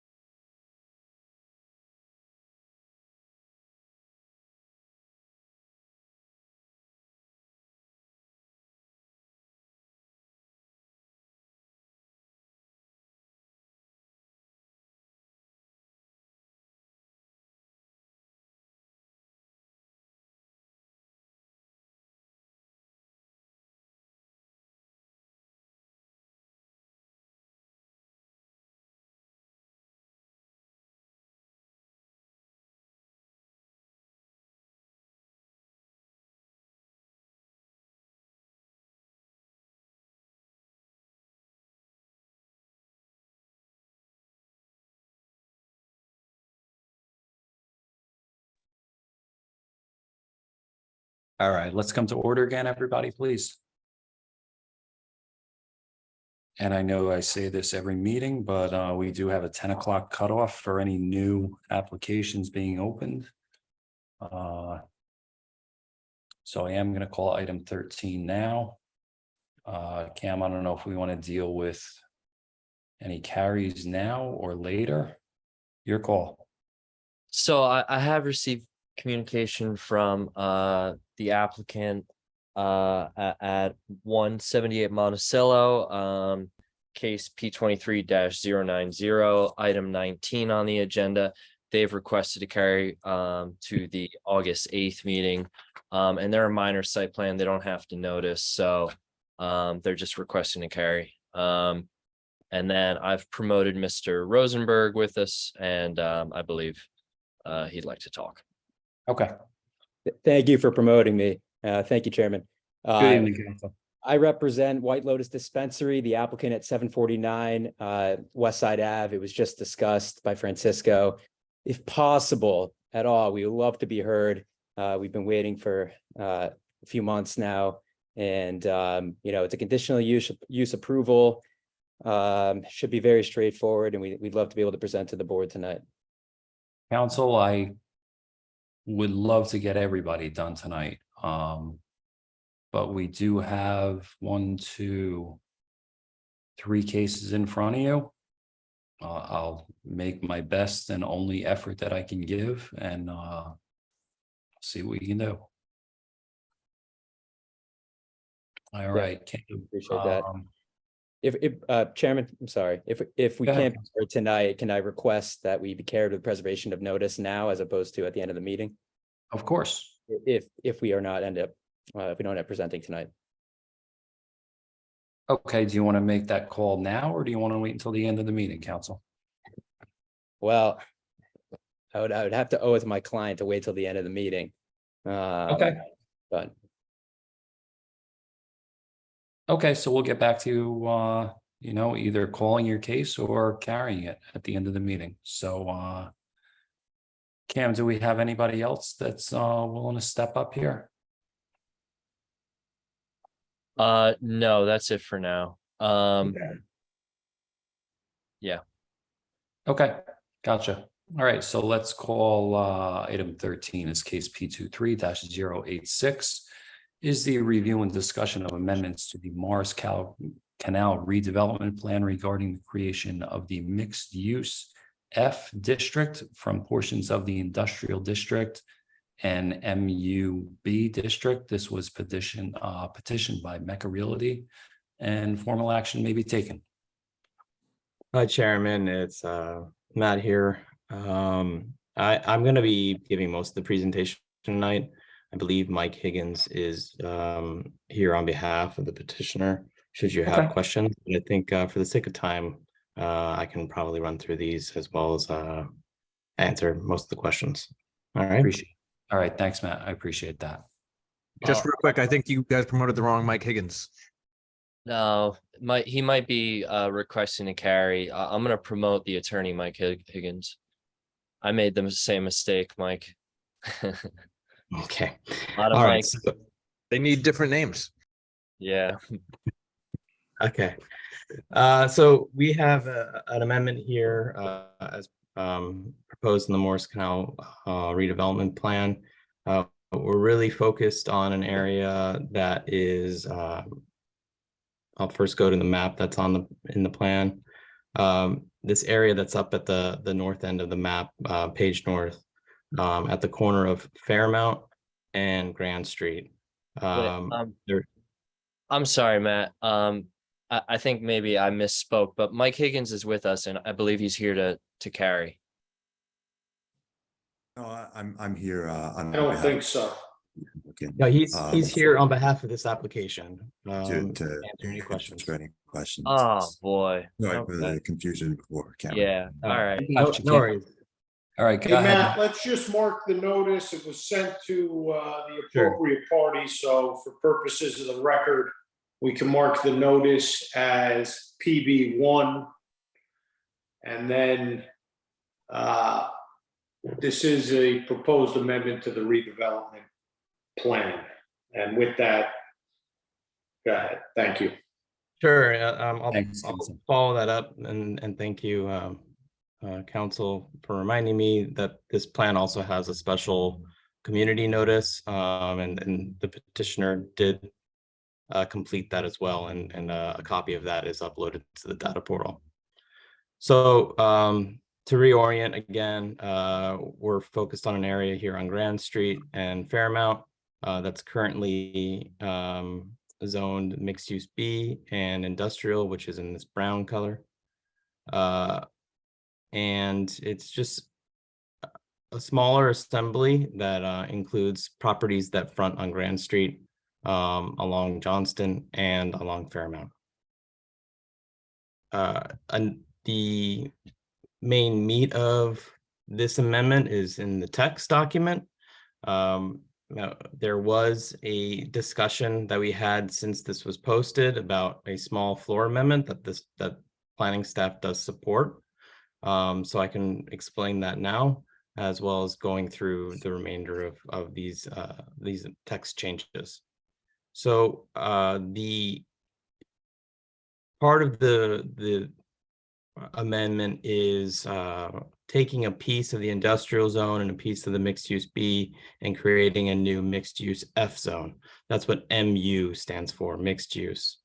And in addition to that, there is put forth a change to the permitted uses that are in the light industrial district. There's already a fair mix of retail sales of goods and services and restaurants. And some of the other uses that we thought are compatible with this type of building, because this is an industrial area that is surrounded by mostly residential. We thought also that the board should consider health clubs, and the petitioner also brought up, and this is the floor amendment that we wanted to discuss, also adding the idea of distilleries and breweries. And if you have questions about that floor amendment further, Mr. Higgins can answer any questions about that. Moving down in this document, we get to where the mixed use zones would be located in the redevelopment plan. And we're adding section 8, which is the mixed use F zone. Just to not hurt our eyes with all this yellow highlight, the remainder of this text below is all new text to the plan. It all is all to be added. And this zone lays out the provisions of this mixed use F zone. This is similar, it has a similar beginning to many other recent amendments to the Morris Canal redevelopment plan. This amendment change does trigger the IZO. And there is another community benefit that I'll get to in a moment. But if they don't do this mixed use F zone, then the areas are still bound by the industrial zone zoning.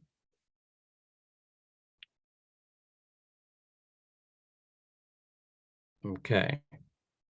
Going down, we have a list of permitted uses. This is very similar to other updated areas in Morris Canal and other redevelopment plan areas.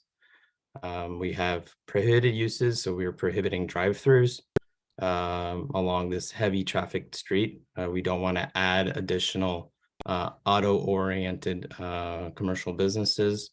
There can be other businesses that drive traffic either through walk-ins or parking in the neighborhood and walking in, getting the right transit, but we don't want drive-throughs. Now, to get into some of the area yard and bulks requirements, this is an area that we're proposing 6 stories, 70 feet. The petitioner did meet with the council person in this area, and got that blessing, but also from the city planning staff side, we see this as a compatible height for this area. The max density is at 150 units per acre. And we also list the lot coverage and building coverage. The parking standards are already largely driven by the existing language in the plan. But we felt that there is some existing parking standards as far as parking location, max curb cut, drive aisle, and so forth, that were specific to this mixed use F zone that we thought were necessary. The affordable housing component, they do trigger the IZO as part of this increase to 150 units per acre in the additional height that is being proposed in this as part of this amendment. So they do have to enter into affordable housing agreement and are bound by Chapter 187. At this time, if they are to develop under the current map in the IZO, the Chapter 187, they would have to provide 10% affordable on site. And then the additional community benefit that was incorporated into this amendment is a street widening and improvements. So any development in the mixed use F zone shall include a widening of Grand Street by 14 feet. And that extra 14 feet is to be used to extend the cycle track that now ends at Grand Street and Fairmount, one more block to Johnston Avenue, where the mixed use F zone has frontage. The reason why that is an important link that's actually missing right now is that Johnston Avenue does have bike lanes in both directions, and we're getting one block closer to where we meet the Morris Canal Greenway, which runs behind the Whitlock Cottage and other lots that front on Garfield Avenue, just off of Bishop Street. So if there are any questions, I'm going to stop my share. But that is a quick rundown of the amendment. I do want to quickly, for the record, go over how this amendment comports with the master plan. It meets several land use principles that are detailed in our land use master plan. One, to continue efforts to enhance residential neighborhoods, to ensure the city's available housing is balanced and meets the needs of all current and future city residents, promote the development of a diversified economy, and the fact that we are trying to expand the list of commercial or permitted uses related to commercial activity, make the city more walkable, bikeable, and transit friendly as it relates to the widening of Grand Street and for the extension of the cycle track, to celebrate and beautify the public realm, again, to try to extend this cycle track, and identify and redesign key connector streets to integrate industrial areas with surrounding residential neighborhoods. So we're trying to balance the fact that this has some industrial zoning and while meeting a compatible residential use. Are there any questions? It's not really a question, Matt. I do want to maybe do a floor amendment for one thing. It's minor as far as I'm concerned anyway. Under parking standards, item 5, I would like to have to the greatest extent possible stricken, and just have curb cuts for parking and loading on Johnston. Being that, we are talking about a cycle track that's on Grand Street already. I think that would be a hazard to have any curb cut on Grand. And if we remove to the greatest extent possible, that just, if there is a special consideration, I think that just gives it back to us, where we can make that determination later on, rather than, just give a blank check out there. Sure. I don't know if Mr. Higgins has anything to add there, but I don't see that as a substantial change, and seems like a fine one. Yeah, I mean, I talked about it last meeting with, Scholars Village, where I'm excited to see that bike lane get extended one more block, and any bike lane that just ends is a safety hazard to me. So, council, any objection to that? No, I don't have any objection to that change. Okay. All right, Matt, so if we could just cross to the greatest extent possible out. Sure. I don't know if the board wanted to consider the other floor amendment about adding breweries and distilleries to the industrial zone of the Morris Canal plan. In addition to some of those other things that were incorporated into the text already. I have no problem with it. I think it's a great use. I think it, yeah, I really don't have any problem whatsoever. Mr. Higgins, if you want to address, you know, is that what we're talking about here? Is that the intent? We're talking specifically for this one portion of the industrial zone that I'm prepared for. Converting the industrial to a mixed use zone with affordable housing. But I don't know if I can speak to the industrial zone as a whole, if that's the question. Sorry if I misunderstood. That's okay. Matt, we're just talking about that one. Yeah, so it wouldn't be added to the, as far as I understand, unless I misunderstood.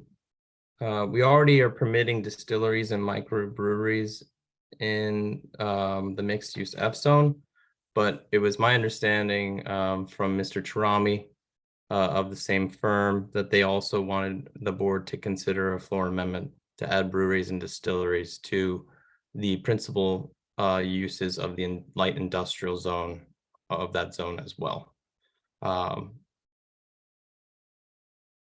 So I don't know what the concept is beyond the fact that it does work in these industrial areas. We do see breweries and distilleries in industrial areas in a redevelopment plan just a little over in Canal Crossing. Agreed. I think it's a great idea. But you know, with that said, I think we should talk in layman's terms here a little bit. And is that one of the intentions here?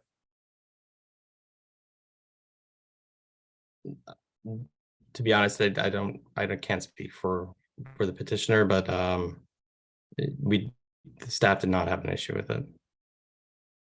Okay. I do see your client, Mr. Higgins, raising his hand. Voted Michael Mecca.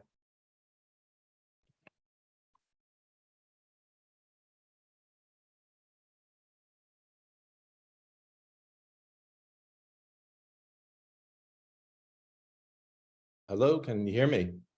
We can, Mike. Can you turn your camera on? Is that possible? Yes, I think so. And we'll just have to swear you in. Yeah. Hi, hi, everybody. You want to swear me in? Do we have Mike? Can you hear me? Did we lose our? Mr. Mecca, we can hear you. We're just trying to get the court stenographer. Just hold on 1 second. Sure. We lose Mike? No, I'm here. Can you hear me? Not you, Mr. Mecca, the other Mr. Mike. Mecca. Yeah, our Mike. I'm sorry, Mr. Mecca. I'm sorry. Yeah. There's only a few mics on the screen right now. Oh, boy. Something happened to.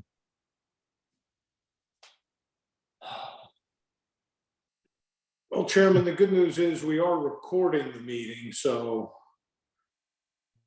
Thank God for COVID, right, Santo? Yeah. I hope he's all right. Has he Yeah. tried to contact anybody? Because I don't know. Oh, here we go. Here we go. There he is. Sorry, guys. I got That's this. all right. I had a technical issue. I apologize. I had it right when we promoted Mr. Mecca. So Okay, perfect. So all right, I see up there. I assume we're swearing him in. Yes. Yes. All right. Do you swear any testimony you give tonight is going to be the truth, the whole truth, and nothing but the truth? Yes, I do. For the record, can you please state and spell your name? Michael Mecca, MECCA. Thank you. Mr. Mecca, good evening. Thanks for having me. Thanks for Uh, coming. would Yeah, just we're like to just trying to get down to like the nuts and bolts here of the, Yes, I'd just like to Yes. clarify for Michael, yes. The industrial zone that we currently operate out of, I've had a lot of interest in usages for it for other things than industrial. So rock climbing facilities, potentially breweries, distilleries. So there's been ongoing conversations with potential end users. Since we were having this application in front of the board tonight, I just figured we might as well as add those usages to the existing industrial zone.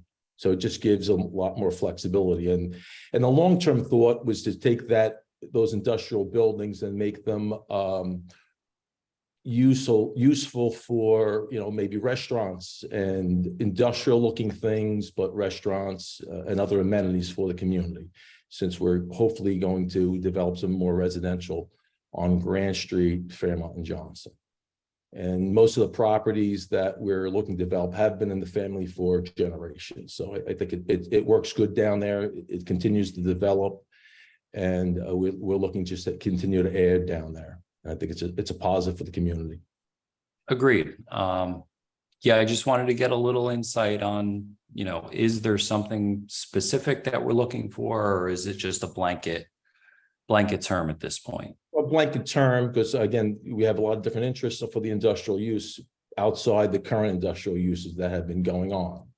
So as the residential component continues to develop, right, it just gives us more flexibility when people come in looking to utilize the current buildings that are on site for other uses than just industrial, right? So the city wants to get away from the mechanic shops and the body shops.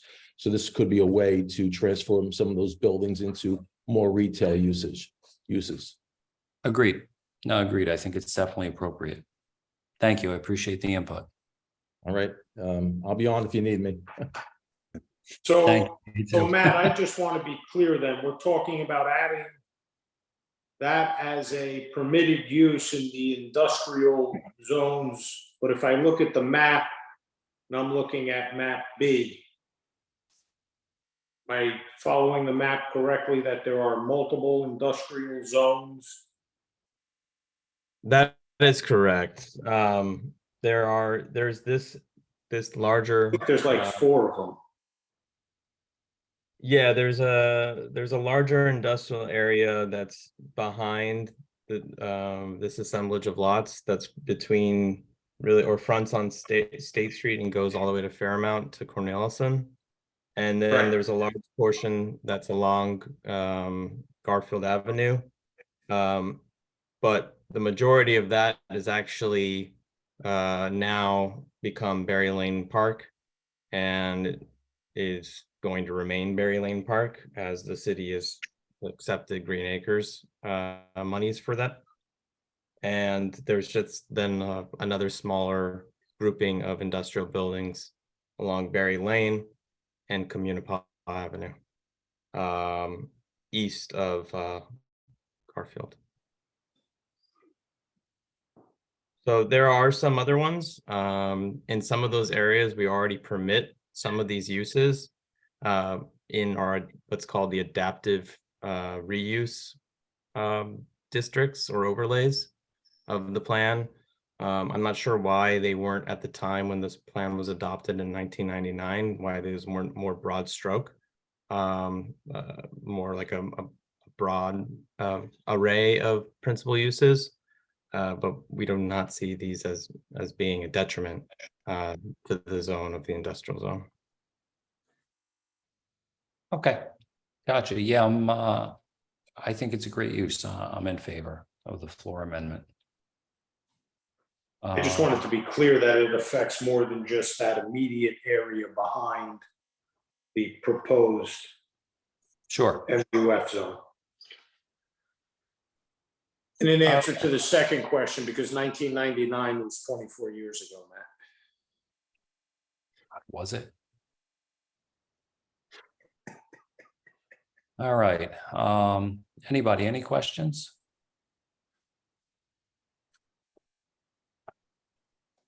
Okay, Matt, anything else? That is it. And Mr. Higgins, anything you want to add? Nothing from me. Okay, thank you, sir. So at this time, let's open it up for public comment. If anybody's here from the public that wants to comment on this change, please raise your hand.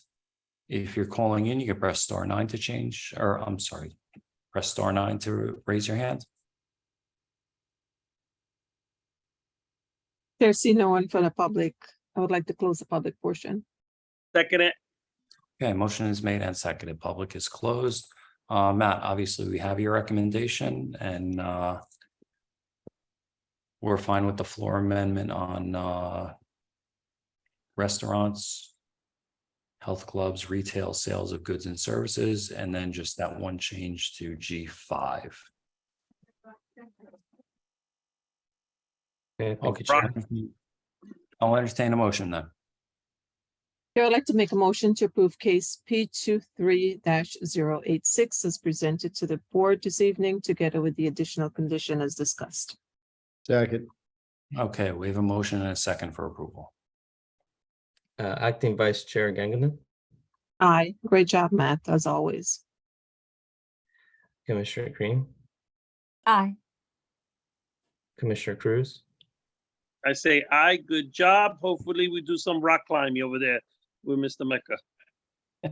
Thank you. Commissioner Stamato, Aye. Commissioner Lipsky, Aye. Commissioner Dr. Desai. I can't hear you, Doctor.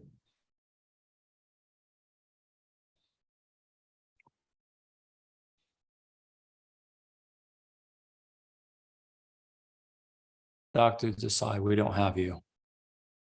You're on mute, Doc. You're on mute. Aye. And Chairman Langston. Yeah, I think the changes are more than appropriate. They comply with the master plan. There's no detriment to the public good. And yeah, I agree. I agree with all the changes. I'm going to vote aye.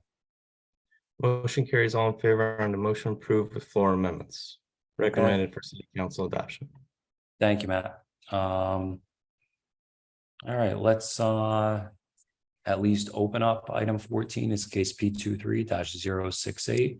Is a final major site plan amendment for 711 Montgomery Street.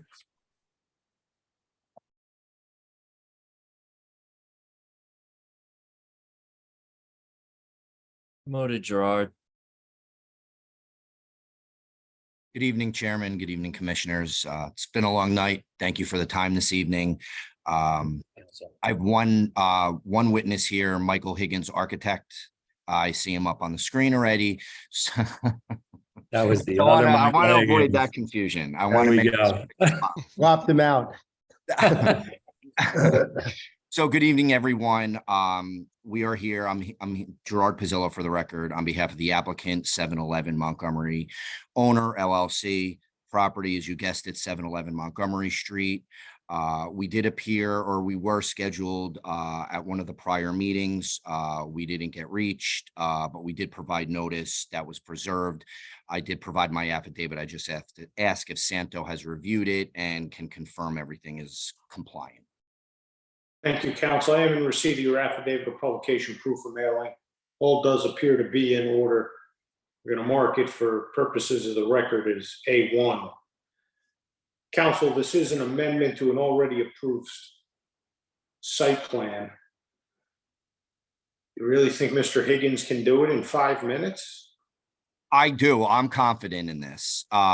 These are minor interior revisions. Then stop wasting our time talking and let's have Mr. Higgins talk. Okay, I think that his narrative speaks for itself. I won't give you any background. This is an application that's been before the board going back as long as 2015. The project's under construction.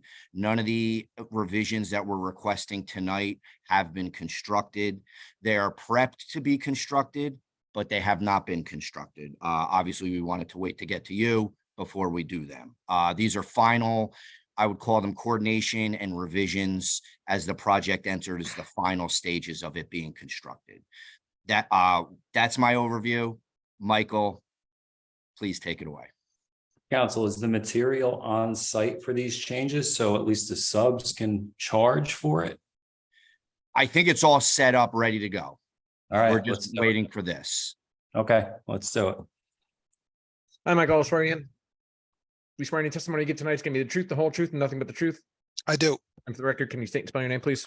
Michael Higgins, Higgins. Thank you.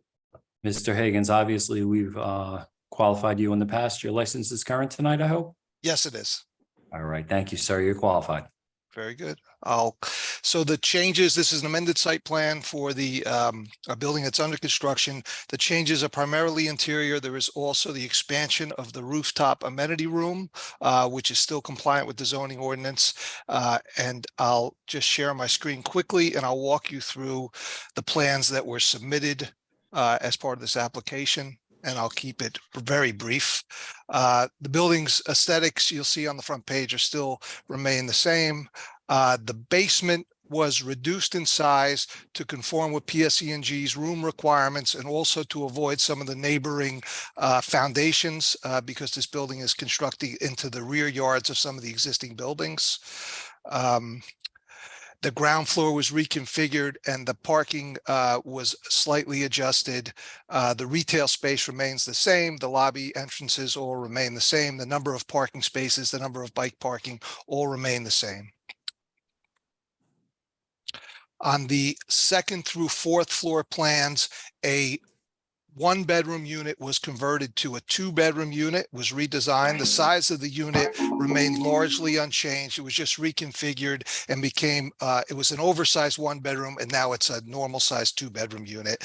The amenity, the affordable housing units were adjusted accordingly. So the new numbers for the unit mix is 97 studios, no change, 164 one bedrooms, that's 3 less than was previously approved, 18 two bedrooms, that's 3 more than was previously approved, and 6 3 bedrooms, no change to that. The total number of units remained at 285 units. The inclusionary units, no change to the studios. There's 19 studios, 33 one bedrooms, so that's 1 less one bedroom, and 4 two bedrooms, that's 1 more two-bedroom unit and 1 3-bedroom, so no change to that. So the inclusionary units have been adjusted and that's all been documented in the Affordable Housing Agreement checklist.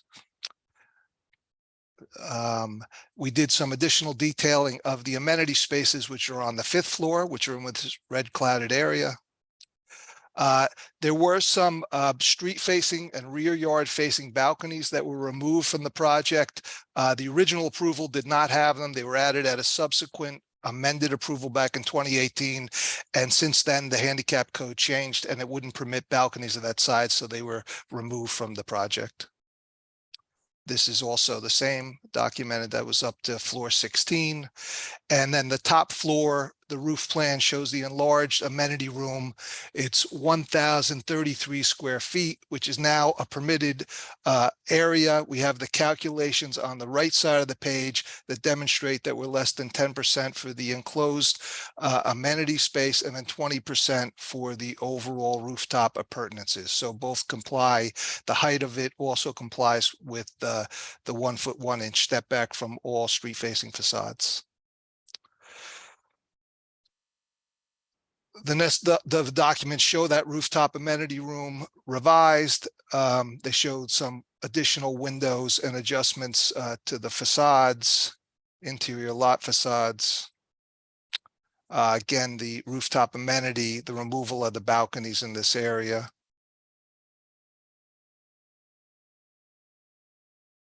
The rooftop amenity, some adjustment to the windows for plan changes for the interior walls. And the rear yard facing balconies that were removed also. In general, we prefer the building without the balconies because balconies can become storage places for the building, and the original design concept that we had come up with did not have any balconies. That's the last page of the submitted plans. There was no change on this last plan. So I would say that concludes my testimony, and I'm happy to answer any questions. You did it under 5. You did. Thank you, Mr. Higgins. I have no questions. Anybody else? No, All right, thank you, sir. I appreciate it. Thank you. Good job. Chairman, that concludes our presentation. Happy to open it up to public and answer any questions you or them may have. Okay, thank you, council. So at this time, let's open it up for public comment. If anybody's here from the public that wants to comment, please raise your hand. And if you're calling in, press *9.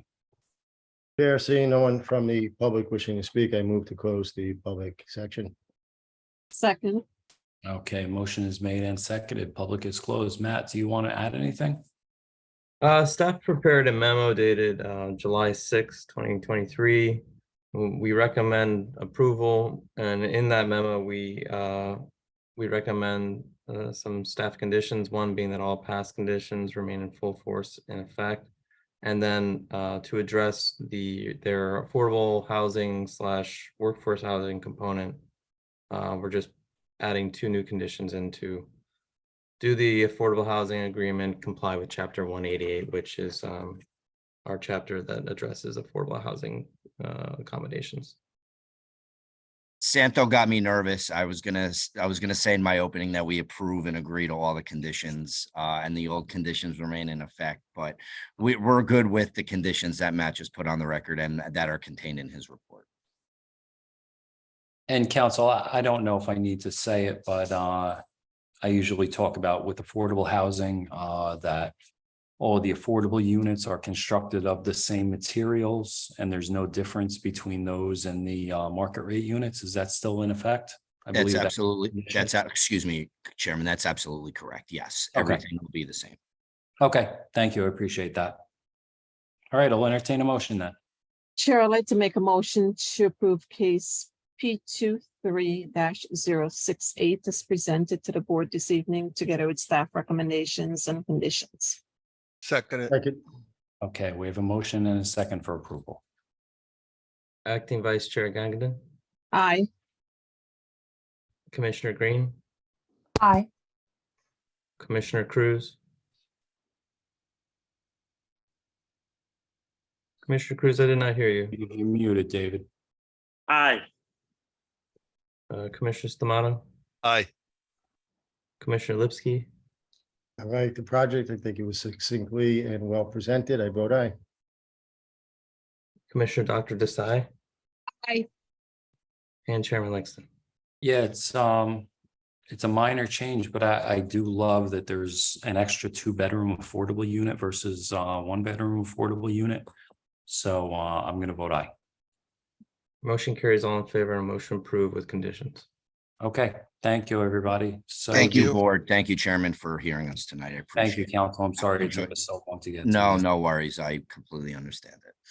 I just Have wanted a- to say I'm going to change my name to Gerard Bazillo just to make It's odd. We're an endangered species.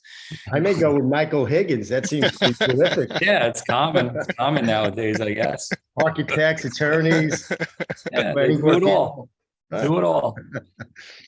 All right, so given the time, it's 10:04 right now. We have a 5-story, 14-unit building in front of us that we're not going to take new testimony on. I did see. I'm right here. Yeah. There he is. Michael Higgins. Joseph, but okay, Mr. Higgins. Yeah, I know the board really wants to hear a major site plan after 10 o'clock, but I think we'll have to request to carry this one to the next meeting. Okay, so we'll carry to August 8th. That's fine with you? Yes, that's fine. Okay, and that's with preservation of notice. Yes, please, with preservation. of Thank you, notice. sir. We appreciate your time. Okay, thank you. Have a good night. You too. Enjoy. All right, and I think our last one up is Mr. Rosenberg. Did we Yes, I'm assuming the board isn't going to be able to hear us right now. No, we're not going to open new testimony after 10, sir. Okay, in that case, we would like to request to be carried to the 8th with preservation of notice. And if at all possible, we could be at the top of that agenda, and hopefully in front of any hour-long or 2-hour-long major site plan applications. That would be greatly appreciated by my client. I agree, and that's unfortunately that's our norm sometimes. And I can't promise anything, but Cam, let's talk tomorrow. I want to get this right up front. I know it's time sensitive with the, the other dispensaries in the area. So let's talk about getting that up front as Thank you. For the record, it's White Lotus Dispensary, cannabis micro business at 749 West Side Ave. Yes, and that's case P23-005. We're going to carry that to a date certain, August 8th, with preservation of notice. All right, thank you, council. Thank you, Chairman. All right, I think that closes the whole night out here. Let's move on to memorialization of resolutions, please. There I have 4 resolution, so I'll start with the first one. Resolution of the Planning Board of the City of Jersey City approving minor site plan, case number P23-091, submitted by Dish Wireless LLC, 234 Sudam Avenue, Block 20303, Lot 1.01. Second resolution of the Planning Board of the City of Jersey City approving minor site plan, case number P23-093, submitted by Dish Wireless LLC, 30-32 Central Avenue, Block 5701, Lot 2. Third resolution of the Planning Board of the City of Jersey City, applicant the Barrow Street LLC for preliminary and final major site plan, approval with deviation, 157 Newark Avenue, 324 Barrow Street, Jersey City, New Jersey, Block 11405, lots 2.01 and 5. Case number is P22-168. Fourth resolution of the Planning Board of the City of Jersey City, applicant ILC 44 Newkirk LLC for amendment, final major site plan approval with C deviations. Property 171A, 171, 169A, 169, and 167 Baldwin Avenue, and 44-48 Newkirk Street, Block 10802, lots 25-32. That case number is P22-052. All right, Can I have thank a you. second? Second. Second. All right, we have a motion and a second. Could I have a roll call, please? Acting Vice Chair Gongadin, Aye. Commissioner Stamato, Aye. Commissioner Lipsky, Aye. Commissioner Cruz, Aye. Commissioner Dr. Desai, Aye. Commissioner Green, Aye. and Chairman Langston. Aye. Motion carries, all in favor to memorialize resolutions. All right, thank you. Executive session, anybody? No. No. Love it. Motion to adjourn. Shut up. I'd like to say this was a normal meeting tonight for your first one, but we usually get done a lot later. Okay, it wasn't normal. Welcome, Pat. You made it, Pat. Oh, Pat made it. Pat's used to it. He's a veteran Pat's already. been on the other side. Pat's been a presenter in the past, so believe me, I know how late it can go. Yeah. All right. Do I have a motion for adjournment? Anybody? Motion to adjourn. I second it. Second. All right. Thank you, guys. We're adjourned. I appreciate Have all a good your night, time. everyone. Good night. Bye. Take Good care. night. Take care. Bye.